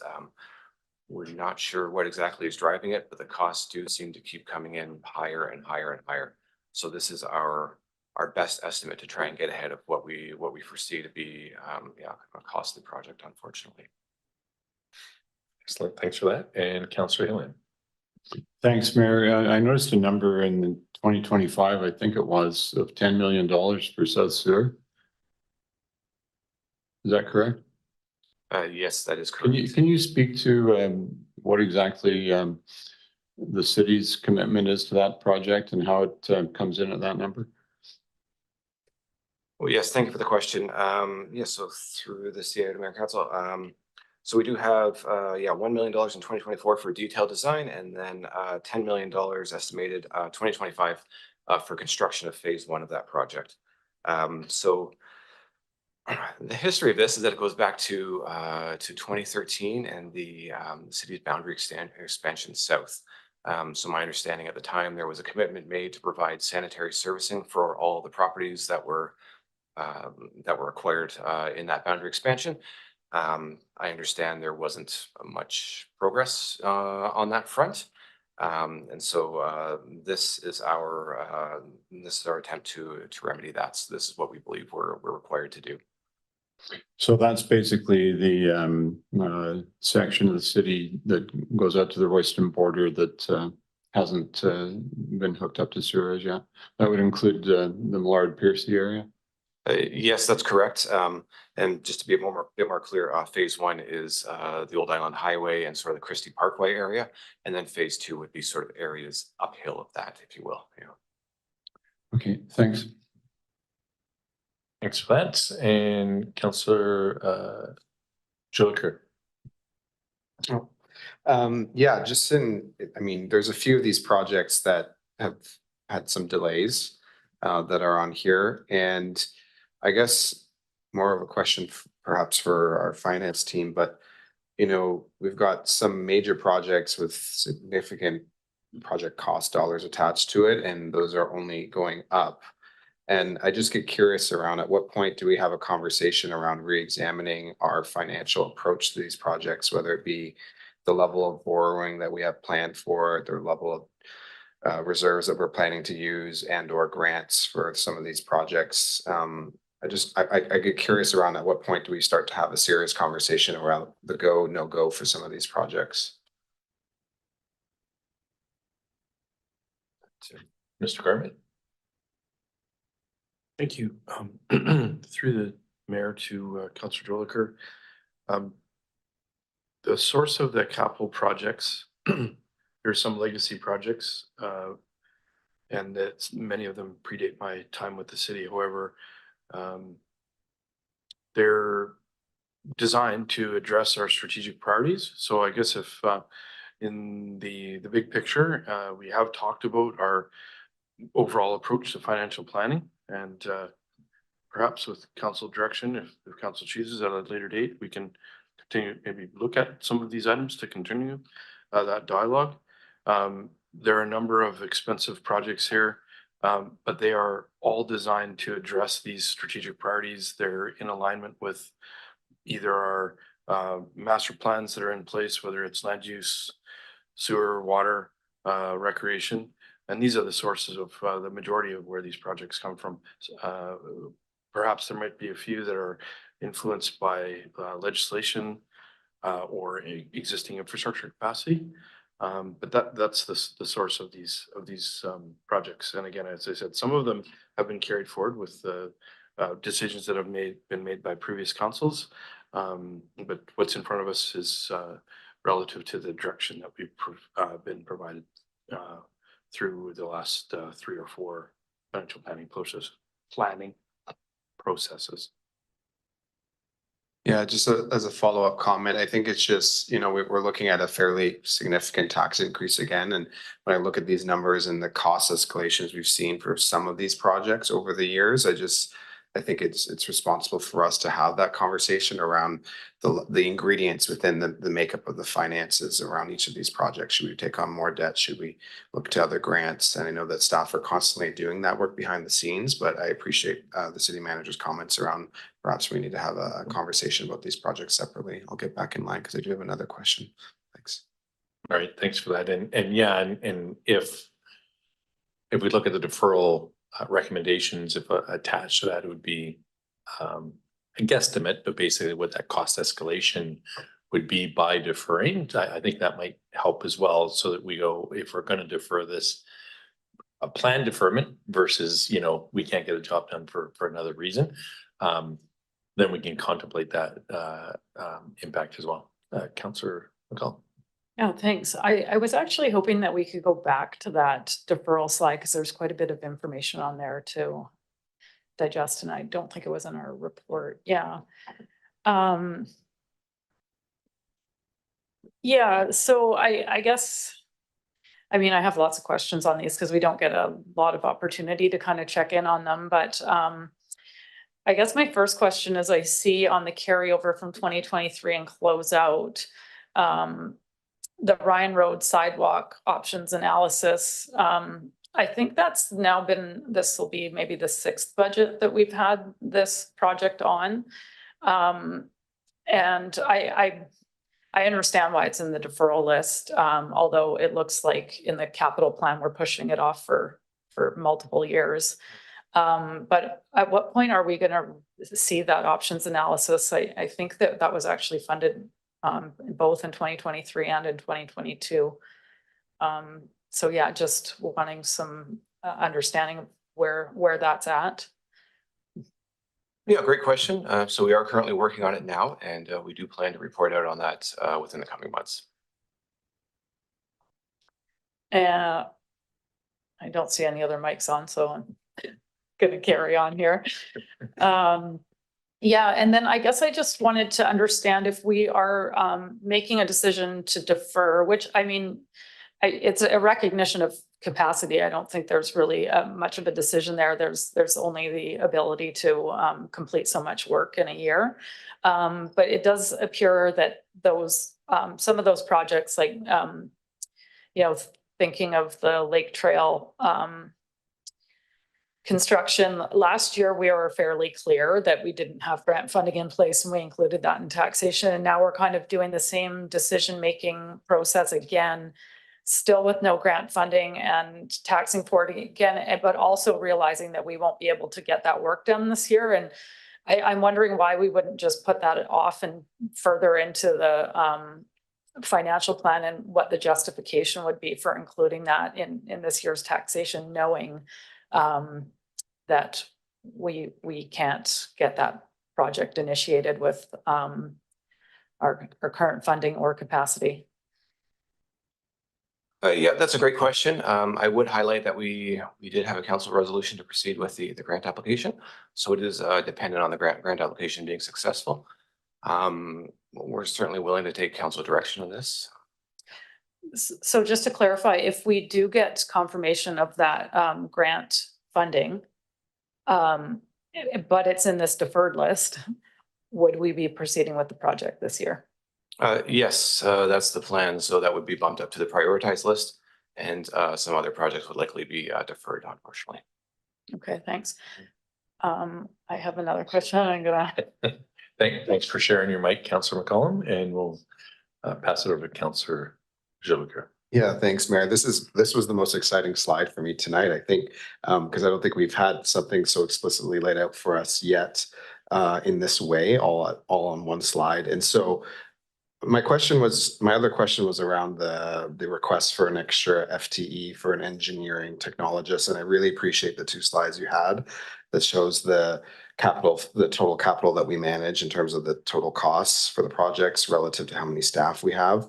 And so with those slides that you've added, I think they're right before here, even with that kind of graph of our existing, this one, yeah, our existing staffing model and how much funding or how much costs of all our capital projects are, even with that additional, you're saying we will still likely have to cut some projects. Yes, that's correct. Okay, and so one of the things I think I saw in the staff report was, or maybe it wasn't a question that I had to staff prior, was that a significant portion of our work in the engineering department is consulted out in terms of design. And so I'm wondering if you can speak to the role of the engineering technologist, if in fact we are still expensing significant dollars towards design. So if we're still paying more for consultants to do work, this person's role will be to, I'm just trying to put all the pieces together here because it is a significant, the capital funding is a significant part of our budget, so. Yeah, it's a great question. So the primary role of our engineering technologists in the capital group is project management. So they specialize generally in project management. So they would be leading these projects from project management, pardon me, from a project management standpoint. So preparing RFPs, managing consultants, managing contractors. We can't just hire a consultant and hand them a blank check, not to suggest that we would do that. And expect them to run with the project. There is quite a bit of oversight that goes into this.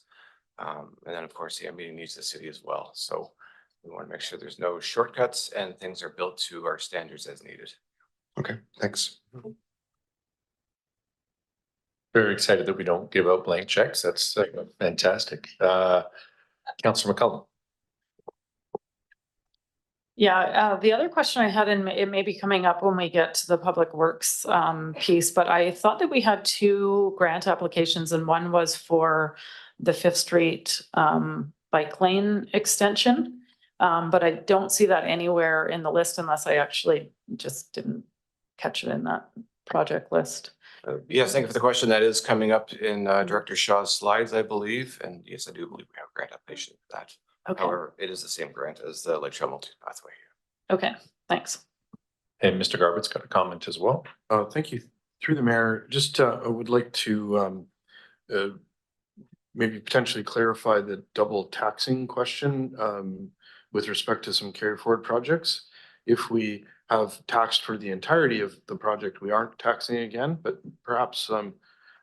Langemeyer could speak to that. Yeah, I want to make up a little bit of a clarity. Could you bring up the funding source page for 2024?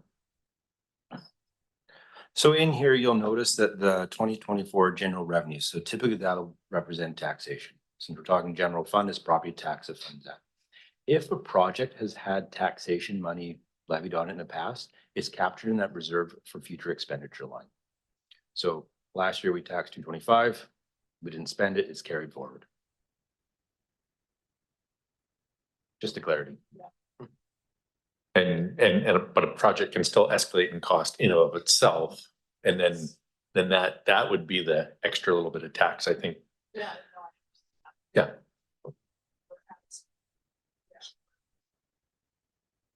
Yeah. So there is that unintended cost of deferral. So, yeah. More questions? I don't see any at this point.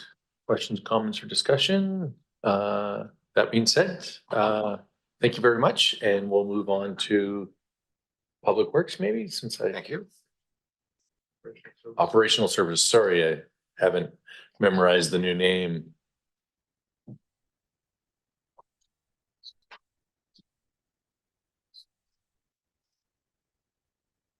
I know we've only been going for an hour, but this may be, does anybody need to take a comfort break or anything? But yeah, if it's just one, yeah, feel free. You don't have to ask for permission or anything, but with that, I will pass it over to Mr. Shaw. Thank you. Good evening. I'm pleased to be here. As Adam would like to say oftentimes, he'll be back right after me. So I'm happy to anchor the team and bring us to a close in terms of the operational budget presentations. And as you alluded to, Mr. Mayor, this is the operational services budget. So we have officially transitioned our title from Public Works Services to operational services. So we will be now formally known as Public Works Services.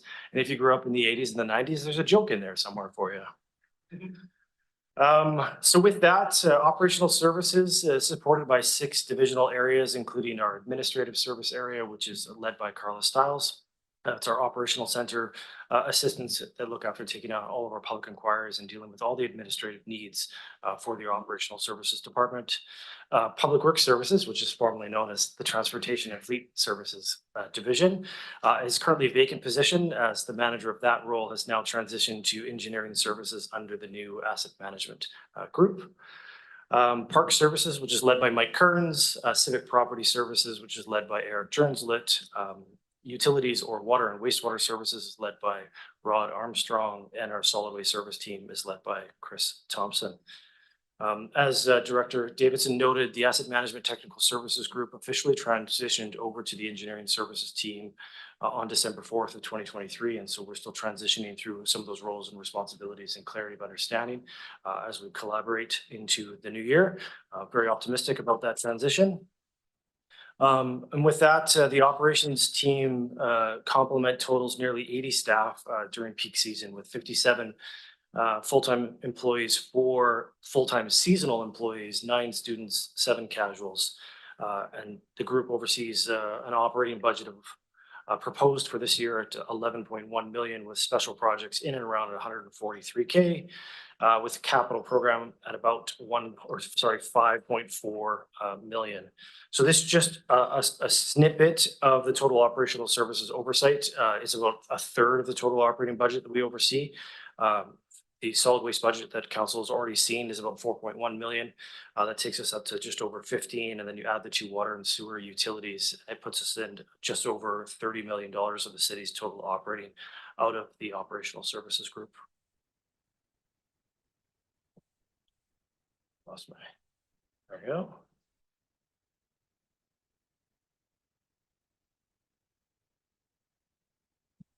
Slides there, apologies for that. So the operational services department is responsible for the operation and maintenance of the city's in-service assets, including water, wastewater, stormwater conveyance systems, solid waste collection services, parks and natural assets, road and fleet infrastructure, and civic properties, which is the city's vertical assets or facilities. Activities include reactive maintenance, emergent response and repair, preventative maintenance, infrastructure modifications, minor capital improvements, and development-related infrastructure installations in support of our development services group. Some of the strategic priorities of focus for the operational group this year, and these are drawn from the strategic planning works that have been done by council. So 2024 budget resources are for the following operational service strategic initiatives. I'll slow down. Those strategic plan references and key work drivers are broken down by division here for you as the slides. So within our parks group, working with our partners in development services to promote and communicate the urban forest strategy, as well as the tree protection bylaw. And our arborist team is working to identify key areas of improvement for the tree protection bylaw, and we'll bring those forward for council's review in the 2024 work plan. Our utilities group continues to work on implementing water conservation measures, both operationally and from a capital deployment perspective, which we'll talk a little bit about later. Part of those works are reviewing and updating the 2019 Water Smart Action Plan and reporting out on some of those outcomes, some of the successes and lessons learned, how they've been operationally implemented within our day-to-day works, but what successes we're recognizing from those hard works and services, but also then reprioritizing and focusing on some of the remaining items, which includes an analysis for universal metering and those cost drivers of what that might look like in the long term. Our transportation group, or public services group as we call it now, so traffic calming is the big outcome of that for this year. The traffic calming policy is well underway. We're nearly 90% to complete the hard works and background for that, and so we'll be bringing that forward in Q1 for council's consideration.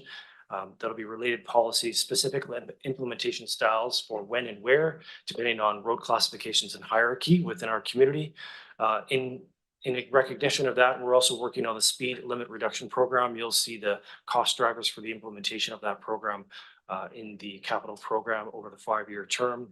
And that effectively brings our local collectors, non-industrial related, and local residential roads across the city down from 50 kilometers an hour to 40 kilometers an hour posted speed limit. So not arterials, not industrial, and not minor arterials as well. Also, in the works nearing completion is the downtown parking study. There's some great work that's been done by our team on that. We want to bring that to a close. Again, we anticipate a Q1 return of that for council to have a look at. Not only does it identify the current parking situation within the downtown core relative to availability, it compares that data to the 2014 study that was done historically. And then we'll speak to options about usage of those, potentially linking it to further identifying space for cycling or protected cycling or secure parking for cycling within that core. And then finally, Civic Properties support our internal and external partners through the development of the Accessibilities Committee by implementing those policy outcomes that we're hoping to achieve from that group. Pretty specific strategic guidance on those this year, as well as recommending future capital improvements relative to those policy guidelines. So that's the strategic work for the operational services group for 2024. Getting into budgets now.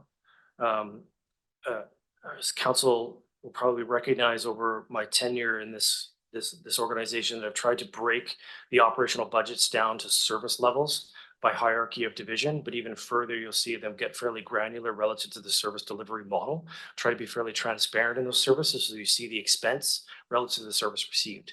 And so we'll start to speak through those as we go through these budgets. But as an overall, the operating budget for operational services is proposed at $11.1 million for 2024. This represents an overall increase of $1.2 million from the 2023 baseline budget. With $315K directly related to inflation. The director, Langemeyer, spoke to inflation. I think much of my other director partners spoke to inflation as being a key driver for the cost escalations within many of our budgets, and we're no different in operational services. $97,000 is attributed to service level impacts, $399 in growth, $309 towards one-time spends, and $23 in carry forward. Of note, and I'm not sure if this was mentioned, I had it as a kind of a asterisk within my presentation here, but 2022 inflation was 6.8%. 2023 is 3.9, which was just released by the province. So we're looking at nearly 11% over 2 years. So when we get into the reason I bring that up, and a reason many of my partners brought that up, is we get into our contract services, our professional services, and many of the contracts that we have over a tenure or a period of time. So many of the provisions of services that we deliver, we sign either 3 or 5 year contracts for the provision of those services. And when they come for renewal, we often see the escalations in our prices. And those are then reflected within the service delivery models for our budgets. And you'll see that come up in a few of the areas as we go through. Administration. Operating budget, the expenses across the administration division net out to just over $80,000.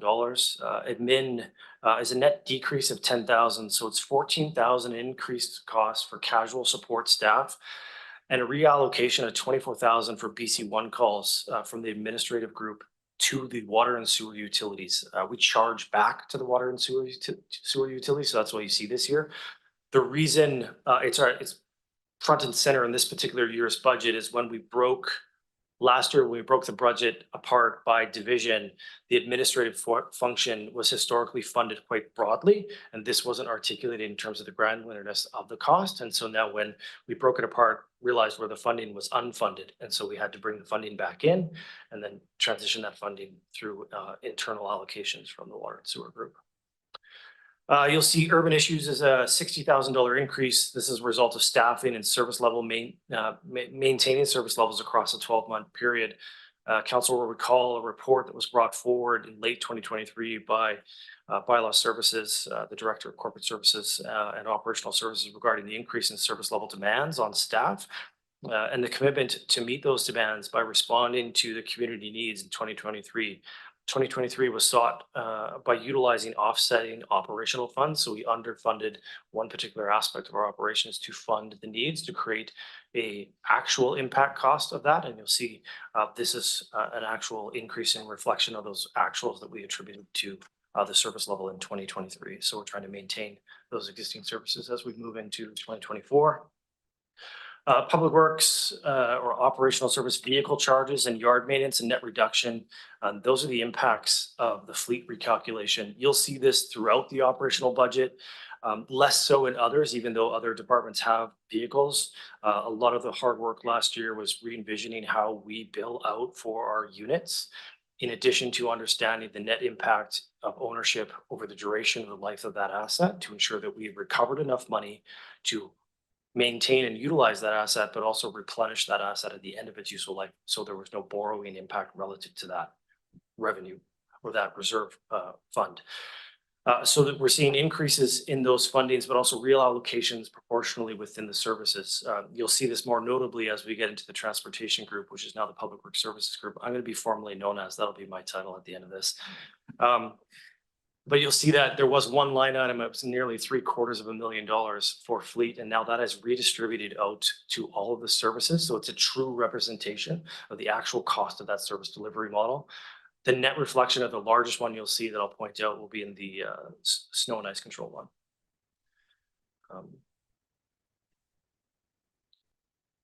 Moving on to transportation.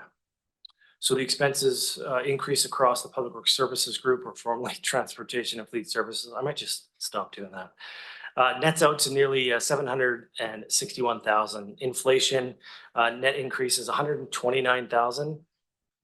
Bear with me a little bit. 168,000 increase is contractual services. That's due to the line painting contract, which I just articulated that we came out of a long tenured contract into a new contract. Cost of service delivery escalations has resulted in an increase for that contract on a year-over-year basis to maintain the existing services that we provide. However, there's a $99,000 reduction in power consumption relative to our utility conversion of LED in our city-owned lamp standard. So not the hydro poles, but the ones that we currently own in terms of galvanized poles. So we're seeing a net reduction in expenses, which will be offsetting. It's a good news story. So in terms of services, $14,000 for traffic studies, and that's really the continuation of the widely popular community speed reader program that was hugely successful last year. Council confirmed that through a presentation and endorsement to continue that into 2024, and we look forward to continuing that program. So it's a marginal increase in operation funds to support data acquisition and the movement of those assets throughout our community to collect that invaluable data that we often share with our members at the RCMP as well. 20,001 one-time spend, which is a carry forward item, and that's for the completion of the downtown parking study. That money's been carried forward. I'll acknowledge this since about 2020. We had it in our budget to do the original study as COVID hit, and then we deferred it so that we would get back to some realization of what would actually be impacted within usage within the downtown. And it's nice to see that Ms. Saunders can speak to the in her group as she's seen a realization of 2019 and 2023 being comparative years. So I'm really glad to see that. We're hoping for the same kind of analysis when we look back at our data now to know that that was a useful study through the 2023 period to understand what usage actually looks like in the downtown core. So we look forward to that. And like I said, Q1 of 2024, you'll see that report come back to council. In terms of growth, a net increase of 366, of which 180 of the 255 increase that you're seeing in snow and ice control is directly related to the fleet recalculation. So that's pulling fleet funding that was otherwise attributed to a line item that you'll see there. And I think it's about 700 and some odd thousand that's been dropped down now and actually is directly attributed to the snow and ice control program. In addition to that, there's a $75,000 increase relative to growth of service, and that's adjusting for the 5-year rolling average, of which I spoke to historically, as well as the CMP implementation, so the cycling network plan. So attributing those services to both our cycling, those same service levels that we attribute to our roads, to our cycling network plan and our pedestrian, which hopefully, we're seeing great positivity from our community members about the services that we're now delivering.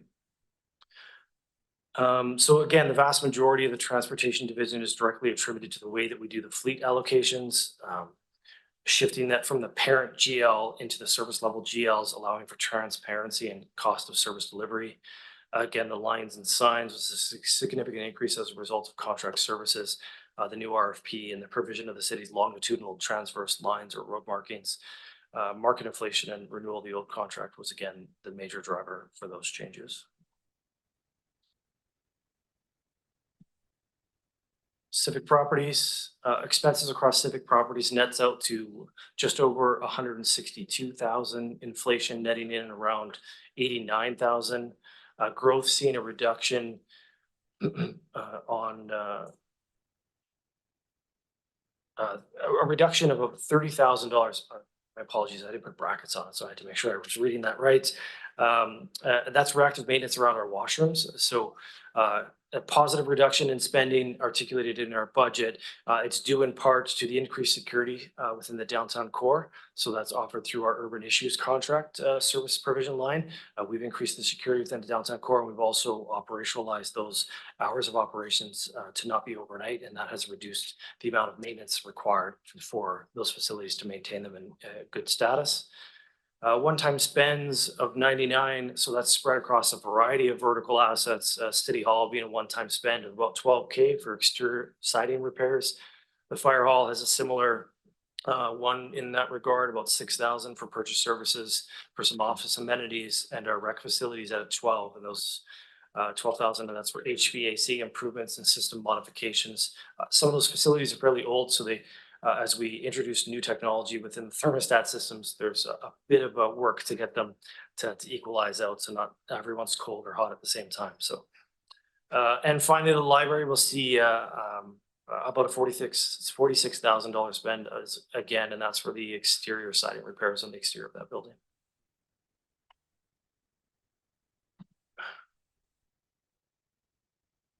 Parks.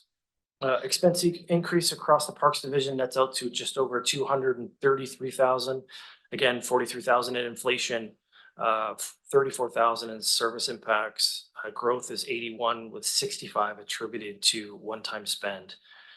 You're seeing again the movement of the fleet distribution across the assets. So you'll see that's a lot of the movement within those areas. If you drill down into some of those positive and negatives, those smaller line items.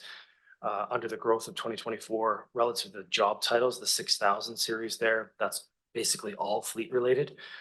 So I'll speak to some of the bigger impacts.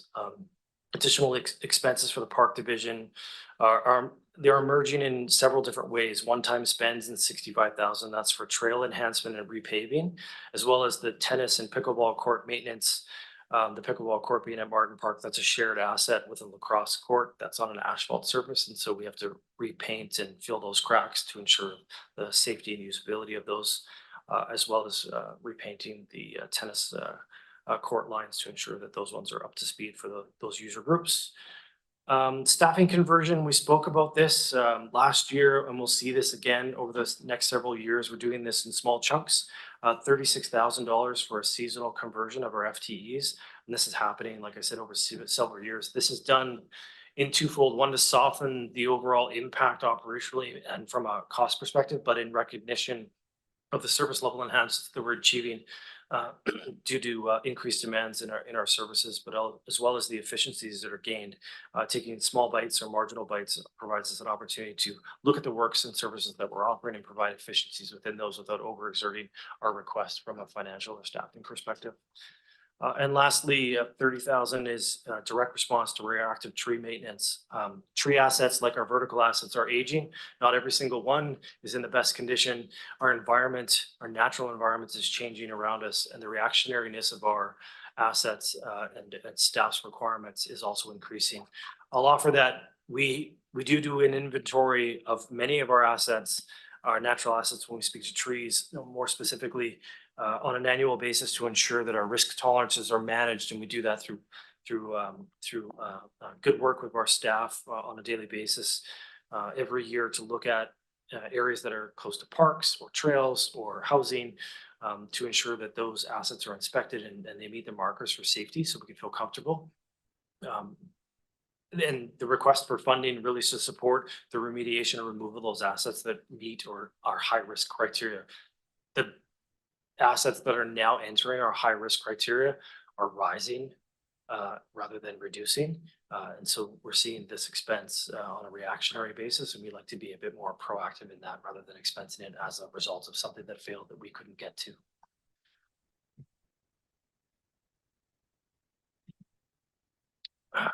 Stormwater is an interesting one. It's shared between the utilities as well as Public Works Services. Public Works Services doing the above ground with utilities doing the below ground. So they both dip into this fund to support this.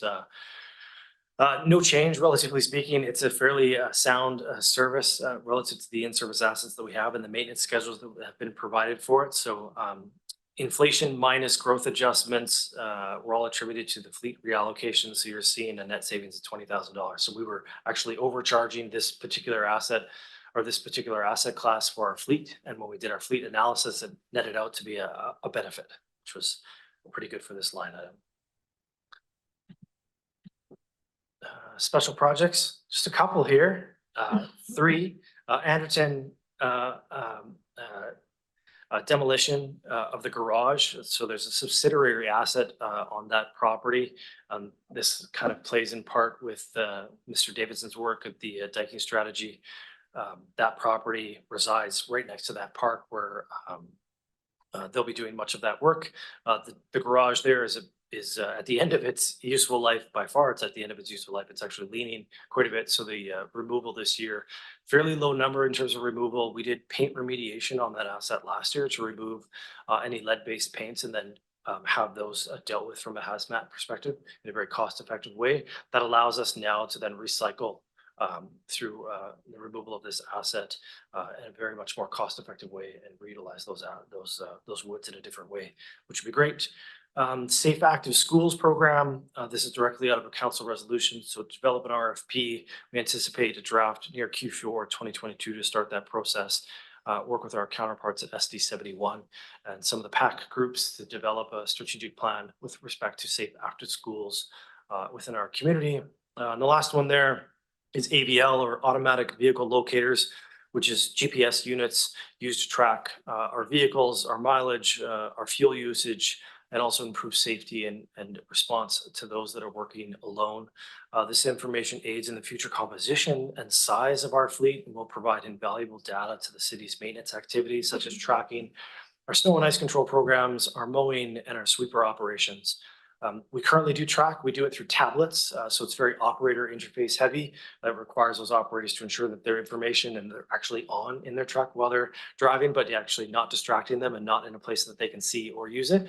The AVL is built into the system, provides that type of information in a KPI or a database system, as well as providing mechanisms for response, so they can actually hit a call button if they're in an emergent situation and get a response either from 911, depending on how we set up the systems, or internally to our operations center staff so that they can then call them or call for support for those individuals. And it will ping exactly where they are. I'd like to say we're done, but I have a couple more. Get into the capital projects. I got a couple slides here, so bear with me a little bit. There are 30 capital projects within the Operational Services Department for the 24 financial plan. With an overall contract value varying between $10,000 as small as that all the way up to 1.5 million. There's a few carry forwards and we'll see that as we get to the the 3 slides from now, we get into the funding sources. But the majority of the ones that you'll see that are carry forward are that of the roof replacements. Not the actual small amounts you'll see here, as the art gallery is only about 11,200. That's for design work with the actual impact to those works happening in 2025. But the last year's roofs were not completed due to release of those RFPs and those actually coming in over budget. Every single roof that we had put forward to the market relative to what we had estimated on historical spends came in over. And so we had to carry them forward and then increase the funding request as a result of not being able to commission those works. Lawn bowling, second one down there, that's a deck replacement. So that deck actually failed. It was at end of life. It became unsafe and we had to remove that. So this is, the removal happened in 2023 with the net renewal going to transpire over 2024. So you'll see the funding for there. The cemetery niche wall installation, lots of work happening on an annual basis, the cemetery operation. This is an additional niche wall. There's demand for the niche wall. The niche wall is actually one of the most, maybe Director O'Connell can speak to that as well. It's one of the most highly demanded areas within the cemetery. So we continue to add those assets as quickly as we can, and they get snapped up as quickly as we install them. So you'll see that there's additional works in 2025 and beyond for that area. Line item down by that, consolidated municipal building. So some of the council may have may understand that there was some thoughts around an operational building or an operations center, a new building. This is to take that same concept, that idea, and expand it beyond that to include a municipal building that could include City Hall and other aspects to service our community. So this is the money to look at that from a very high level perspective, to come back to council to get some further direction as to how we may hope to transpire that into something. The land would be at the operations center in the current parking lot. But there's a lot of opportunities there with the size of the land at the operations center, but also the servicing, road access, and power supply that exists at that particular site.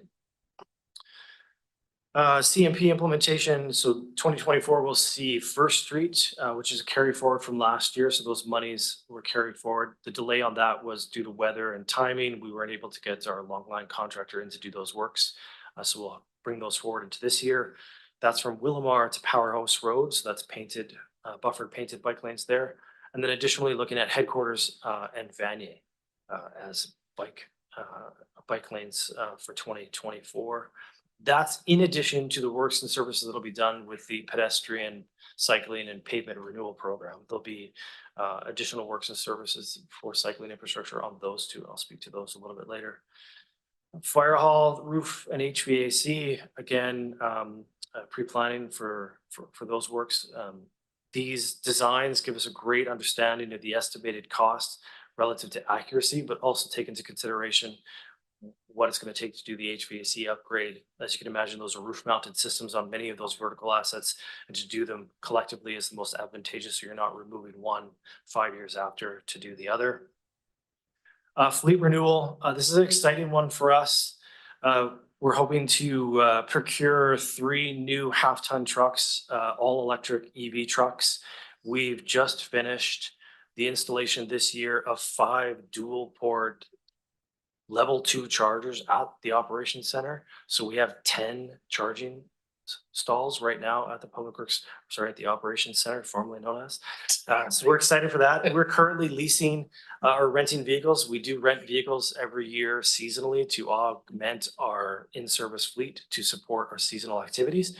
And we've elected to rent electric as well. So there are 2 electric trucks currently in service at operations, charging on those charging points. So one great thing that's come of it now that those vehicles are finally out, the Ford Lightning seems to be one that's most recognizable and most easily attainable in terms of acquisition. They've broadened that platform base to include XLT models, which are more of an industrial type model, ones that will meet the servicing needs from us. So we don't have to spend $100,000 on a truck, and you can get something that's more reasonable, that fits also within the budgetary responsibilities of the city, but also provides us under that cap of $70,000 to afford rebate opportunities at the provincial level as well as the federal level, which we'll seek to do as well. In addition to the light duty vehicles, we'll be looking to acquire a 1-ton truck replacement that will include a sander and a plow. So that's a like-for-like asset replacement, as well as 1 tractor, which is a like-for-like, and that's Parks, which serves a multitude of purposes within our Parks group, as well as the addition of another mini skid steer within the Parks group. that not only useful within our parks group, but we use that from a snow and ice control perspective. So there's currently one that's deployed within our sidewalk program. This will double that capacity and help augment and offset current contract services works that we're usually funding to do that, bring that work back in-house and build the control over those services, which is great. And then finally, a compactor, and that will go to our roads group. Flood protection, Tiger Dam. So the addition of Tiger Dams for Comox Road, Sandpiper Lift Station, and we're hoping that this, I know our partners in fire had applied for a grant for this particular fund. So we're waiting for the response of that grant to see if they're supportive of that. So hopefully this will be a net zero cost benefit to the municipality to provide additional dams for our flood response. And maybe if I can encourage Director Wade to not talk about atmospheric rivers, because I had a panic over there a few minutes ago.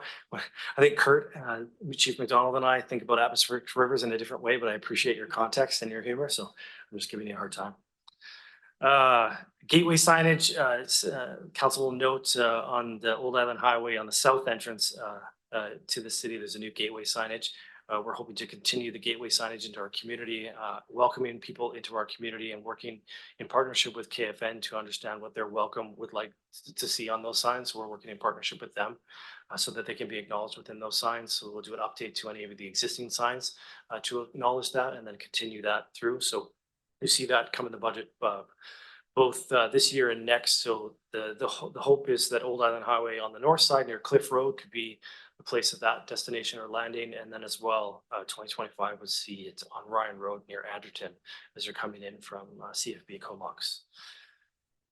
The lagoon walkway, so that's cedar shake replacement on the bridge portion of the lagoon. A few years back, we did the lookouts. So this is just a continuation and completion of those works. The Lewis Center hardwood floor replacement, I'll offer that those are a complete replacement of the hardwood floors. We have done our due diligence over years and we have sanded those as many times as we can sand them. And now it's just sanding nails. So we're looking to replace those. We've got our useful life out of those assets, that's for sure. We got another page here. Roof replacement, as I talked about, 2023 carry forward, including a marginal increase in response to the request for proposals, as I discussed. Pool startup, we do that every year. It lands in our capital portfolio, partially because we're receiving much of those funds from our partners at the CBRD for this service. But that'll be our annual startup, and we hope to get that underway sooner than later, working on the pool filter replacement in addition to the annual startup that we do every year. Playground renewal. So this project is currently somewhat undefined as we await some of the good work that our friends at REC are doing to understand what the playground design standards are going to be. And once we have those, we'll work with our partners in engineering service, depending on the scope of these projects to deliver those. Yeah, it's really, there's a great amount of money there to do some great renewals of our existing parks. And we're really looking forward to that work coming to fruition to get these in.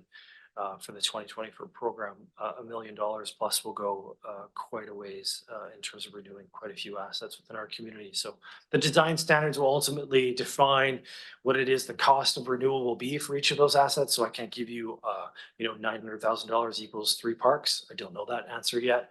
That will be defined, but we'll look to ensure that areas like Woodco Park and Billmore Park are near the top of those lists for renewal. They seem to be some of those assets that are seeing some of the heaviest use, but also are really towards the end of their useful life. The museum elevator, that one actually should be pulled. We did an assessment of the elevator last year, if you recall, in our budget, to understand where that asset needs to go in the future. The partnership or the group, the museum, would like to see that elevator go to the bottom floor so they can actually use it as well as they can for storage and movement of their materials. It actually can't do it in its current location. So we're recommending removing any of the renewal works in anticipation of the museum coming back to the group looking for expansion opportunities. We would recommend a new elevator be installed as part of those expansions to provide them with the full use of an elevator across all 3 floors within that facility.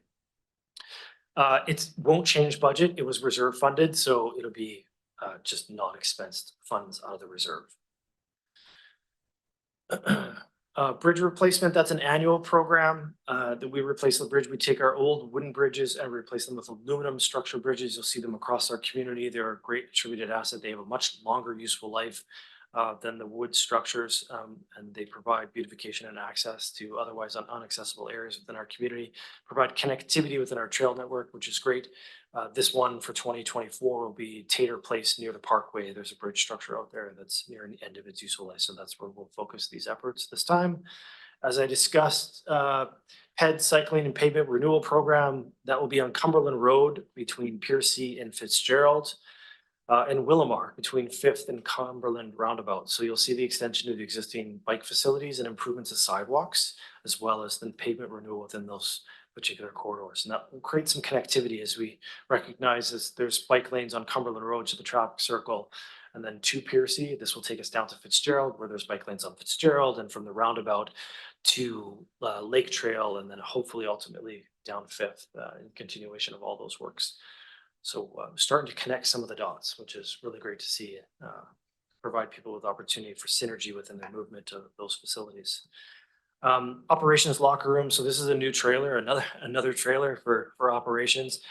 This is a result of the current facility no longer meeting regulatory compliance requirements relative to a staff changing room. So we have a particular group of our staff that are in a garage type setting, no longer meets those requirements. So this is for the purchase of a trailer that was to provide a safe and warm and dry environment for them to change and be prepared for their daily work activities.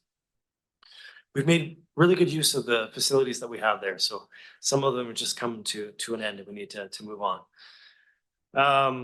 Operations Center, secondary power. Funny enough, we're one of the few facilities that you would rely on in a state of emergency, but we don't actually have an ability to answer the phone if the power goes out. So you can't call us to tell us you need our help. So this is a small amount of money to provide a secondary power for our facility to keep it up and running so that we can provide those 24-hour 365 services to our community. Hoping to size something in terms of a generator that's comparable and compatible, not only to this existing facility, but that may be able to be reused if in the event we do to go to a new facility or asset for a municipal works building or a municipal services building, but also ones that are equally as utilized within our wastewater environment. So that they could be repurposed down the road, potentially to provide secondary power for one of our lift stations that currently may not have secondary power. So we're very mindful of the short-term useful life of that asset, given its current proximity and additional opportunities for its reuse in the future. Another small item, digital sign, our digital printer for our sign shop. We do a lot of in-house fabrication for our signs. That saves us a tremendous amount of money. We're currently limited to one dimension, one color.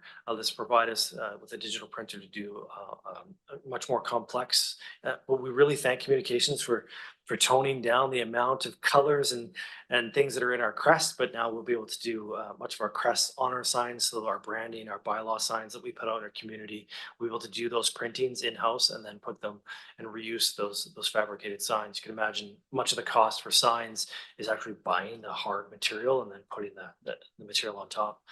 We can do that now in-house by reusing and recycling those old ones for repurpose in the future, which is great. Sims Park Thai Pavilion. So it's our sister pavilion to our sister community in Thailand. They have something there that represents us. We have one here that represents them. So the roof is at end of life as well. So in order to sustain and maintain that facility, we recommend renewal of that roof. An exciting one, small tool electrification. That's $100,000 in the budget. And I believe that is grant funded money. So great work by our procurement team to understand what the potential opportunities are for us as an organization to convert our gas hand-powered tools to electric. And they've done a lot of great sourcing with out there. The market is changing. It's becoming known that that's where not only residential customers want to go, but also commercial customers. And there's a lot of new companies that are coming out with commercial grade lines. Milwaukee Ego has another great line, but they're providing materials at a cost that provides an opportunity for organizations such as ourselves to convert. And this $100,000, we're very confident that we'll be able to convert nearly 100% of our existing handheld tools to electric, and that includes the battery support that we would need to maintain our current services. So we're very, very optimistic. Of course, we'll keep a few gas in our back pocket just in case, but converting over to electric and having the battery support to do that looks very optimistic within this funding support. So we're very hopeful to see that come to fruition this year. Speed reduction implementation, I spoke of that. You'll see that over the course of 5 years. With the focus on CMP and radiuses around schools, we're still in the planning stages for this, looking at what 5 years could look like.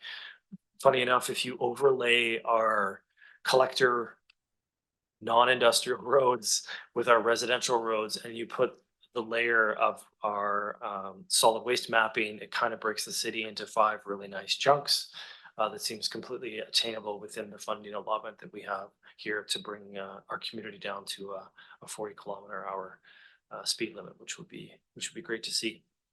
And the last one, spare controller, traffic controller. This is for emergent purchase. We're recommending, we've seen a few losses of controllers in the last few years. Loss of controller, not having a controller on hand means that we have to procure a controller sometimes outside of our community or off island, and then have it built and then programmed and then installed. And the traffic light near the hospital in Mission, I think, was down for quite some time this year as a result of just that. So this is recommendation to have the controller on site pre-programmed so that we can go and install that at the time of. And we should see that if it's emergent and ICBC, if it's a traffic incident, would probably support the renewal of those assets at the time, but this would have one in stock ready to go that we're prepared to continue those services for our community.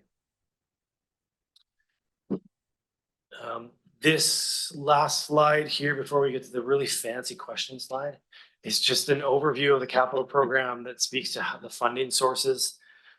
So you'll see just over $5.4 million in total spend over 30 projects, with 1.07 being funded from general revenue, 2.4 from reserve, 33 in federal or provincial funding, and 1.5 million from gas tax, and finally $270K from the CBRD grants. With that, I'm happy to take any questions. Excellent. Thanks very much. And as excited as you were about electric trucks, I was somewhat happy you were mentioning cyber trucks and Rivians and other very expensive, fancy looking things that may not actually be functional. So with that, I'm going to pass it over to Councillor Aitken. Thanks, Mayor. I noticed about 5 roof replacements, major ones, not the small pavilions, but major buildings over the next couple of years. Are we looking at any different technologies for those, for example, green roofs? And if so, are there grant programs available that can help us? It's a great question. I'm hopeful that there may be opportunities for that. I would look to my counterparts in engineering as they uncover some of those strategies through some of their hard work and projects that they're working on to identify opportunities. I would suggest green roofs may not be the most advantageous, but looking for opportunities for solar regen would be a great one to do for those facilities, providing or offsetting BC Hydro costs or power cost consumption of those assets. So looking towards a LEED type of program. Yeah. Excellent. Thanks for that. And Councillor Joker. Yeah, thanks, Mayor. I've got a few questions. A few slides back, one at a time. A few slides back, if we can go to the Public Works Parks operation budget. It's probably about 10 slides back. But specifically, and you spent some time talking about the tree program and the increase cost of the tree program. And I really appreciate you spending some time highlighting that, given that we're in a climate emergency. And you spoke, and it's in the staff report, around reactive costs related to that program specifically. I'm wondering if in your sector, there's anything that you could speak to around ways that we can be looking at preventative, and you've spoke to a little bit around prevention and trying to get a good understanding of the quality of those assets, the vertical assets, the trees, around anything that we can be doing in terms of our operations to prevent any unnecessary needing to cut down trees or have any negative impacts on those assets? Yeah, it's a great question. It's kind of a double-edged sword, right? We want to protect our natural assets as much as we can, but we also want to protect the public or the people that are using the open spaces that are adjacent or near to those assets. And trees in particular are subject to their environment, to drought conditions, to our changing climate, as well as some of those atmospheric rivers or wind that we are tending to see. Storms seem to be the largest impact on those natural assets, and those storms become more severe and more common, and they're weakening some of our aged or older assets. Unfortunately, we do our best to first secure that tree or modify that tree to a point that it can be habitated or used in a different way before completely taking it down. It's only taking it down to the base if we absolutely have to, if it's rotting or it's likely to fall over and has an impact zone. So there are other areas. We have some fairly deep forested areas that we look after. We would only modify or augment a tree that has the potential fall hazard that creates a risk for a person or property. All right, thanks for that. And Councillor McCall. Thanks, Mayor. I'm wondering if you can provide some detail on, and I think I've got the acronym right here, the CRCP, our what used to be the grind and pave and now includes cycling and pedestrian improvements. Yeah, just would like to, see a similar level of detail there to what we outline in terms of, maintenance to our park assets. And then with that, if you could just give a little more detail on how we're using the allocation for cycling. I know we didn't use the full 250,000 last year, and that we've got a little bit more included in the spend this year from that carryover. So forgive me, I'll ask you to kind of clarify your first question. Speaking to the pedestrian cycling and pavement renewal program, you'd like me to provide you with a greater detail?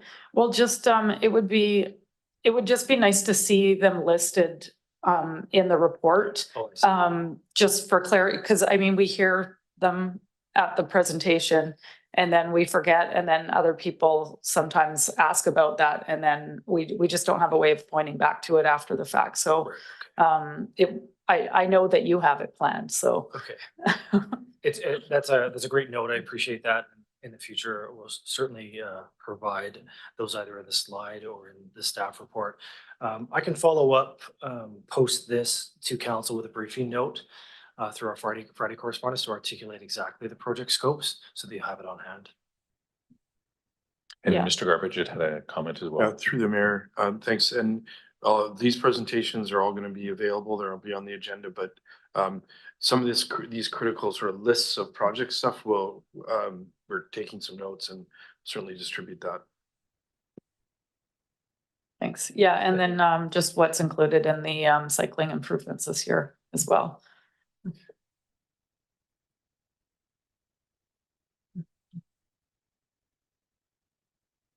So cycling improvements. So the CMP implementation in and of itself will include bike lanes on First Street between Willamar and the city's boundary. So that's painted buffered bike lanes across First. So that will connect to the 4th and Willamar Bikeway, as well as Old Island Highway Headquarters Road from Old Island Highway to Vanier, and then Vanier from headquarters to Mission Hill or Old Island Highway. Great. Yeah. Thanks. Yeah. All right, thanks for that. And Councillor Hamilton. I think it's Jolicoeur. I think he asked a question before, so everyone, you guys are self-managing here. Like I've had it all clicked and ready to go, but you guys we're an impressive bunch. I just wanted to ask a bit about I can't remember if it's the combined municipal operations building. Something we've been hearing about for a while, and I know I'm sure you've been as eager as anyone, Kyle, to see it become more material. Is there going to be a report to council coming up sometime this year, sort of looking at which location and sort of what the possibilities are for combining the two assets, City Hall and the Operations Center? Yeah, absolutely. It's a great question. Great point of clarity. Thank you for that. It's a small amount of money this year to look at the options as to what potentially could be a design construction in the future.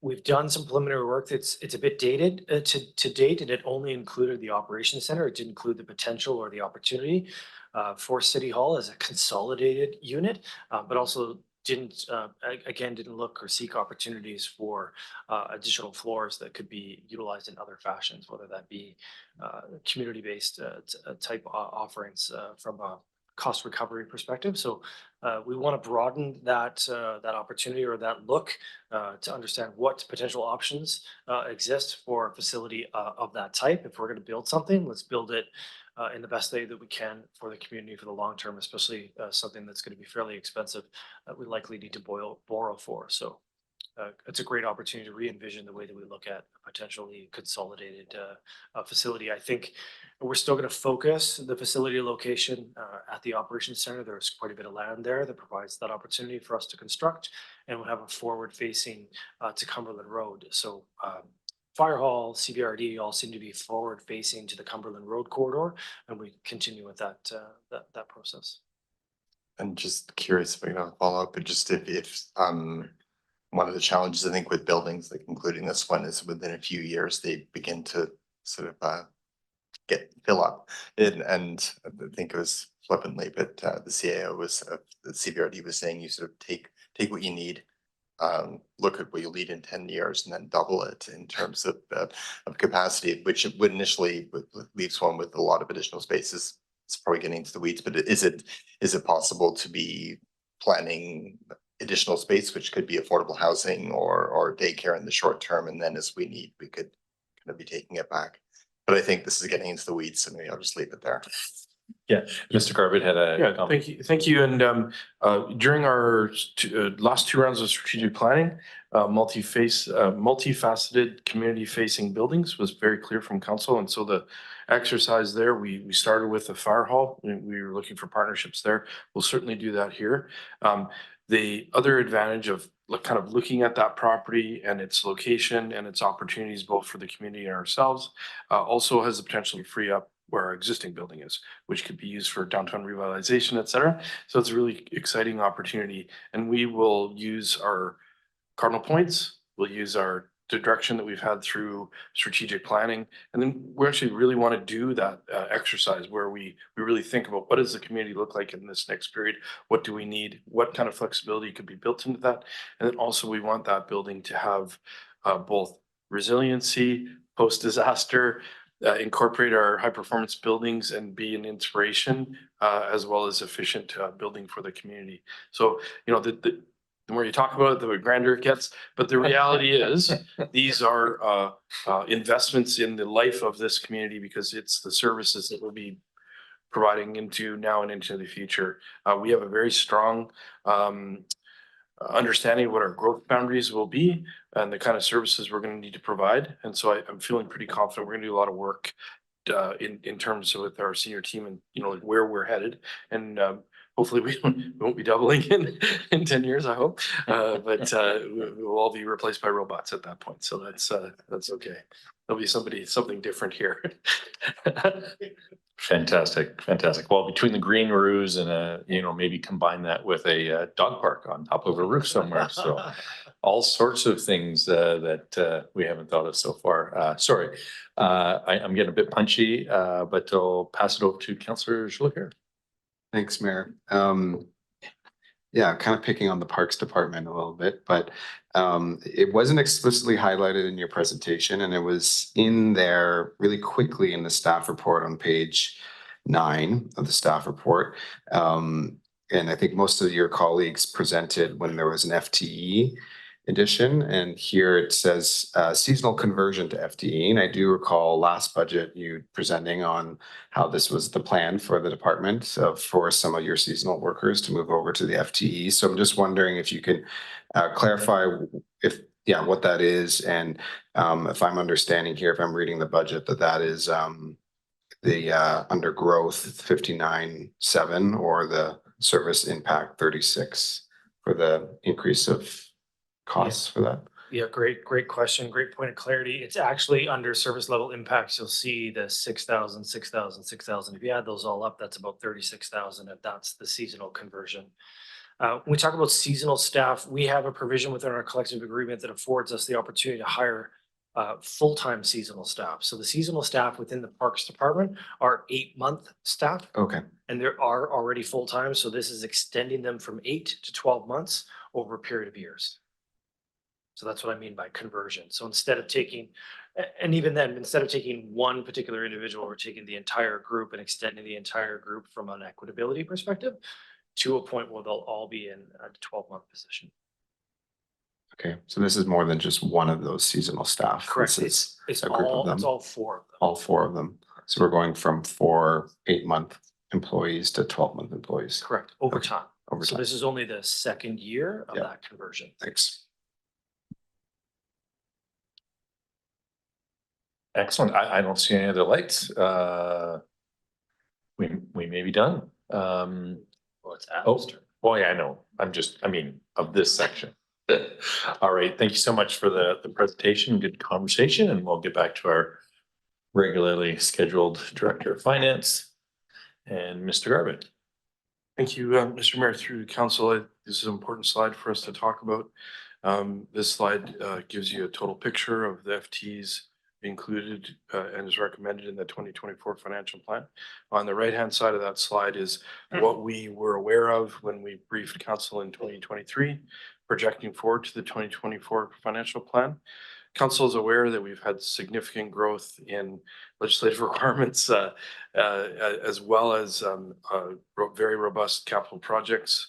We're looking to try and do a much better job. It's not to suggest we're doing a good job, but fine tune our financial planning process and provide supports to the services that we need to deliver. So that slide, summary slide in front of you provides an overview of the FTEs that we're contemplating in the financial plan. I just wanted to make sure that it was clear that we did a lot of hard work in 23, but the environment with which your staff and our team is operating continues to evolve, and we can't do that without bodies. There's been a lot of discussion throughout the director's presentations by department. We don't take this lightly. We know that our people are our biggest investment, and that's how we deliver our services to the community, and we offer this for your consideration. I think Adam and the rest of the directors are here for any questions, if you had any questions on this slide specifically. Excellent. And that has generated a couple of questions. Councilor Um, thanks, Mayor. I guess when we look at where a lot of resources are going, are, responding to things that are often quite out of our control, and that we hope to get some help with in terms of impacts of homelessness and other issues. And I guess I'm not seeing anything other than, well, we have bylaw officer, but other than bylaw officer, I don't see too much that maybe helps with staff capacity in that regard. I'm just really concerned about burnout and stress, and I don't know, we haven't had necessarily an update around what's been happening for our staff,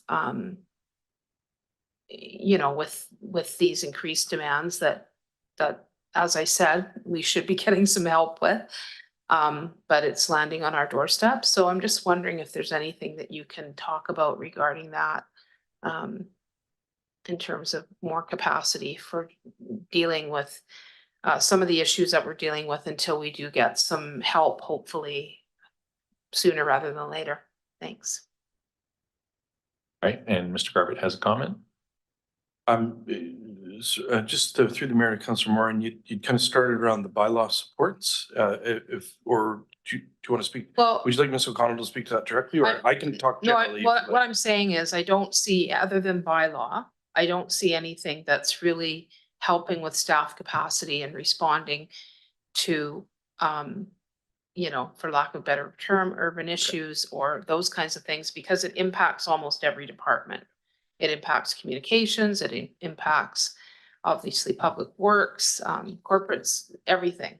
And I guess I'm not necessarily seeing some increased capacity for that. And, you know, in the short term, hopefully we're getting the PAC teams coming and things like that.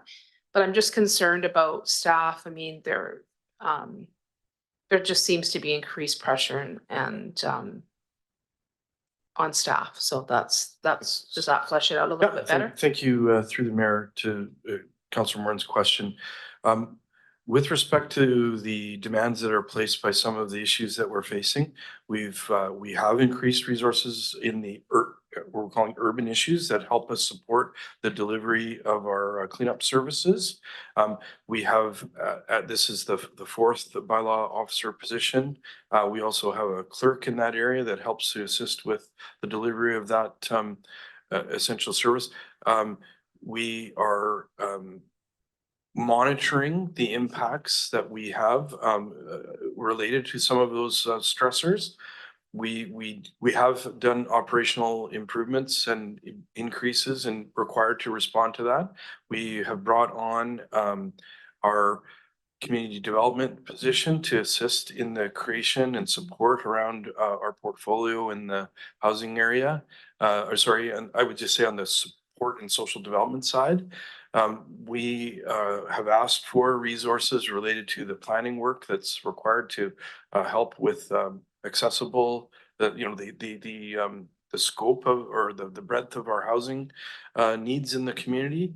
I would anticipate in the 2020, we will work hard through at a staff level, monitor the situation, hopefully with the addition of the PACT team, the work that's happening in situation tables, et cetera, potential investments in local services at MC Mental Health and Services from the province and Island Health.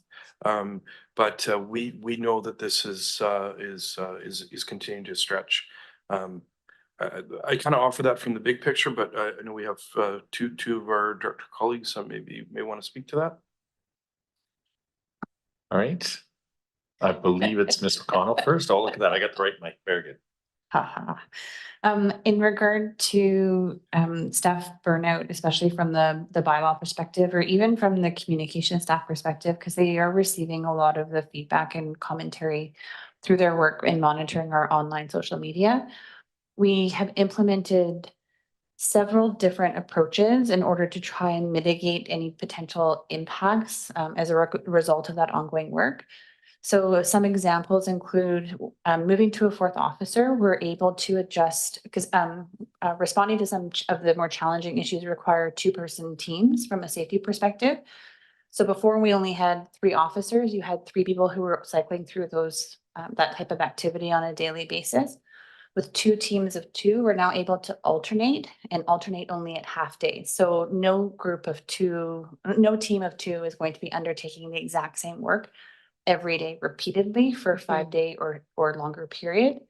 The same goes with the communication staff. So the monitoring of the social media, it is not done by the same person every single day. It is something we're watching in the sense that if it does become more substantially unmanageable from a mental health or safe workplace environment, that's when you'll see recommendations coming back from myself and the manager of communications regarding whether or not the value of permitting that type of commentary or feedback on social media is worth the trade-off or the impact on staff. So it's definitely something that we're aware of and monitoring. In addition to some of the scheduling changes we've made, we've also done significant investment in mental health training, violence prevention training, and as well as all the other training we've talked about a lot in regard to the bylaw services team. But that's not exclusive only to bylaw services. Additionally, last year, through our HR department, they also offered and trained over a 3-day period a number of city employees on critical incident stress management. So for example, I myself was one of the participants in that, and I'm able to respond to an individual at work who has experienced a trauma event as part of their regular activities in the workplace. So that's a new process that's been set up, and we had a really good cross-section of employees and different levels of employees through management and union staff who participated in that training. So very, very aware and really trying to make sure that we're protecting our staff both physically, but as well as being mindful of their mental health. I've been very appreciative of the support I've also been getting from the fire department. They've been operating in this sphere for a long time. And whether it's Chief McDonald or the previous Chief Bardonings, I've had nothing but support from them in trying to navigate this approach. So that's what we're doing, at least from that perspective. Thank you. All right, and Ms. Saunders. Thank you. Through the mayor to council. Just highlight a few things. We do also have the Strengthening Communities Grant funding that was extended last year. So the training, there's a portion of that funding that's towards training for municipal staff. So that'll be rolling out any day now as our team finalizes it. So much like last time, that training will be available for staff and includes a wide variety of training from violence prevention to trauma-informed response to mental health and the mental health support. Part of the work that our community development coordinator is doing is the development of a community and social development framework. Again, sort of a working title at this point. That work is going to occur over the next year. And when it comes back to council, of course, we'll include recommendations on priorities where the city needs to wants to focus its attention, but also resource requirements. So part of that work will include looking at what are the resources required to deliver on the priorities of that framework, as of course directed by council. So I think although that doesn't provide immediate resources, it will take that strategic approach to set focus areas for the city, and then of course what resources are required to deliver on that work. Much like Ms. O'Connell spoke to in her department, in recreation, as I referenced in our budget presentation, where we're seeing some really significant increases in challenging incidents, we're engaging in work around violence prevention in our, and that's going to include training. It'll include policy and procedure development. Some of that policy will come to council where it affects the public and how they access our facilities and how we make decisions.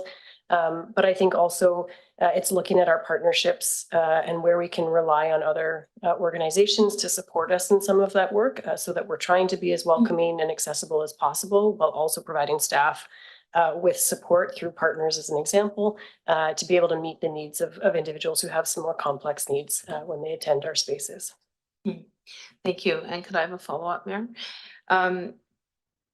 Yeah, no, I'm really happy to hear that. And my question was to be intended to be supportive and not to make our staff feel like you should be doing more to address this situation. And hopefully that's the way you received it. I just think that that there's also the piece of, when I say that this is around urban issues, that the assumption is that it's all coming from the folks who are experiencing challenges. But as we know, a lot of the pressure and comments, negativity and toxicity is coming from people who are upset about that. And staff are having to manage that in addition to possibly the vicarious trauma of being around people who are really struggling. So it's like this double whammy. And I think it's unfortunate that we have these systemic issues, but I think we do need to make sure that we're investing in that support for our staff. And it sounds like you've got some great things underway, but I just wanted to emphasize that it's really important for us to prioritize that. Thanks. Thanks, Councillor Morin, and Councillor Jolicoeur. Yeah, thanks, Mayor. Thanks, Councillor Morin, for speaking to that. I fully support those comments. Yeah, I really appreciate this slide. It helps, I think, for us to understand the growth of the corporation, the city. That is also reflective, I really heard in the staff presentations today that we have, I mean, we obviously have a very full strategic priorities for the city. The OCP, there's quite a lot there that's demanding a lot of time and resources of the existing staff. And so although this list is quite long in terms of net new FTEs, I really appreciate staff clarifying really specifically why these are necessary for the plan that we've set out for them. So I did want to just speak to that. I have one question about this list. I think because I didn't see it in the staff reports this year. I do, if I think back to last year, but the land agent. And so what is that for again? And where is that in the budget that we have in front of us? I know that we talked about it last year, but if I can get clarity on that, thanks. Ms. O'Connell? Thank you, Councillor Jolicoeur, for the question. This position, it's interesting. It kind of predates you and I. And it was a recommendation that was made quite a while ago through basically an HR process that was working with an external consultant. When I started with the city, the land portfolio sat in the purchasing division, and the purchasing division was actually part of corporate services at that time. Under the previous administration, the decision was to align or reintegrate purchasing back into finance, but to leave the land portfolio in corporate services. And the intent was to request a position to undertake that work, which is managing all of our agreements, our licenses of occupation, our statutory right-of-ways, our easements, anything to do with a tenant, as well as setting basically policies around that. Unfortunately, there was a decision at that point made not to forward those requests to fund that position under the previous administration, and the position has been unfunded. And it's something that I have taken on, not even off the side of my desk, but maybe off of the floor in the office. And a lot of it actually on the recreation, culture, and community services side is being done by the manager of business admin. So Ms. Chan is the one who's dealing with all of the lease grants and things like that, but every other rental facility and or land-based agreement flows through myself, aside from some more simplistic ones coming out of public works or development services. As a follow-up, so I have your corporate services budget in front of me here, which there's no line item here for land. So where is that? It would be under the compensation total under corporate services. So because it was identified last year to be in this year's budget, it's not a net new increase. It was previously approved in the 5-year plan. So it's not a change. Yeah, sorry. So we've got all your departments, right? IT, corporate, HR, comms. It would be under corporate services. It would have been in the PowerPoint presentation from last year, as last year's net new request. So I only highlighted the net new requests from this year, I believe. Okay. So thank you through Chair. And perhaps Mr. Langemeyer, I think the question is within the overall budget, the monies related to the land agent is in which section, Mr. Langemeyer? Would you know? It's looking it up. So it's accommodated in the overall wages and benefits section of that function.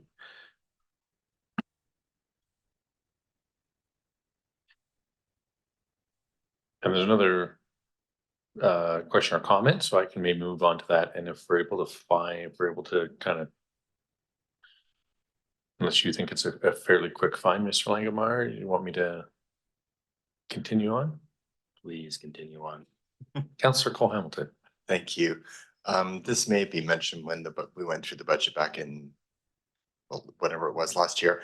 The communication specialist position can you just let me know a little bit more about that? What their role will be?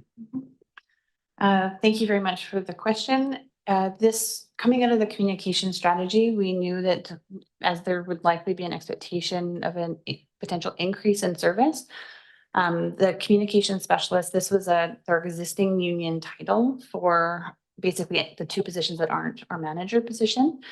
And essentially it was a placeholder until we knew exactly what the communication strategy would recommend based on the needs identified through the engagement of the strategy. The position has actually changed to a communications and marketing supervisor position based on the recommendations of the strategy itself. And the types of things that this person would be doing would be working with the various departments to identify the most appropriate communication approach based on their various projects. Due to the volume, though, of the number of projects that are being undertaken, especially post-COVID, the addition of this position is growth only. It's not a service level increase. Essentially, even with the addition of this net new position, we're still looking at either a maintenance and or potential decrease in some communication processes. So as an example, we ran through the model that was referenced in the communication strategy, the operational modeling, and it showed us at over 200% over capacity for the first quarter of 2024. And that was assuming the addition of this net new position. So we are making changes. We're working with the various departments to look at equally spreading out the different initiatives throughout the year to try and mitigate some of those impacts. But really a lot of the pieces that come through the communication strategy, you're going to see us looking at how do we implement or meet those targets over time, because it's definitely not the strategy is done and therefore we can implement right away. So this position is essentially a growth position, and then we've created it so it can address some of the like the allocation of who does what and how they advise, and it takes a bit of the weight off of the manager as well, because the manager is taking on more significant projects like the brand standards, the communication strategy, engagement strategy, the website replacement, and those types of things will continue on into the future. Okay. Thanks for that. And Councillor Jollicoeur. Yeah, thanks, Mayor. A question for finance staff, just given the last comments around the inclusion of the land agent as not being demonstrated in our current budget in front of us as a service level impact or a growth level impact. Is that safe to assume that all the positions on the right-hand side of this slide that was included in the 23 financial plan were also not included under service level impacts and growth in the 24 budget in front of us? It is not safe to assume anything. I looked it up.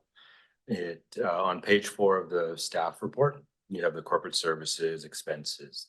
About midway down, right underneath information technology, you have the line for corporate services. The position does fall in service level impacts this year, under the $192,000 line. Yeah, yeah. Okay, and these other positions? I'd have to look at everyone individually. Right. This is the first year of this program, so bring over items that were in 23 into 24. It was sometimes, where does it make the most sense to fit? And we tried to present the information what made the most sense. But through the mayor to Councillor Jollicoeur, I'm not clear what your question is. The one reference to staff position, the land agent is a net new with new and growing work. So I'm just not sure exactly what you're asking. So these are our bylaw officer area is growing workspace, communication specialist, growing workspace. Supervising accountant is a reallocation of some a change by about 0.4 of an FT. I'm just not clear exactly what your so my question it was referring to the fact that there was an indication that that position was not demonstrated in this budget because it was in last year's budget. So I just wanted to make sure, because I've gone through the staff report assuming that any new FTE would be demonstrated in either service level impacts or growth. And so I'm just wanting to clarify that there's not any other position that would be hidden in the base budget line, the second column. From a previous budget that just hasn't actually been hired yet, or that position been fulfilled? I would say that's reasonable. So when we opened the budget in the software for the first time, we took the 2023 base budget. So if there was items that were previously approved, we would have to re-add them in again. So they will show up in those inflation, growth, or service level impacts. Okay, thanks. All right. Any further questions, or we can move on to the next section? Excellent. So I'd like to highlight that we're on slide 112, 108. I tried very hard this year to get the numbers correct. But it turns out when we have the entire agenda in a PowerPoint, it buggers with my numbering. So special projects is the first time that we've broken this out. In the past, it was always buried in operations, and what it would do would make it really challenging to look at what your operational spend was year over year, because you had these, you know, it's sometimes $170,000 project that was 1 year, got it done, and then your budget, you know, just plummeted. So breaking out we will see this going forward, and it sounds like it would be very helpful to show, you know, what is a new project versus what is a project that has been carried forward. And so it also shows like all the interesting stuff we're up to. The capital plan is so easy to show by project what we're doing. I find this is a good tool to show those soccer slides that aren't capital. What are we doing? And this is place here just to highlight on it. And I wanted to bring this item back. There was a question that came from the community a while back on, you know, what's happening with the growing communities fund that the city received in the prior year. And it's tough because it's not a single slide anywhere in this year's presentation because it's last year's money. But I wanted to reconfirm with the public that this is where council has directed the money to be spent.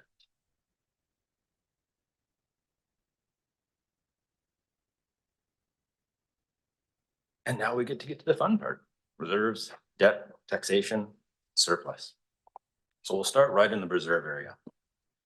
So 2023, the city put $3.3 million into reserve. We're increasing that by about $700,000, about $4 million. You'll notice, and that Director Shaw will be happy with this, the machinery equipment reserve. With those change to how we're doing the fleet, we're also matching the required increases to appropriately fund the fleet. The machinery and equipment contributions were relatively stagnant for many years. Price of equipment has continued to rise. And so we did work on that and noticed that if we continue at these rates, our reserve is going to be nothing many years out. And that doesn't work very well. One I really want to highlight is the Sustainable Infrastructure Investment Plan. So that is information that will really be presented to council through this year, but it's a reserve contribution to have sustainable infrastructure for the long term. It represents 1.5% of prior year's taxation. And you'll notice that continues. It's not a stagnant 1.5. Each year it's 1.5 of prior year's taxation additive and additive. It's planned to go on for about 10 years and then stabilize. With, or if council adopts this financial plan, capital projects in the later years that were funded by debt, we'll likely see those switch. You know, I wasn't able to presuppose council's adoption of the SIP, so I was not able to reduce those future year borrowing projects. You know, if we go with this plan, once council has more information, once the financial plan's adopted, we can see those changes. So I do want to bring some attention to debt. Just like I said, future years capital projects really relying on debt because reserve contribution levels at the current information we had in 2023 to inform our 2024 year didn't support any other method.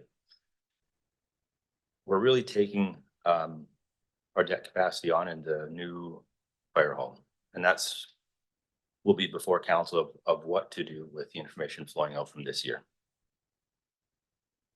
What does that mean for our debt servicing?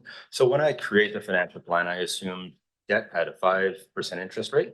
Currently, it is sitting at 4.39, which is fair, and I assume a 20-year lifespan. Looking at the fire hall, that one, we'll have the decision, does 20 years make sense or does 30 years make sense to just bring that annual payment down? It's a trade-off though, as you extend the years of amortization, you pay more interest over the long term.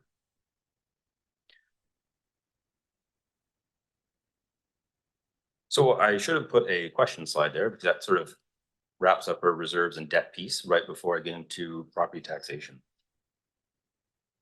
So are you asking if there's any questions? I Councillor McCollum. Yeah, one question that I had, kind of going through this report that I think is fairly related to what you have on this particular slide is that, yeah, property tax is absolutely the main, revenue source and the only one that we truly have full control over.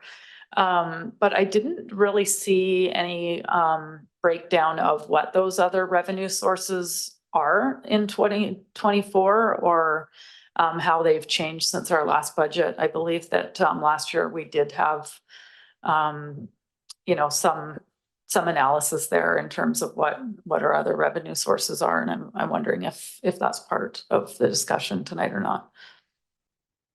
It is not. Main other revenue sources are fees. So like our recreation revenue and other places, government grants. I can provide more information on that at the financial plan report. But seeing or hearing no questions on tech or on debt and reserves, I'm going to get right into property taxes. So I always like to bring it back to the basics. Property taxation is the main method for municipalities to raise our funds. Property tax system isn't perfect. It's used as a proxy to determine one's ability to pay. It can be considered a wealth tax. I always like to bring this up. We only have half of the property tax equation. We set the tax rate, the assessments, the other half set by BC assessment. Times the two together and you get property tax revenue. This brings up the really good point. Property tax rates are not very comparable from community to community because each community has different assessments. Again, property tax rates are very hard to compare year to year because your assessments change year to year. What we can look at is how the market changed. 2024, we see in that far right column, our residential properties actually overall fell in value by 1.6%. You can see going back several years, that has not occurred. We've had increases of 29% in 2022. And even going back to 2019, we saw substantial increases. Looking at the commercial market change, it is more stable, you know, hovering on that 7.6% minus 2021 where there was that decrease. So when you look at, you know, how much taxation is coming in from the commercial properties versus residential, this becomes a very powerful tool. The second table there is our non-market change. So this is the new assessment that's being taxed. There's the growth.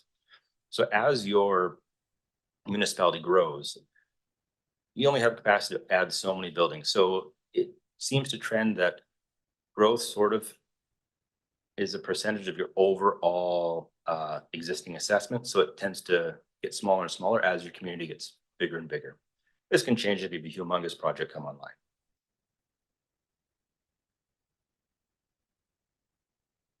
Taxation revenue estimations from non-market change, we're looking at about 433,000.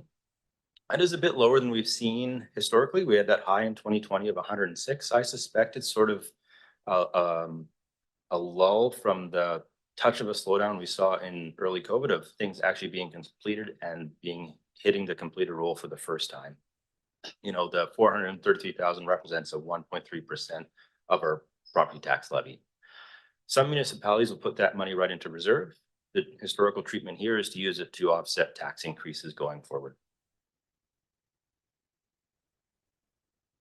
This slide is where we can really compare how much are residents paying to how much commercial properties are paying.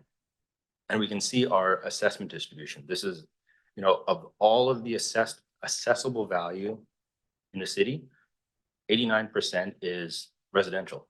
But if you look at the tax burden, the residential class only contributes 65% of the taxes. You can see where the commercial class, representing 10% of the assessed value, is contributing 33% of total taxation. And notice the different trend in your assessment distribution. We've been slowly growing on overall how much residential assessment we have. Comparatively, the commercial assessment hasn't been keeping up in the same growth or value change. And so as it's shrinking, you know, overall, they're not contributing as much to the same property tax burden. You know, looking back to 2019, you can see that they were contributing 35% and it's kind of shrunk to 33.7.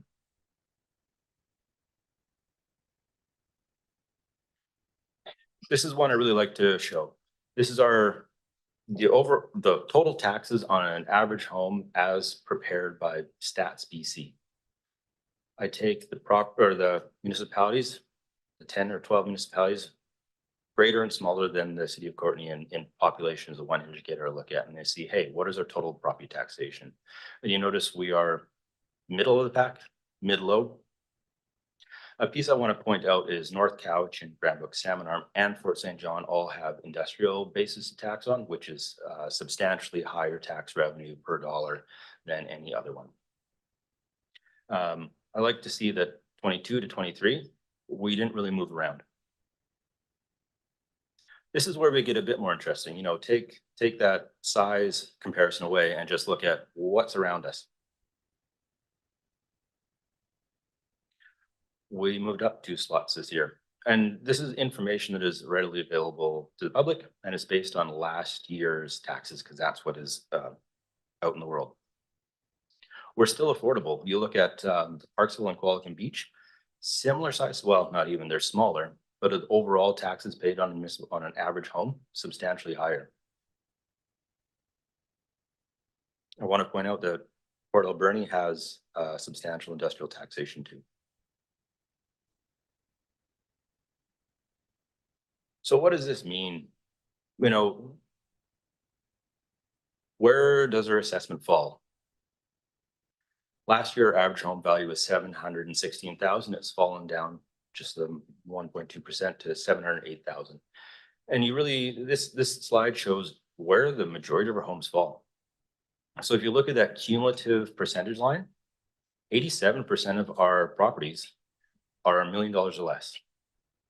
You know, over half or $750,000 or less. So it's really, where does that person live that's talking to you as a counselor, and what are their what's their home value? What are they comparing them to? What is their tax bill?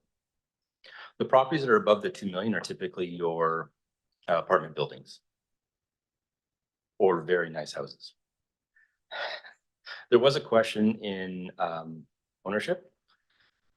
I like to see this information, the change in ownership age. We're able to pull our homeowner grant information. If you are eligible for the enhanced grant, you're over 65, and you have a few other pieces to hit. The number of owners that are under 65 is slowly falling. You know, it's an indicator of what's happening in the community. It's not a perfect indicator, but it's an indicator. You know, if you look back to 2012, 57% were under 65. 2023, only 48% are under 65.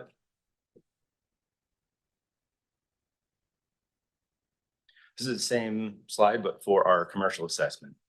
Within our downtown core, the majority of properties are valued at that $1 million to $2 million range. So that's really our downtown. We have a humongous amount of quantity of properties valued at below $2 million. So that first line that says cumulative, if you look at the $2 million interval, 89% of individual properties fall into that. But what we have to really consider is the assessed value. Going further over, we can see that of those $2 million valued properties, they only represent 41% of the total assessment, even though individual ownership properties is 89. Once you get into that $10 million plus, those are your really big properties like Driftwood Mall, the Walmart complex, substantially different in comparison to how much they pay in property taxes, but also they're only one person that can come and talk to council versus the many that are representing the downtown core and what property taxation is doing. So what do you really like this one? What does this all mean? The city requires $36,500,000 to balance a budget. We need $5.3 million more revenue this year, which represents, if we were to take it all from property taxation, a 17.2 property tax increase.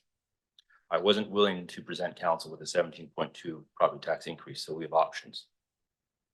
We go with pure taxation, we decrease spending, or we go with alternate sources of funding. So this table is included in the staff report, and it breaks down, you know, what our revenue requirement is at that top row. $36,525,000 change from last year. And then we use of the alternate funding sources. So with breaking out all the special projects, I have proposed to fund those from surplus. A number of them are carry forward and a number of them are really one-time items that are not coming back in the next year. Of that, we're using $1.3 million of surplus. Next, we have a line that says surplus general. That 536,000 represents what we're taking from prior year surplus to simply reduce the current year property tax increase.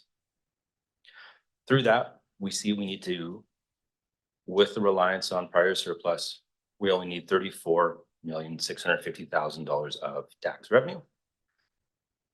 Of that, $3 million can come from existing taxpayers having their taxes increased by 9.7%. The other piece is the non-market change, $444,000. These are properties being taxed for the first time. Like I said, some municipalities would have put that non-market change money into reserve. We're using it to reduce our overall property tax increase, which brings us to our discretionary change, what I call is where council can make the changes on what we want to do to 9.7. What's the impact on a single residential dwelling? It's about $1,800 in property taxes paid to the municipality. That does not include any of the other taxing authorities. That's just our piece.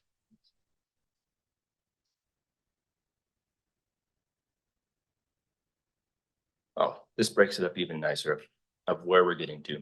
So taking to the use of non-market change, the use of surplus for general and the use of surplus to fund special projects, or actual overall property tax changes, just over $3 million. We propose to use about 15% of our available unappropriated surplus balance. And that brings our tax increase down from 17.2% to 9.7%. When we take in all the changes to the utilities taxes for an average home in the city of Courtenay, it's a $370 increase over the prior year. And I want to end on this one. So it's challenging to look at that big property tax change, but looking at the comparative communities, Courtenay is still an affordable place to live. You know, looking at sizes and even the local comparative communities, we're right in that middle of the road alignment. Current service levels are maintained, strategic priorities are actioned. We have a substantial capital plan and we have improved contributions to reserves. So we know there's going to be continued pressure over the next 5 years for different services, different capital projects, different legislation changes. And, you know, this financial plan brings in a little bit of improved budget engagement. And I want to leave it with that for now. I have one more slide on the next step after this discussion occurs. You're asking questions now? Yeah. Where's the fancy questions slide? All right, Councillor Hillian. Thanks, Mayor. Thanks, Adam, for that comprehensive presentation. How do we determine that 15% is the amount for prior year surplus to be used? Is that arbitrary or is it is there some formula that suggests that 15% is an appropriate level? It's not a formula suggested. It was a number that left us with what I felt was a safe amount for that unexpected. We're consuming 15%. We can consume less or more. We're not depleting it. But you notice over the next several years, we're still relying on the reserve. So if we hit it harder in the first year, it'll increase the requirements to hit it next year and next year and next year to push off that continued property tax increase. Would it matter what the size of our surplus was? I mean, if it was small, if we had a small surplus, would we still be looking at 15% or? So what I base the decision on is the known surplus at the end of 2022. I am aware of what's going on for 23. I don't rely on those numbers until they're absolutely finalized. So I start from a very safe number we know. I'm aware we're not at risk of running a very big, like a substantial deficit in 2023. So it's reasonable to use the 15%. I will admit it is on probably the conservative side, but it's where we put the city in the best future financial position. Okay, thanks. Great, thanks for that. And Councillor Cole Hamilton.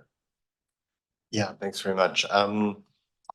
So I guess I certainly appreciate the importance of reserves, and I guess I was wondering, is there a slide that tells us what our reserves are? Because I guess it's difficult to like sort of across the categories, unless I somehow zoned out and missed that. The different reserve funds that we have. There isn't a slide in this presentation that gives the current balances. We have what we're contributing to the reserves, and it was earlier on. Yeah, no, I saw that. I guess it is, as we think about the big picture of our reserves and building them up, it would just be really helpful to know, what they are. And that's not information that we have available at this Not moment. at this time. Okay. Great. And okay, Mr. Garvin. Thank you, through the mayor to council. We've got a couple of questions around the calculation of reserves. You've just been at the regional district table where every single service has its own individual financial plan, and the reserves are they're set up to particularly do that. We had unfortunately a significant staffing shortage in Mr. Langemeyer's area right now that impacted our ability to do that. The reserves are a combination of data that couldn't be pulled together just at this point. By the time we are in the closer to the adoption of the financial plan, which is envisioned through the motions in this report, I think we'll have some better information. All right. We also are going to potentially, I would expect at this point, have to extend our meeting past 9 p.m. I do apologize. If somebody can make that motion, and Councillor Schulker, you just happen to be next. Sure. Now? Great. A motion to extend the meeting to 9:30? 10? Yeah, let's do 10 p.m. Okay, it's been moved and seconded. I know it's a hard question to answer right now, but all those in favor? And that passes. Yeah, and I mean, I'm really glad that we don't have to get something to the province by May 15th, because I really appreciate it today. And I have, even though I had a lot of questions that were answered before and during, I still have a significant amount of questions as it relates to the fact that I'm not super comfortable with the 9.7. I also am really happy to see that we are making inroads to the strategic priorities that we've laid out for staff. And so, I mean, just, building on what Councillor Hillian and Councillor Cole Hamilton shared, knowing the reserves that we have, I think is information that would be really useful in deciding whether or not this is an appropriate tax levy on our citizens right now, to fully understand what the coffers of the city are. And I would say beyond the reserves, I think I would like to have an understanding of what our total cumulative year-over-year surplus total is. It looks like there was 10 million that we were told about last year. It looks like we're going to be having more this year. And, to Councillor Hillian's point, there's an assessment that's been done around how much of that surplus we should use, but that's based on, and this is a question of clarification, that percentage of surplus to be used is from the prior year or prior years, the cumulative of surplus over the last 100 years. What are we talking about in terms of the percentage that's used, and do we have a total of how much is in the bank for surplus year over year? Yeah, that was a good question. It is considered the prior years because it is the representation of, since the city was incorporated, what surplus is on hand.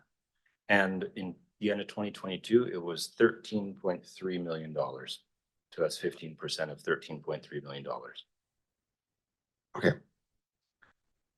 I have another question about with regards to where the reserves are. The prior surplus is really the only available reserve to reduce the overall tax increase.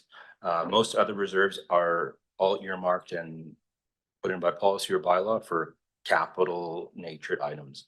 And if you would notice in the later years of the capital plan, a lot of the projects are funded by debt because there are not adequate reserves to fund those from our reserves.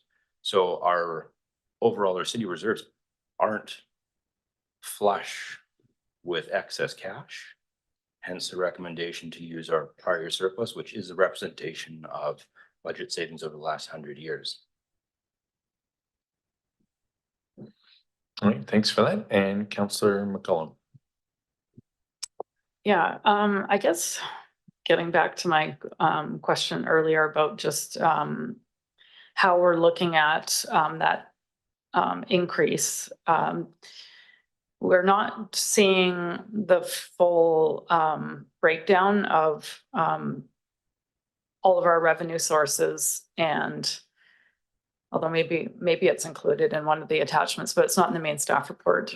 So I'm not totally clear on it. But could you tell me that 5.5 million, that if we were to levy that full amount strictly as a tax increase, which is only looking at a portion of the revenues, is that 5.5 million that's laid out in the staff report, assuming that the rest of the revenues are the same as 2023, or are there revenue changes that we just can't see because it's not the part of the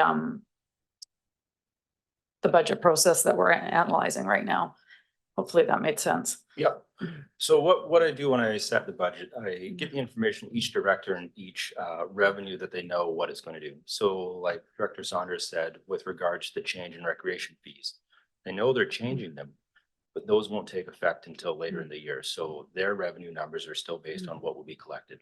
So all the other revenue sources are updated to the best of the director's knowledge of where they expect to be. The tax number is the last calculation I do. It essentially takes our total shortfall is $5.355 million. So to balance it would be a 17.2% tax increase. Alternatively, we could use a surplus. Yeah, so I guess the only question I have around that then is like, where is this high interest rate environment falling into these calculations? Looking at one of the information pieces that I received leading up to the budget is that we're benefiting from basically high interest savings accounts or cash on hand. And I'm wanting to understand, is that, I mean, it's likely a temporary scenario, but it will probably last through 2024. Is that already baked into these numbers, or is that something that we'll see kind of fall out in an unspent surplus at the, when the audit for 2024 occurs? That is a really good question. So the interest revenue, for the most part, it is earned through the reserve holdings. If a reserve earns interest, our practice is keep that interest in the reserve. For example, not for example, but to consider the unappropriated surplus, it's $13.4 million. The interest on that would flow right back into the unappropriated surplus. With regards to what the assumptions were for interest revenue, they were brought up some, but at the time, we're seeing, like you had mentioned, that we'll likely see those drop off. Will that actually occur? I don't have the best crystal ball to forecast that. Okay, yeah, that makes sense. Thank you. Thanks, Councillor McCollum. And Councillor Cole Hamilton. Yeah, thanks. I'm trying to wrap my head around what the total prior year surplus is, and I just think it's useful to be able to understand that, so we know what we're dealing with. And you're saying it was 13.3 million at the end of 2022, and I know we did, and the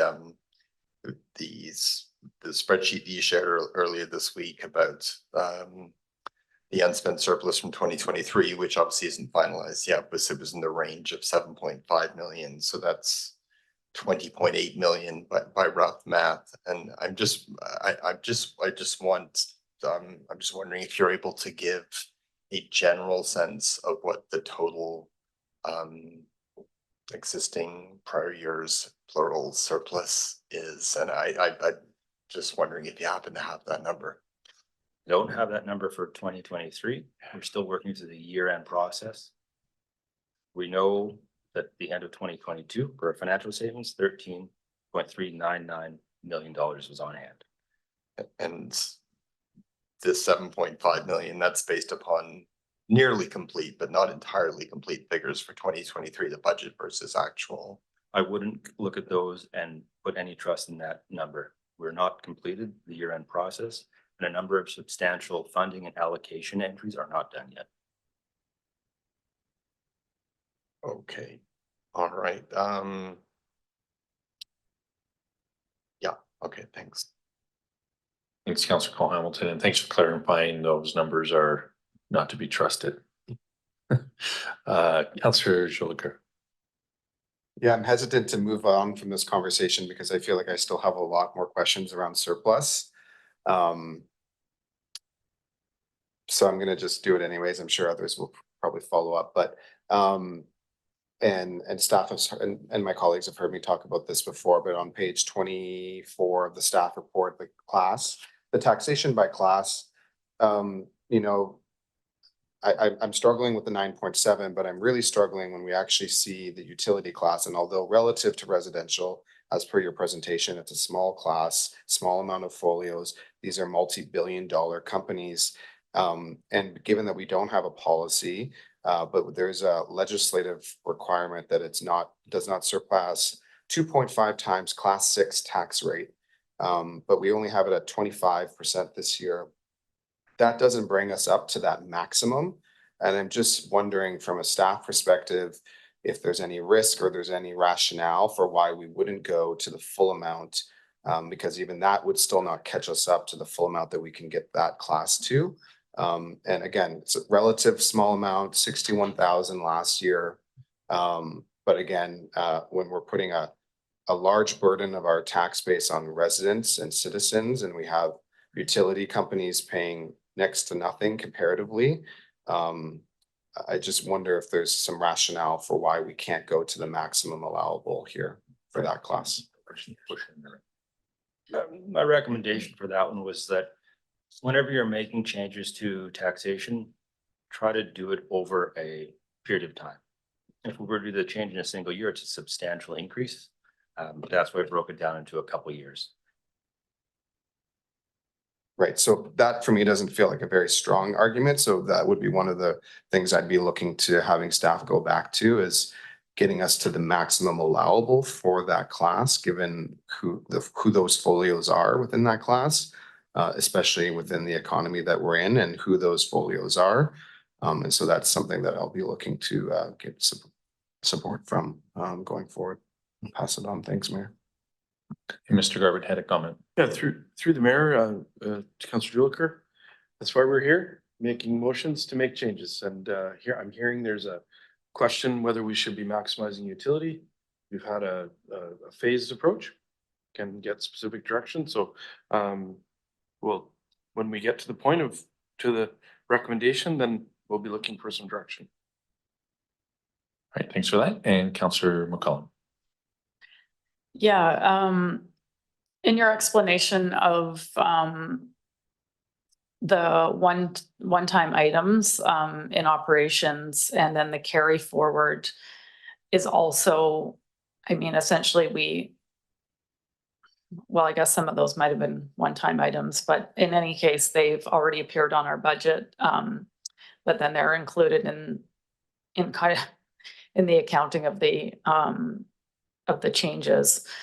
And what I am trying to figure out from this table is, what is the total of all the one-time items plus the carry forward? Does that equal, I'm just flipping, does that equal to the 1.339, or is the special projects funded from surplus just the one-time items, or is it both those columns that are in the budget? It is a very muddy mix. The recommendation to use surplus for the special projects, those are ones that aren't funded from another source. So a number of the planning special projects had other funding coming from it. So that I wouldn't recommend to fund those from surplus. So it's all the ones that exist. They may have existed in the prior year. And so in my eyes, when I presented this, it is very reasonable to use prior year surplus for these one-time items, because at times they've already been taxed for, but haven't been done. So let's use our surplus to pay. So all the one-time items that are basically part of taxation or not funded through another revenue source, plus all of the carry forwards, is that all included in that 1.33 million? I don't want to answer that. I want to check my numbers before I answer that question. Okay. Thanks. Okay, and Councillor Hillian. Thanks, Mayor. I just want to make a few general comments. First of all, I appreciate the incredible amount of work that's involved in the preparation of the budget and by all departments, and really value the services that our city provides. But it strikes me that we are living in difficult times where many people are stretched, and in the presentation, it was indicated that the property tax is a combination of two factors: the value of a house as determined by BC assessment, and the taxation rate is determined by the budget that the city needs to raise. Of course, the other variable that we have no way of accounting for is individual people's ability to pay. And that varies from house to house. We have people who are house rich but cash poor. We have people like myself who have two incomes and can easily manage this type of an increase. But we're looking at an increase when you calculate the utility cost into it of 11.6% for the average house.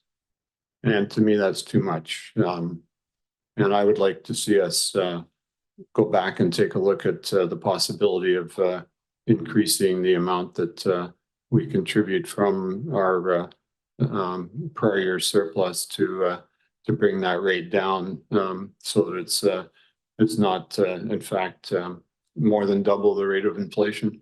I think that that's something that we can manage. I mean, I obviously haven't thought through all the implications of it in terms of what we do and what impact it has year over year into the future. But that's something that I would like to see brought back for some consideration by staff before we move forward with this year's budget. Thanks very much. Thanks, Councillor Hillian and Councillor Moore. Thank you, Mayor. Wow, I think Councillor Hillian was looking at my notes and he said everything so well. So I'm gonna try not to repeat too much of it, but I mean, I had the same comments around people who are house rich, money poor, and I do think that that's a big factor, and the comments are often, well, if you have a lot of, a higher priced house and you're on a fixed income as a senior, you can defer your taxes. But many seniors, particularly, people of my parents' age, if they were still alive, would look at that as they're not gonna be providing as much for their kids down the road. There's a lot of pride around, ownership of a home and not wanting to do those things. So those are some of the things that I thought about, and just the feedback that we received, which was around keeping to the inflationary rate, which Councillor Hillian talked about. So I guess I'm in support of also looking at that, seeing if we can use more surplus. And having said that, I also don't envy your job and I think you've taken a really responsible approach and so I don't want to be critical, but I also think that, I mean, if we give direction, then you can blame it all on, you know, you can, we're the ones that will take the heat. Yeah, I mean, I don't want to underappreciate the work that goes into trying to come up with a responsible budget. But I also think that we should look at ways to lower that rate because people do look at the rate and they do look at the utilities on top of it. So I guess that's what I'll say for now. Thanks. Thanks, Councillor Moran and Councillor McCollum.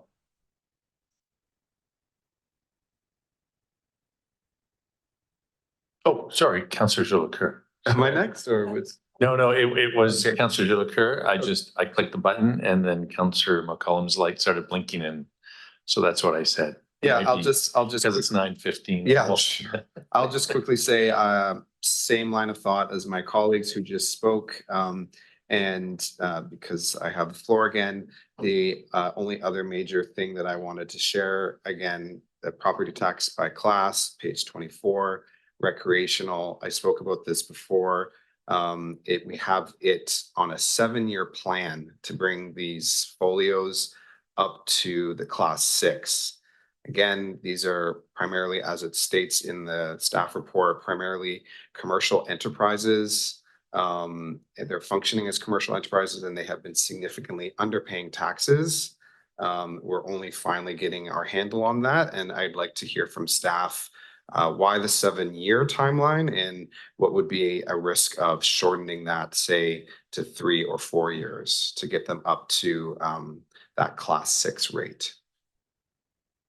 I can totally speak to that one. So if you look at the tax rate that they're in, it was very much based on the residential class. And so the 7-year time frame is a result of a 25% tax increase per year. But since we're starting from such a small tax rate number, it's taking so much longer to get to the higher end. If we go with a shorter span and a higher increase per year, it just puts a burden on that commercial enterprise to make up that change in taxation quicker. Okay, so, okay, there's no rationale other than just to give them space to get accustomed to paying more taxes. Okay, thanks. And now, Councillor McCollum. Thanks. I guess I want to weigh in and kind of summarize my thoughts on where we're at. I do think that, you know, we're going to be feeling the impacts of inflation. And yeah, there is a different inflation number this year than last year. But as Kyle pointed out, we actually kind of have a longer tail with how we're impacted by that inflation rate.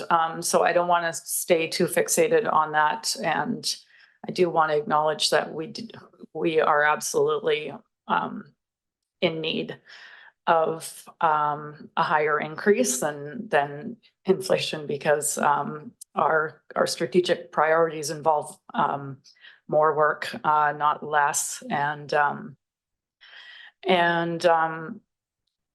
we need to think ahead with our capital plan, and that we probably haven't, as a city, put away as much in our reserves as maybe would have been prudent. So while I'm not completely comfortable with 9.7% on top of a prior year with the same, I do think that, you know, we need to be cognizant of exactly how far we want to try and whittle that number down if we don't want to find ourselves in a more difficult situation in a year or two. But, you know, given that this year we probably will benefit, our reserves will probably benefit from higher interest rates. And we most likely do have a pretty healthy unspent surplus from last year. And we had a very good one from the year prior, mostly because of a significant grant that we got from the provincial government, I assume is a piece of that. Yeah, so I guess what I am thinking is that I would maybe like us to consider using more of last year's unspent surplus, possibly to cover the part of our capital plan that is currently, that we're currently funding with this year's taxation. Because in a perfect world, we would have enough reserves that we wouldn't be using taxation for one-time items in a capital plan, or at least that's my interpretation. But then maybe simultaneously we could look at that that new line item where we're finally addressing that 1.5% contribution to reserves, and maybe we also want to accelerate that to make sure that we're not just knocking down taxation this year by looking at the capital plan, that maybe there's a happy medium there. But based on the information that I got today, I think that we're doing some financial planning here that's going to leave us in a pretty healthy place at the end of 2024. Just, yeah, based on the fact that we generally prudently budget more expenses for our CMP than the RCMP is able to deliver, and that interest piece, I think, is going to play a benefit for at least another year, maybe not much longer than that. So yeah, that's my thinking in kind of where I'd like to see this end up when we pass it. And then I would just like to see, yeah, the wider picture of our entire revenue and expenses broken down, just because in my mind it makes more sense for me to see it all laid out together. Thanks. Thanks, Councillor McCollum and Councillor Cole-Hamilton. I think I'm probably in line with some of my colleagues who've spoken already, and I appreciate Councillor McCollum, who's a little better with numbers than many of us, being able to clarify it into a single objective of the contributions to capital projects that would otherwise have come from taxation. And I agree, I don't think we should expect the tax increase to simply reflect the rate of inflation.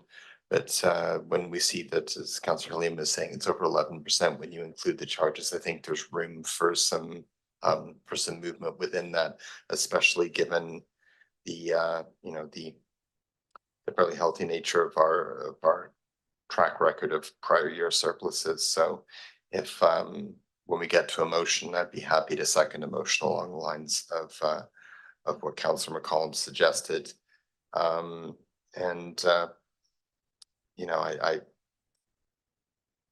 There's also a part of me that would be interested in just simply referring this until we have all the figures that we need, because I feel that, when people come to us in Thrifties and ask us why taxes went up, it's like, because we have to be saving money for the future.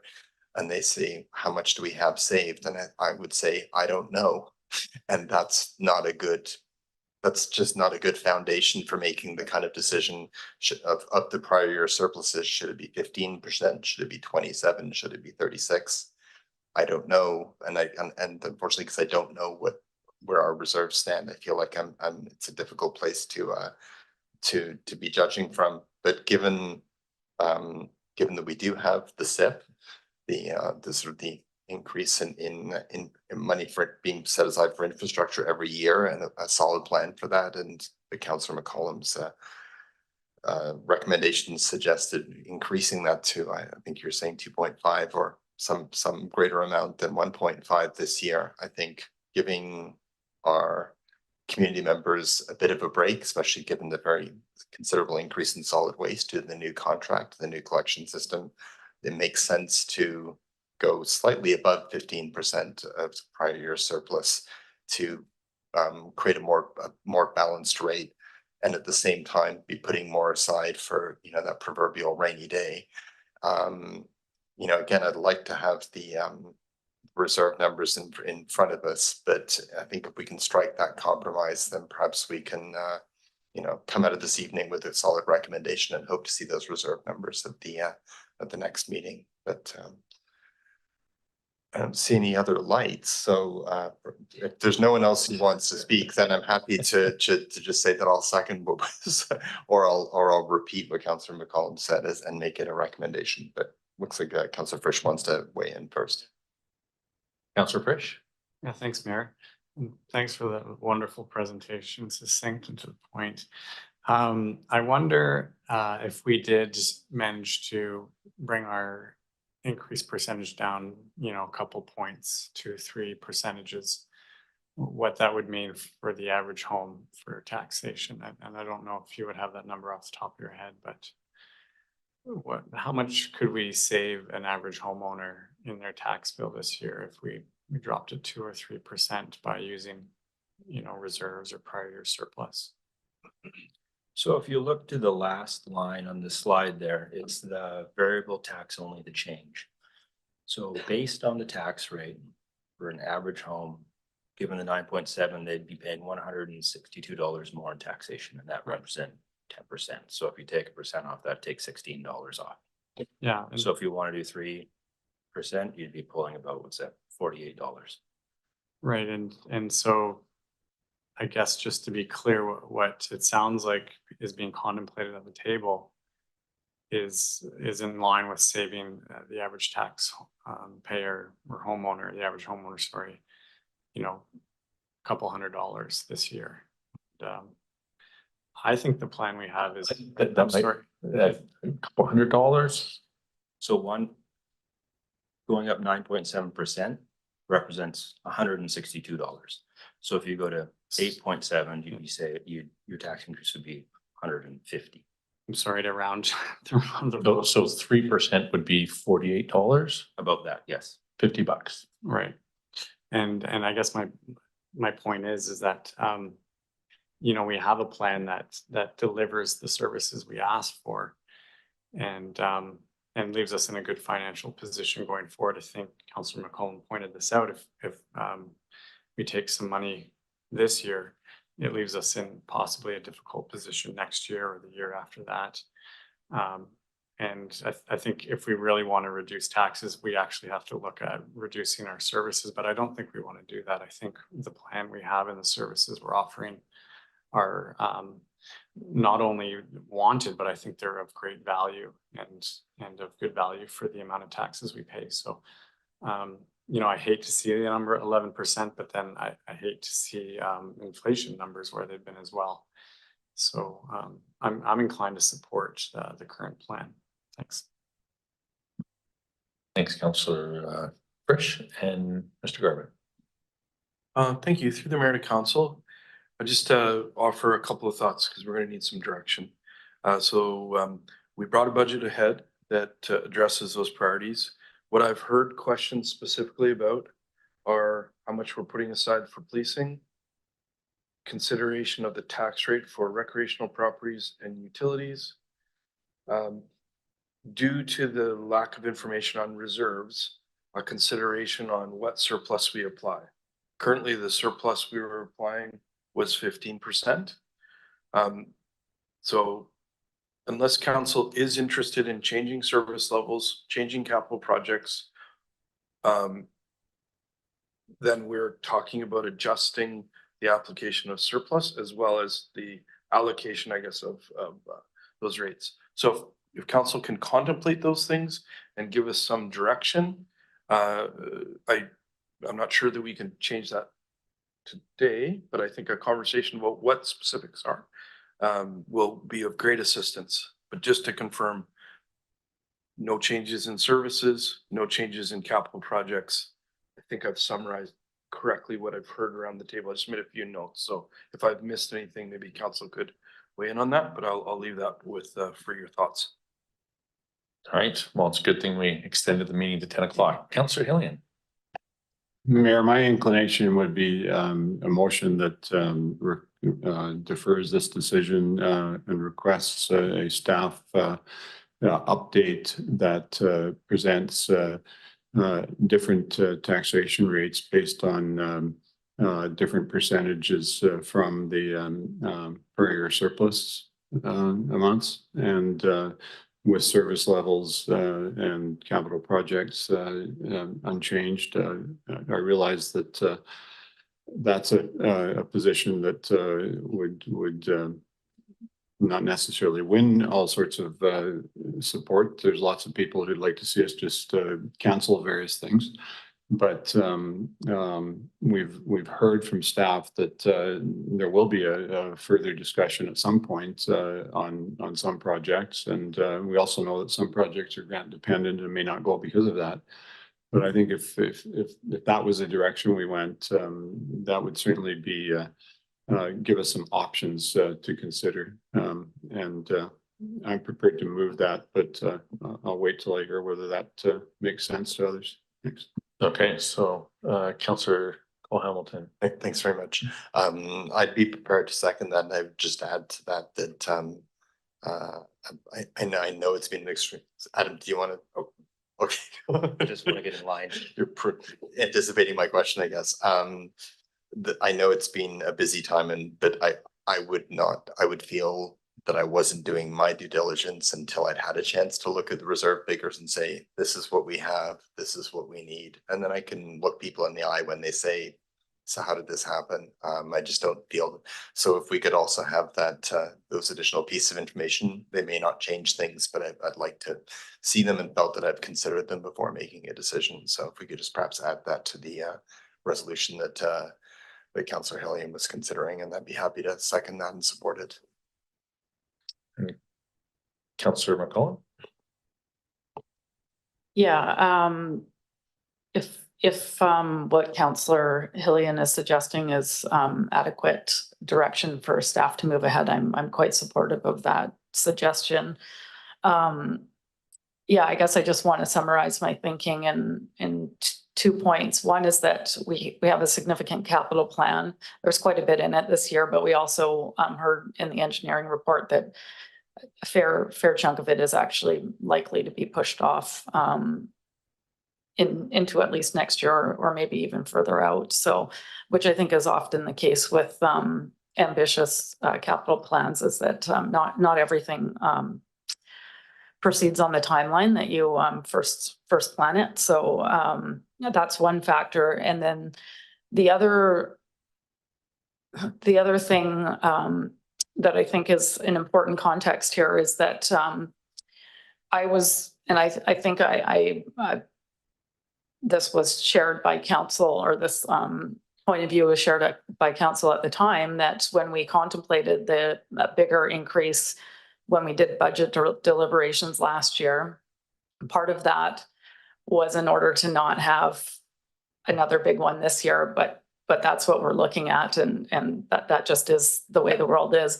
But also when we did that budget, we were not forecasting a significant surplus. I think we forecasted zero. So we ended up with more than we anticipated, but we're also looking at a much higher tax increase than we anticipated. So I would like us to kind of find somewhere in between those things, where maybe we are taking advantage of the fact that last year we did wind up with a slightly higher surplus, and maybe softening that increase to a degree. Although again, to Councillor Frisch's point, I think it is important that we are cognizant of the fact that, next year things aren't going to get any easier, and we do have some significant borrowing that's going to impact taxation when we get the fire hall project proceeding along. So that's also a consideration. So yeah, I'll leave my comments there. Thanks, Councillor McCollum. And Councillor Jolicoeur. Yes, thanks, Mayor. And I support everything that's just been said since Councillor Hillian and Cole Hamilton and McCollum. I just would like to clarify that the list that our city manager provided, that all of that would be captured in this motion that we're contemplating. Yeah, it would have to be in the motion. Okay, so the details that the city manager, that list would have to be in the motion. Sorry, at council's direction. So if council would like us to look at those aspects related to the budget that's been presented, please list that And I would actually ask for what surplus percentages, because it's a lot of work for staff to do this. So we can't run a infinite. We need some guidance here in terms of that work, because we are, as I'd said, unfortunately, a piece of information that is critical to your discussions has been impacted by a significant staff person missing. So we have to figure out how to do this Okay. in short order. Yeah, I'd support that if we can get some support in drafting that motion, just so that we have each of those items, Mr. City Manager. And while that's happening, maybe I can just speak to the idea that service levels are presented today. I think I just want to share my support for what's being presented by staff to meet that was a question that city manager had. I just want to share that I do support the service levels that we have here. I think some of my colleagues have shared the community. People are experiencing challenging times, and I really see whether it be community engagement or community safety or more recreational programming, more specialized recreational programming for youth, for example. Like there's a lot here that we're doing to benefit the community that I think are really aligned with what we're hearing in the feedback from community in terms of the priorities. And so I just want to share my support for keeping the service lines as they are presented in the budget and the capital projects, chipping away at that as we go along and accessing as much grant funding and provincial and federal funding as necessary for those projects to move forward. Thanks. Thanks, Councillor Jolicoeur and Councillor Cole-Hamilton. Thank you very much. I think it sounds like we need to put some percentages, and the percentages I understand are the 13.3 million. Sorry, the prior year surplus at the end of 2022 was 13.3 million, I believe. That's what I wrote down. 13.4. 13.4. Okay, great. 399. So extra 100,000. That's awesome. 13.4. So we could go with, and we're not even looking at the surplus from 2023. We're just going to not consider that, although it looks like it, no guarantees it's going to be a fairly healthy amount. So given that we're not even touching the 2023, I was going to recommend that we look at 15% and 30% of the 2022 total, which I think would, I think those would be two good options. I think it was 1.4 was what I'm so tired and I don't have the slide in front of me, but I'm thinking of those as two numbers. And if I know that each calculation takes effort, so perhaps we don't want to go with too many different ones, but I think that those are reasonable amounts to take, especially considering we're not even contemplating or touching any of the surplus that will be accumulated in 2023. And I'll just sort of see what my council colleagues think, because we need to put some numbers into that resolution. And Mr. Langemar is thinking something I can tell. Yeah. So what would be really helpful is we have that line there that shows the discretionary change. That is directly impacted by how much surplus we're using. So if I got direction of where we wanted the tax change number, that discretionary change number to be, do we want it 8.7, 7.7? That would allow me to reverse calculate our surplus usage. Each 1% of change in that number is about $310,000. I want to warn though, what happens when we continue to have low tax increases, it pushes the increase further and further out, and it gets bigger and bigger and bigger. Because as you can see on that top line, our revenue requirements, given the direction from council, what we're doing, our capital plan, they don't change based on how much surplus we have. So it's always a balance. I very see where council is coming from. It's like, why don't we use our surplus? Well, we can, and we can use more of it. We should be cautious of using too much. When we look at our comparable communities, we're still within that mid-range. We're not in the West Van or Squamish, where we're one of the highest taxers. It's a fair place to be. It's hard to, because when we look at a percentage change in our property tax, it looks bigger than one in a higher taxing area. So the direction I would ask is where we want our tax change to be. Prior year's financial plan was considering a 6.7. It didn't have any consideration for the SIP or the changes in service level that have occurred over the last couple of years. That's just a starting point. Yeah, I'm gonna probably recommend we take a bit of a recess, just because I think staff want to chat a little bit as well. So maybe have a bit of a comfort break, but I haven't had a chance to chat yet. So I'm just gonna say a couple really quick things. And really just looking at how things have been done historically. And you know, that focus on that lower tax rate, which I totally appreciate how that affects the people that have to pay that amount. But what we don't increase it by is going to affect us next year, because we'll be that much further behind next year. So if we're using the surpluses, then we still have to catch up. And I think that's one of the really big challenges we have as a council, is that a lot of big projects have been done, I would say, that were deferred for a long time. And we've seen those cost escalations from delaying them. And so that's the challenge when we have these costs in front of us, or these projects in front of us that we're prioritizing. And we have the potential of those surpluses, but again, by not increasing the taxes, that means that we're that much further behind next year. So that's just, for me, something that I'm always cautious with, and I'm not saying it's right or wrong. It's just that balance of, or that recognition that the lower we make it this year, when we look at having to increase it in future years, those increases are always going to be there, and they may go up because we've delayed it by a year. So that's just my thoughts. That being said, Councillor Jolicoeur. Well, if we want to recess, that can wait. I'm happy to ask my question though, while you ponder that. I have nothing to ponder, so ask the question. Yes. So I mean, to that point, in terms of planning for the future, when we had our budget process last year and this year, I think staff were quite clear around service levels of service, including increase in FTEs. And I don't recall after this year, there being significant increases of FTEs across the board. And so when I think of, we've got significant capital projects in future years, but I'm wondering if we have an understanding of, like, to your point, Mayor, like, planning for the future. Do we have an idea of, are we relatively catching or almost caught up to where the staff actually think that we need to get to for the services that we have asked them to provide through our strategic priorities? So I'm not sure if the city manager or our finance team can speak to that necessarily, but more of a broader question around service and service levels.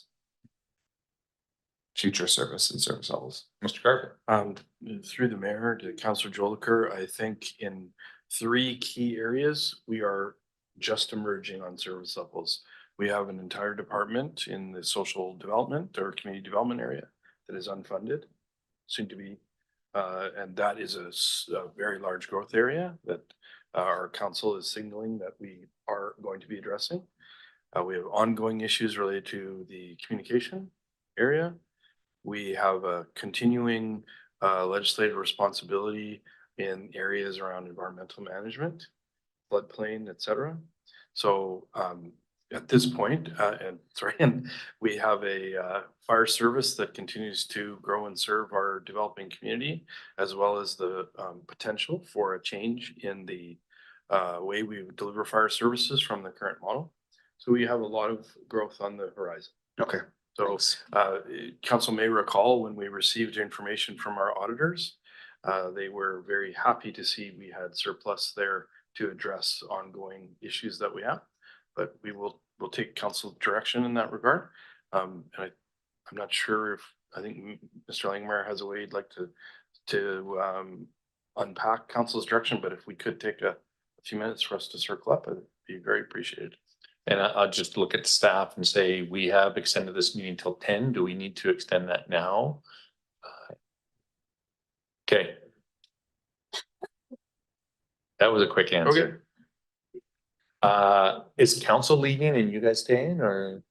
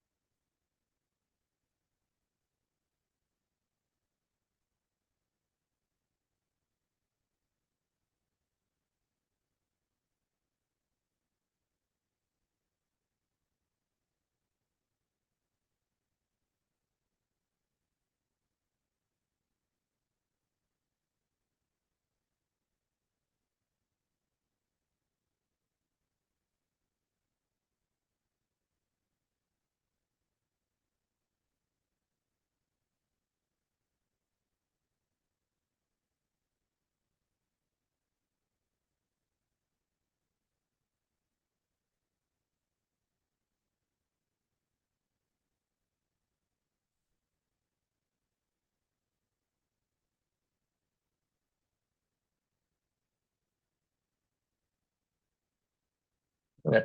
It was me.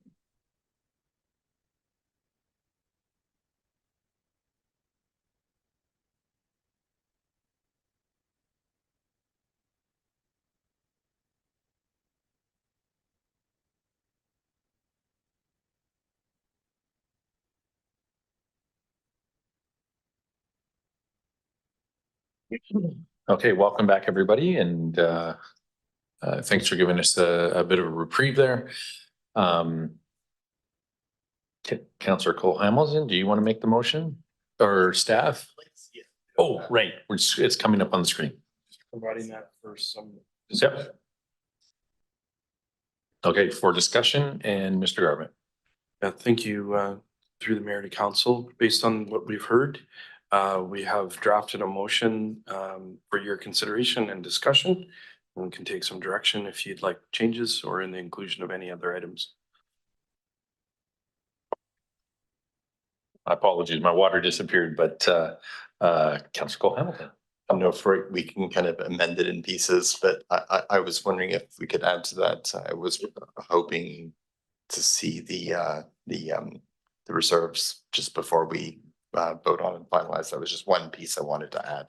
It could be a separate motion, and I believe the Councillor Jolicoeur wanted to see utilities and recreation, but going like all the way to the maximum, what that would look like. Also modeling where, anyway, I'll just turn my mic on. That's okay. Mr. Garbutt, so wanted to respond? The items that, through the mayor, to go to the two items that Councillor Jolicoeur raised related to utilities, the rates with which utilities and recreation are charged. It doesn't affect the discretionary tax change. So if we just add an additional motion in there but we need a direction as to how to charge them, if that's okay. I just appreciate that. Yeah, I got it. If someone wants to type it down so that council directs staff to report back on options to increase utility tax rate to the maximum allowable and to shorten the recreational tax rate from 7 years to 4 years. Is that okay? Does that make sense? Yeah. Okay. And that covers, I think that covers all the bits and pieces that we talked about. Not his. Oh, reserves. Yeah. So that, yeah, I can go. That's okay. And that council directs staff to report back on the city of Courtenay's total reserves and surpluses.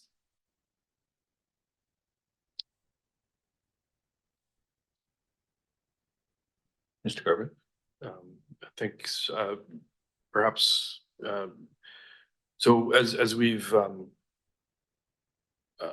briefed council, developing the reserves right now with the transition in our financial planning software is challenging, and it's unlikely we would be able to do that for the March 13th meeting. Staff have advised me that. So I just provide that to council. We're in a I had explained we have a challenge related to some staff information, and we've had a transition in our financial planning software, which is making that a challenge. But we'll do our very best to provide information for March 13th. And that's the extent of what I can explain as it relates to that. And I don't know if Mr. Langemeyer had anything that he could add. Thanks for that, Mr. Garbutt. And Councillor McCollum. Yeah, thanks. Yeah, that additional context on transitioning systems is useful, and without really having much insight into, where that process is at. Maybe if we could just get a bit of clarity, is there a concern that we're not confident in the exact numbers, or is it really that we're having to rebuild things and like those numbers aren't ready? Because if we could get some information that's like a best estimate, that would be great. But if that's not helpful, then I won't suggest it. Don't touch the screen or It's touch screen. Sorry, we're editing the,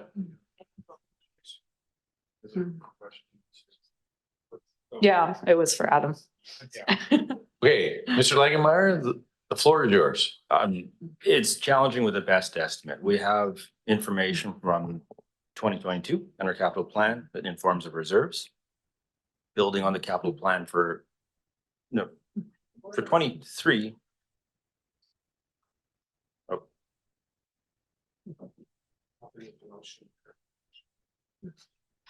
Yeah, there's an error. Sorry, we'll stay focused. I think everyone's just trying to see if we can get everything done within the next 4 minutes. Mr. Langenmeyer. I like to provide good information to council. I could provide ballparks and reserves, but will that be useful in your decision-making process? In our capital plan, we identified that in the end of the years, we're out of reserves and we're relying on debt to fund our capital projects. We don't have other operating type reserves to draw on to change our current year tax rate. So that's where I've gone with what I can provide to council. I do my best to bring what I can with what makes sense. With the transition from Excel-based budgeting to our software, where you're having to rebuild how the actual financial plan bylaw is created. And when I was prioritizing my work, the creation of the bylaw is more important because that's what we need to have to the province, what council has to actually adopt by the May 15th deadline. We might get through that process quickly, and then we can get, I'll be okay to reassign tasks to work on those reserves. It was my prioritization, given the resources I have. Thanks for that clarity. Much appreciated. All right, and in the interim, Councilor Moran.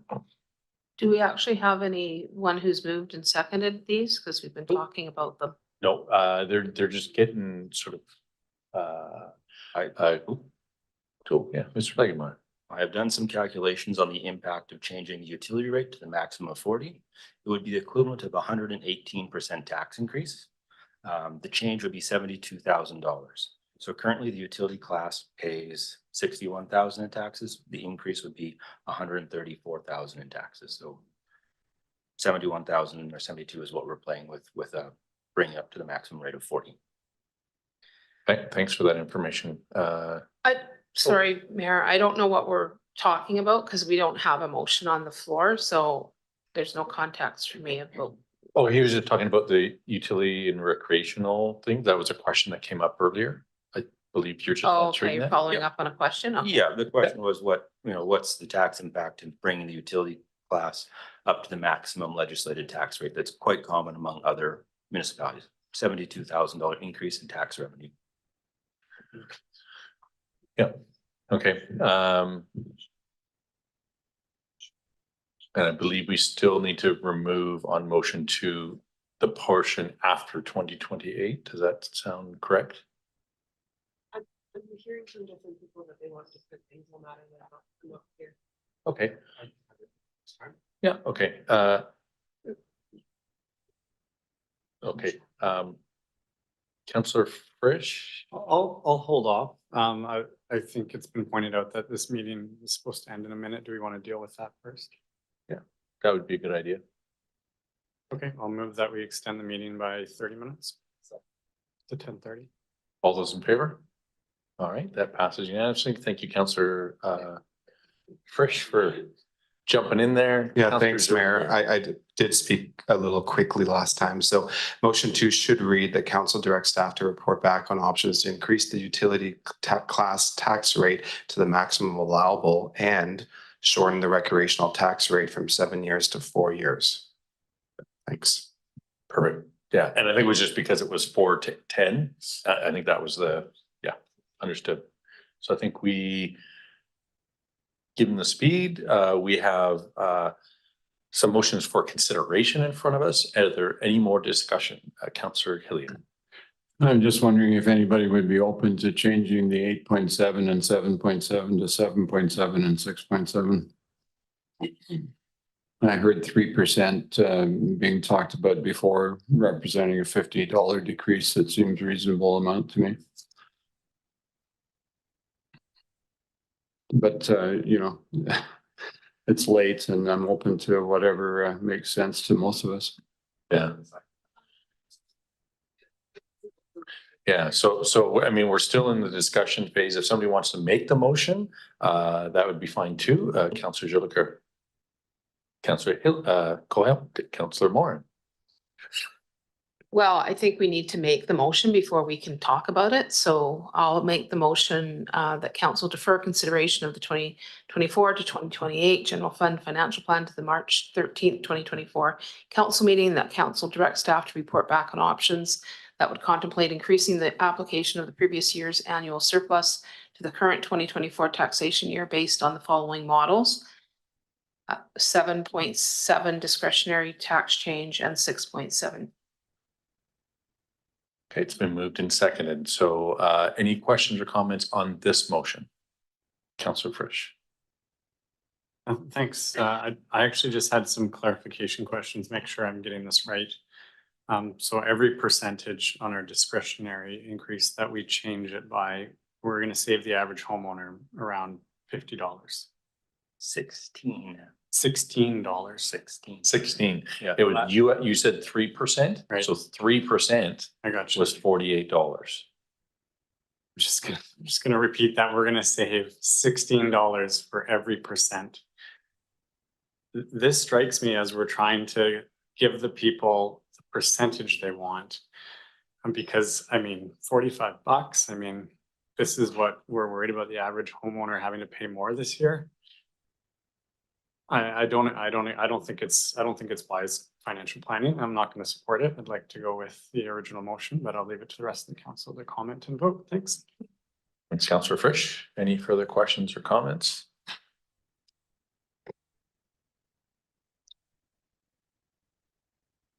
Councillor Moore. I just want to point out that this is just asking staff to come back with the information that we need. We don't have all the figures in front of us, so this is what the motion's asking. The motion comes back and we don't agree with it, then we, then we make a decision based on that. Thanks, Councillor Moore. And I think really, because there's potentially multiple resolutions here that may do a variety of things. And since we're asking for some information back, to ask for this again, to give us more options and understand the implications, I think it's likely we're not going to pass anything tonight. So for that reason, I'm willing to get more information and get a better sense of what those options are. So with that, if there's no further questions or comments on the motion as presented for motion 1 on the screen, all those in favor? Any opposed? And Councillor Frisch opposed. And if somebody would like to speak to the second one, we given what we're doing, I'd almost prefer that it be spoken. Yeah. I was being, yeah. I move the council direct staff to report back on options to increase the utility class rate to the maximum allowable rate and shorten the recreational tax rate from 7 years to 4 years. Okay, it's been moved and seconded. Any questions or comments regarding this, Councillor Frisch? And just for clarification, it sounded like you gave us this number as well. Did you calculate this particular number? I guess it was just for this year. Yeah, with regards to the utility class only, I gave you the information if we brought it up to the legislated maximum of 40, the mill rate of 40, $72,000 increase over last year's tax amount. Okay, and 72,000 is quickly in my head, that's less than 1/4%. Correct. Yeah, 1% is about 310,000. And so it's less than 1/4%. We're going to save the average homeowner less than $4. Okay, just being clear on this. I'm not in favor. Thanks. All right, thanks, Councillor Frisch. And again, this is a report really just to tell us what those options and implications are at the end of the day.